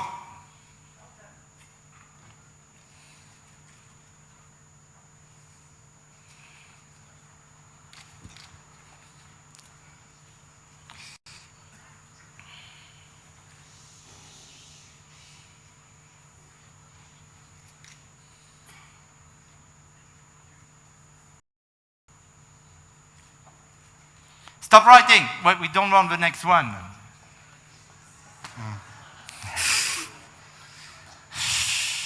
Yeah, so show the audience what you wrote no for. answer. You haven't wrote? Angelo Gaia?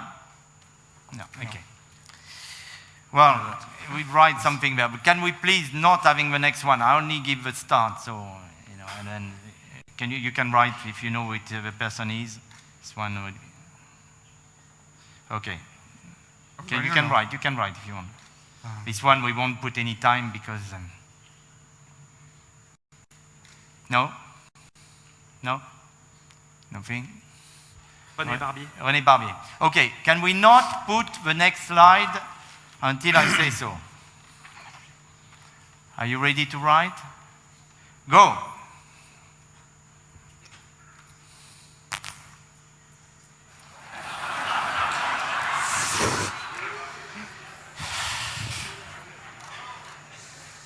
Can we go back to it? Yeah, can we go back to the... Yeah.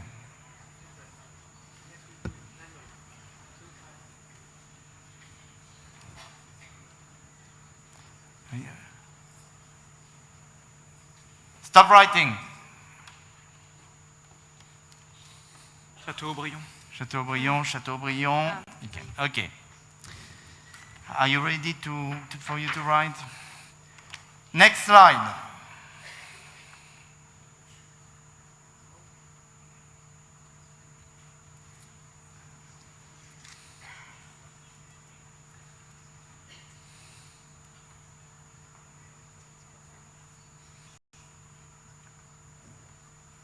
Stop writing. Phylloxera vastatrix. Phylloxera vastatrix. Dactylus vitifoliae. Phylloxera.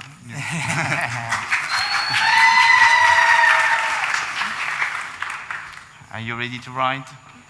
Next slide.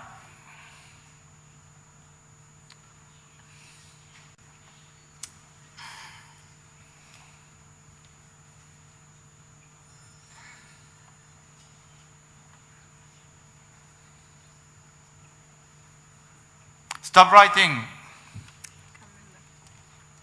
Okay. Don Dieter. Okay. Are you ready to write? Next slide.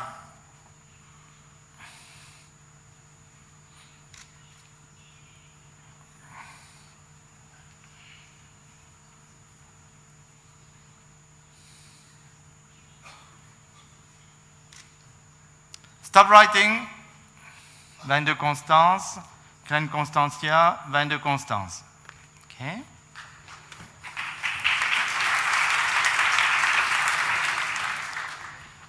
Are you ready to write? Yes. Next slide.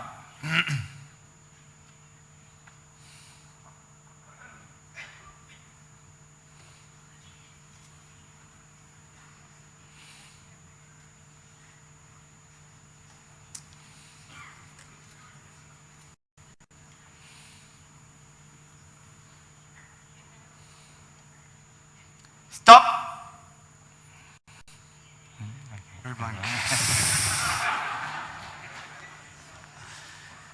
Okay, next slide.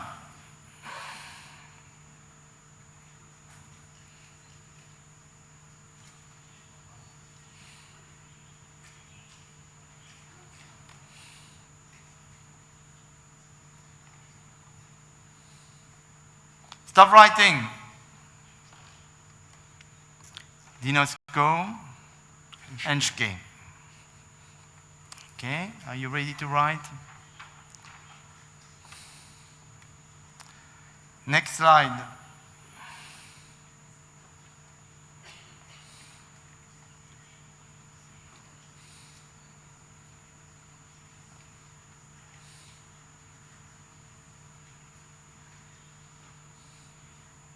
Stop writing. Almaviva. Almaviva. Okay. Have we got one more slide? Are you ready to write? No more slide? Maybe Eric, you want to give us the answer? They are going to come on screen.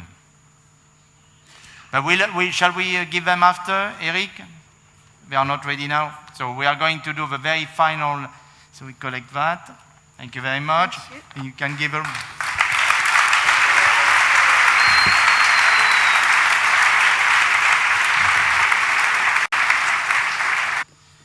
Right. Can we get the... One more to go. Vamos a correr el telón, por favor. Yes.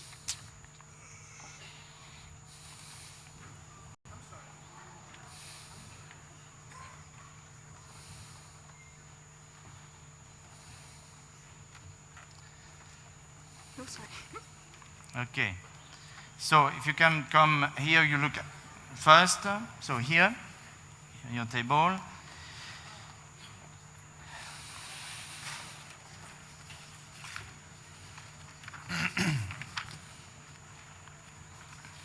I need the judge.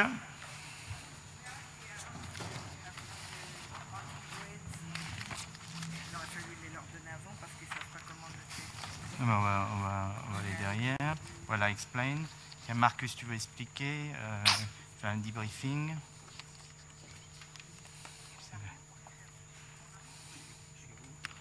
Ok, we need more. Tiens, t'es avec Daniel. Donc, one group of... so, bah, tu prends une table avec ton gars, mais explique d'abord, donne une petite explication. Mais non, moi je vais écouter, je vais parler au public et aux candidats. Donc vous écoutez, venez ici. Et venez après une table. For the candidate and the audience. This is your table here, where we want you to serve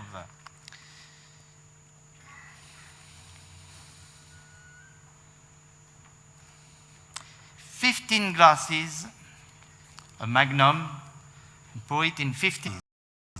For that, you have 7 minutes. Okay? You will have to bring your glasses here, and we want you to put them in line, because as the stage is like that, if you put it in different, we won't be able to see the level. So we want a line of 15 glasses. Would you take your 15 glasses? You all have your own mise en place behind you, so 15 glasses. You will have 7 minutes to serve the magnum. You need to finish the magnum. You must not leave, because we will come with a glass at the end with a line, and we will pour the remaining of the Magnum. And if the champagne goes above the line in that glass, you will be penalized. Okay? So you need to, as much as you can, finish. We will, of course, give you a little bit, but very little. You need to finish. You need also to try as much as possible to have the same level in each glasses. And you need to have champagne in all the glasses. All the 15 glasses need to have champagne and to have the same level if possible, of course. Once you start pouring in one glass, you can stay as long as you like. Obviously, you have 7 minutes, but you can do it many times you want. But if you move to another glass, you cannot come back to this glass. So once you move, it's finished. 7 minutes. All is behind you, I will give you. As you are all together, you can ask me any question you want. So by asking question, I won't give an advantage to one. So if you have any question, maybe I don't answer, but before we start, do you have any question? Is it clear for you? We're not allowed to touch the glass. Speak loudly. We're not allowed to hold the glass. You can do whatever you want. Okay. Any question? No. It's clear. Just going to see if the judges are ready. Are you ready? Are you ready? Are you ready? More importantly, are you ready? Yes. I think we should really give them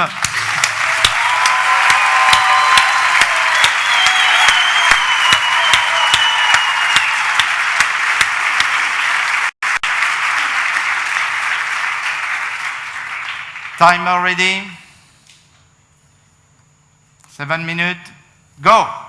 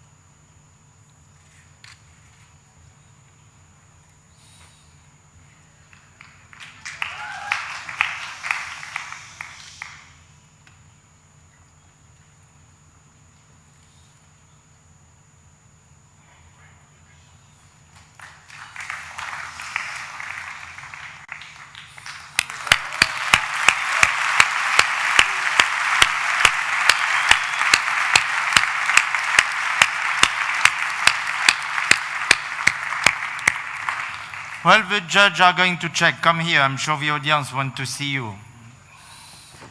Bravo. Bravo.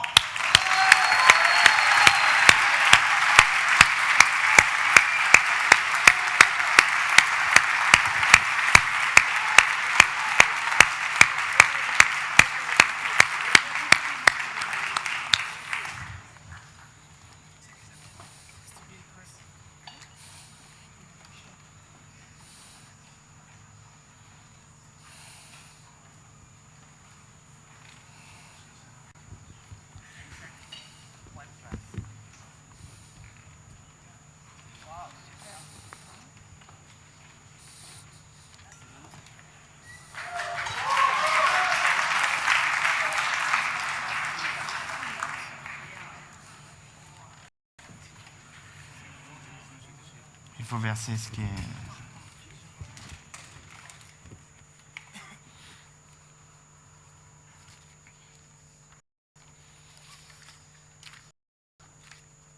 Are you glad it's finished? Judy, a few words and we'll ask all of you. What is your impression now, your first World Championship? It's amazing. Yes, you enjoy the experience? Very much so, yes. I was very happy to be on the stage. We were very happy to see you. You delight us. You were sensational. Bravo. Thank you very much. Bravo.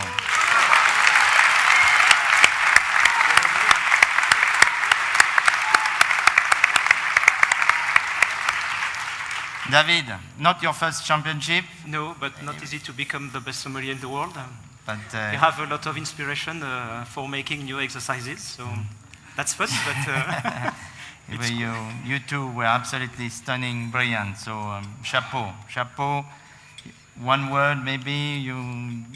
What was the most difficult thing? To do the perfect exercises with the pressure. That's everything is difficult, but the pressure.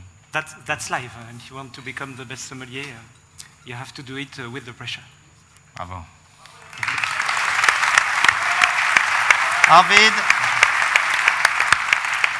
Arvid, you too, not your first championship? No, first time on stage in the world. That's about that. So, what was your impression? It's tough. There's things that disappear out of your head when the spotlight's on. It's incredible. So, if we can start over. You were absolutely brilliant. I mean, the three of you, a delight, so much skill, so much talent.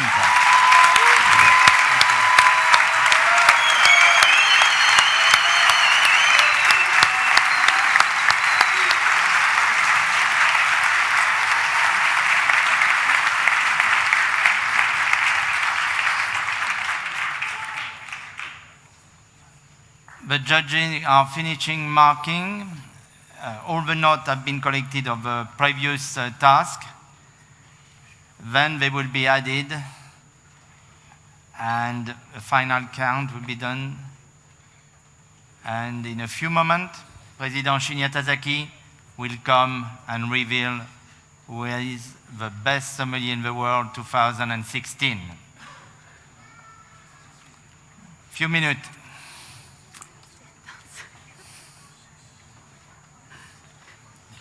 Yeah.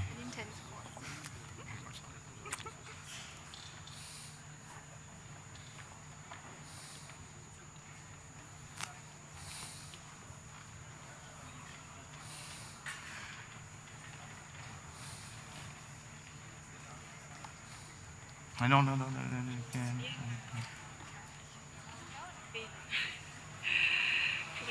Don't clear, don't clear. Je sais pas comment dire. Mariner.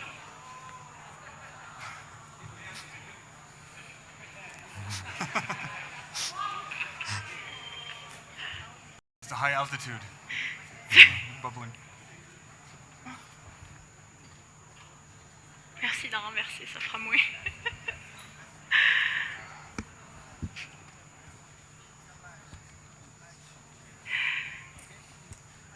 Vous avez fini de juger? Finish the judge. I think I'm going to give a glass to all of this is your station. This is for you, madame, mademoiselle. Thank you.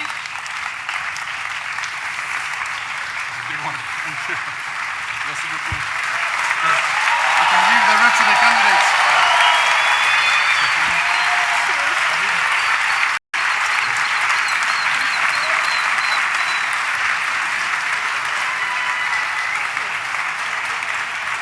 Candidat? Oui, candidat. For the candidate.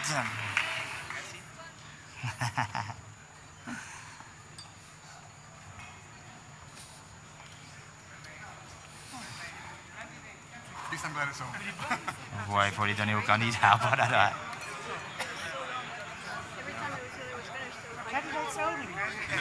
Candidate.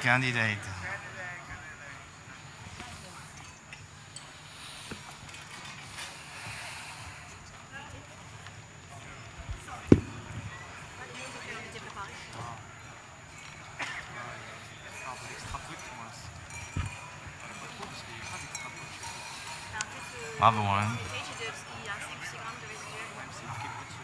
Bravo.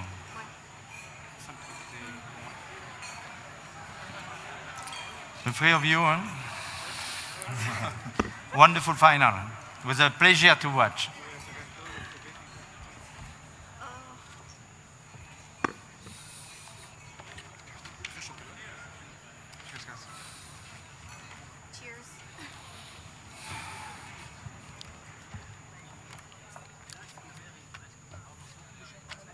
KGB.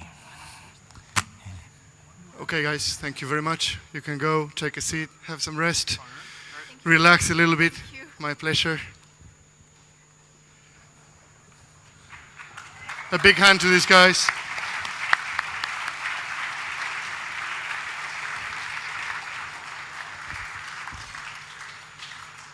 Okay, I want to tell you a story, a little story. Maybe, I don't know, here and there, sometimes you read about Argentina in the papers.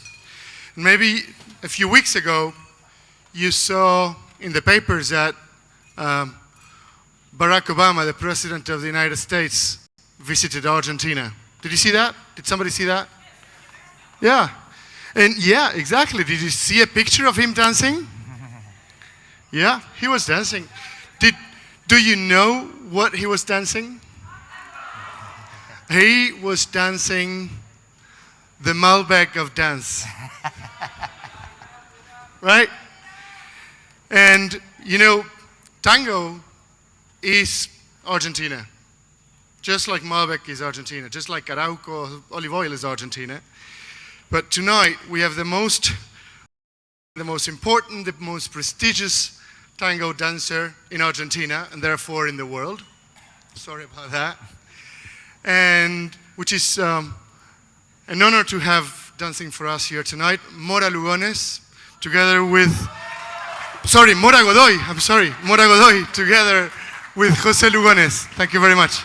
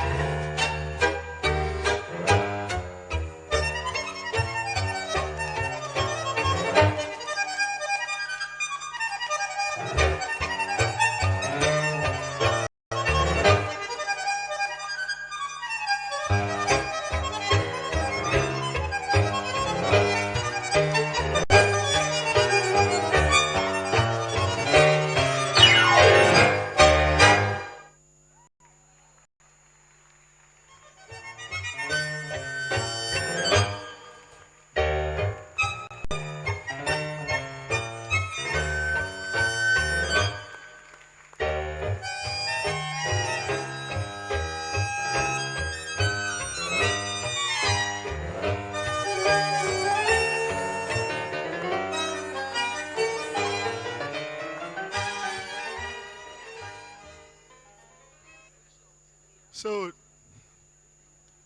where's Gerard? He wanted a tango lesson, right? I think he changed his mind. Disappeared.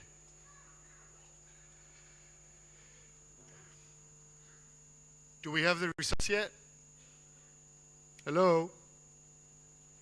All gone.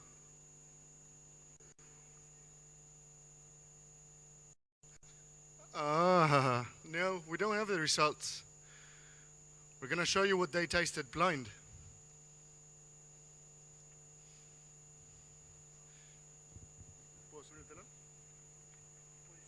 Subimos el telón.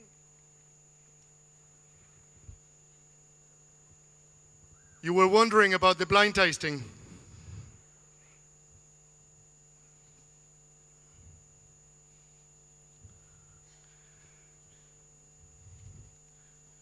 Let me just read the labels. The first wine was indeed Bodega El Porvenir de Cafayate, Laborum, Single Vineyard Torrontés, 2015, Finca El Retiro, Valle de Cafayate, Salta, Argentina. The second was, German pronunciation, Herrenschule. Is it okay?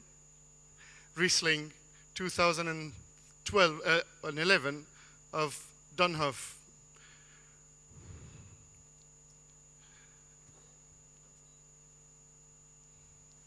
The third one is a Josmeyer Grand Cru brand 2011 from Alsace.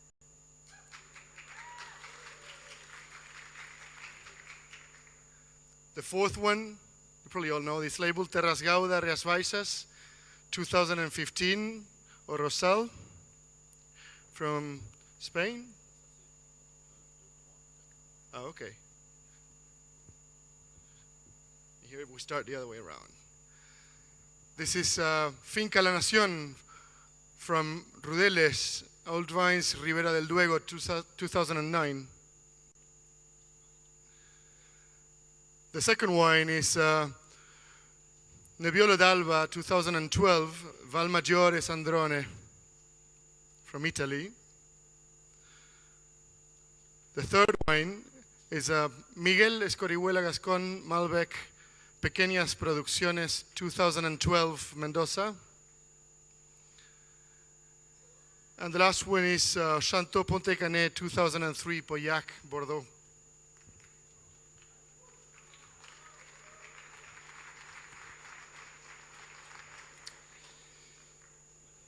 Yes?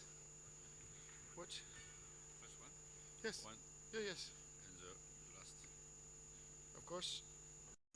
Then the spirits, they tasted Zacapa Solera, 23 years of age,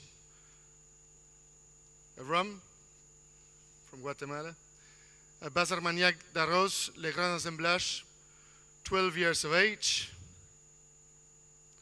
Chateau de Boulogne, Folle Blanche Cognac, VSOP, single vineyard cognac, Tequila Reserva de Don Julio, Reposado, from Mexico,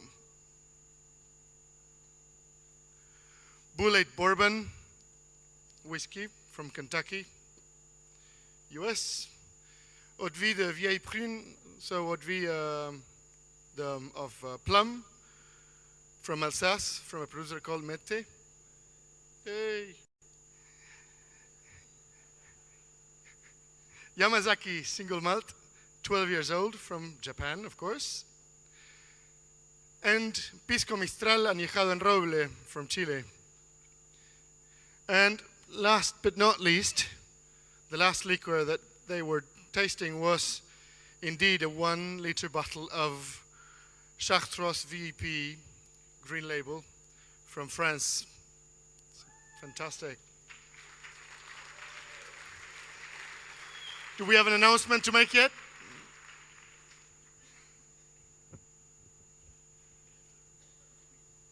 The quiz?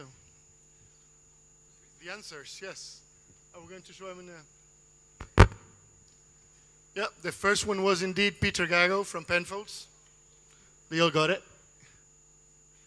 Second, Angelo Gaia from Piedmont, from Italy. Famous producer of Barolo. René Barbier from Priorat in Spain. The Chateau Aubryon Pessac-Léognan in Bordeaux in France. The phylloxera of Astatrix that they all got. Joseph Phelps from California. Yeah, I know. The Van de Constance, Klein Constantia, South Africa. It's a bottle that. And Professor Li Demey from China. The winery was Disnoko, a winery in Tokaji in Hungary. And the last one was Almaviva in Maipo in Chile.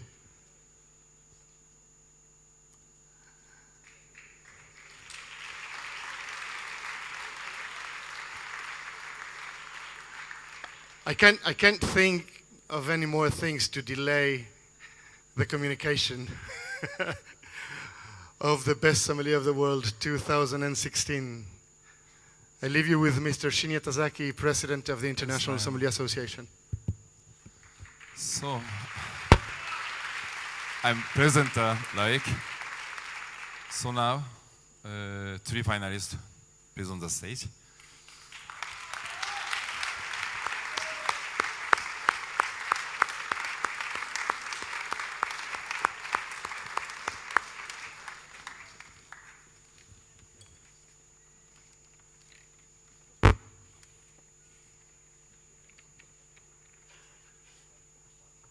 So firstly, please give a big applause to 3 finalists. Congratulations, bravo.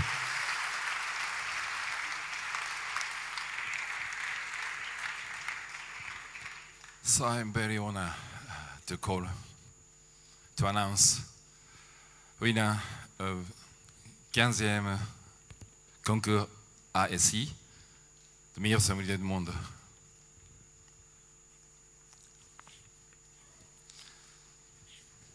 Winner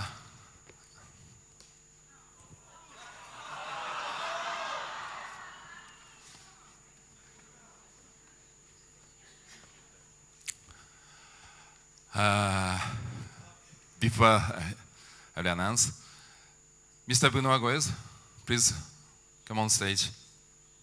Benoit?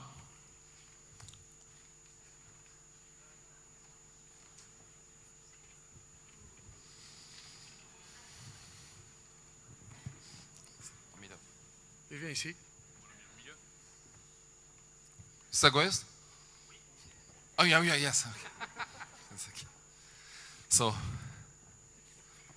winner is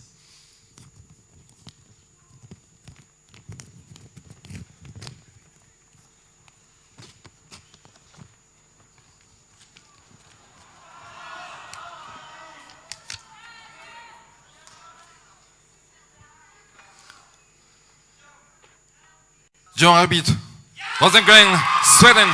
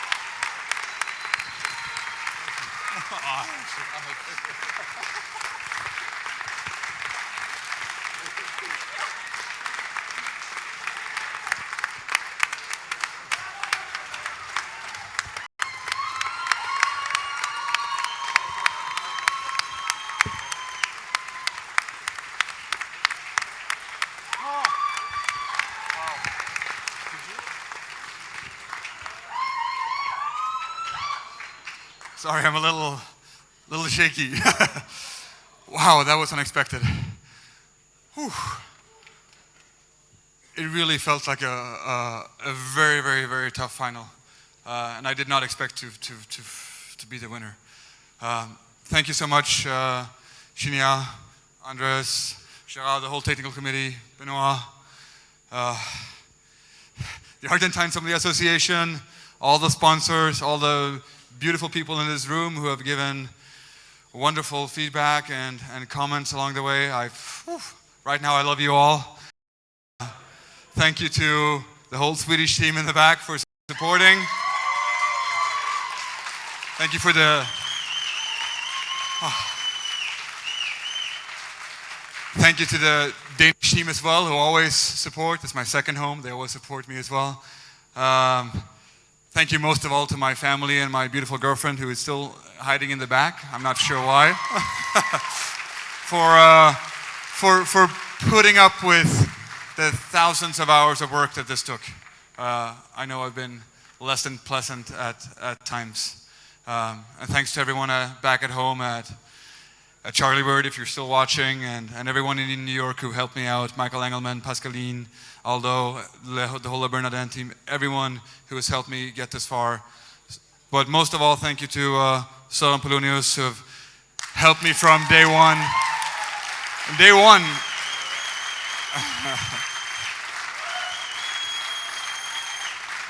And by day one, I mean he gave me my first sommelier job too. So day one, thank you, Son. You've been instrumental in this. I'm sure I'm forgetting everyone. Thank you so very much for being here and to being a part of this. Thank you so much.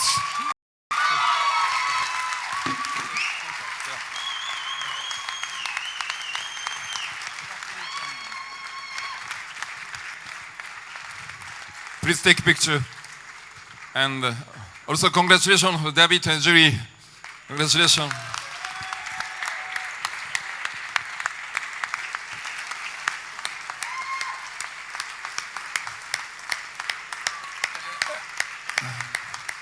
And please, all Meilleur Sommelier du Monde, please come on stage.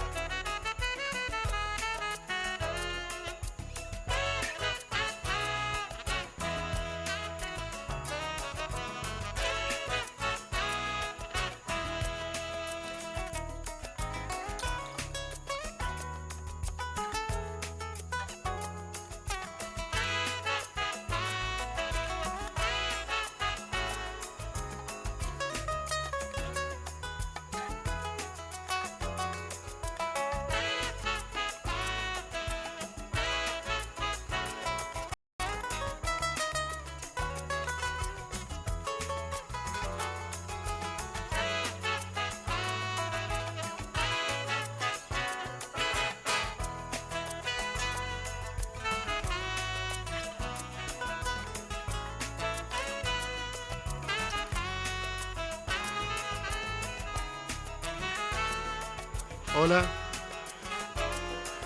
Hello. Okay, thank you very much. It's been a fantastic party. We are now going to go to the gala dinner. Thank you for joining us tonight. I would like to ask all the candidates who have glasses in their seats if they can please bring them and put them here so that they don't break up on the way out. Thank you very much. Of course, we have the buses at the door waiting for us.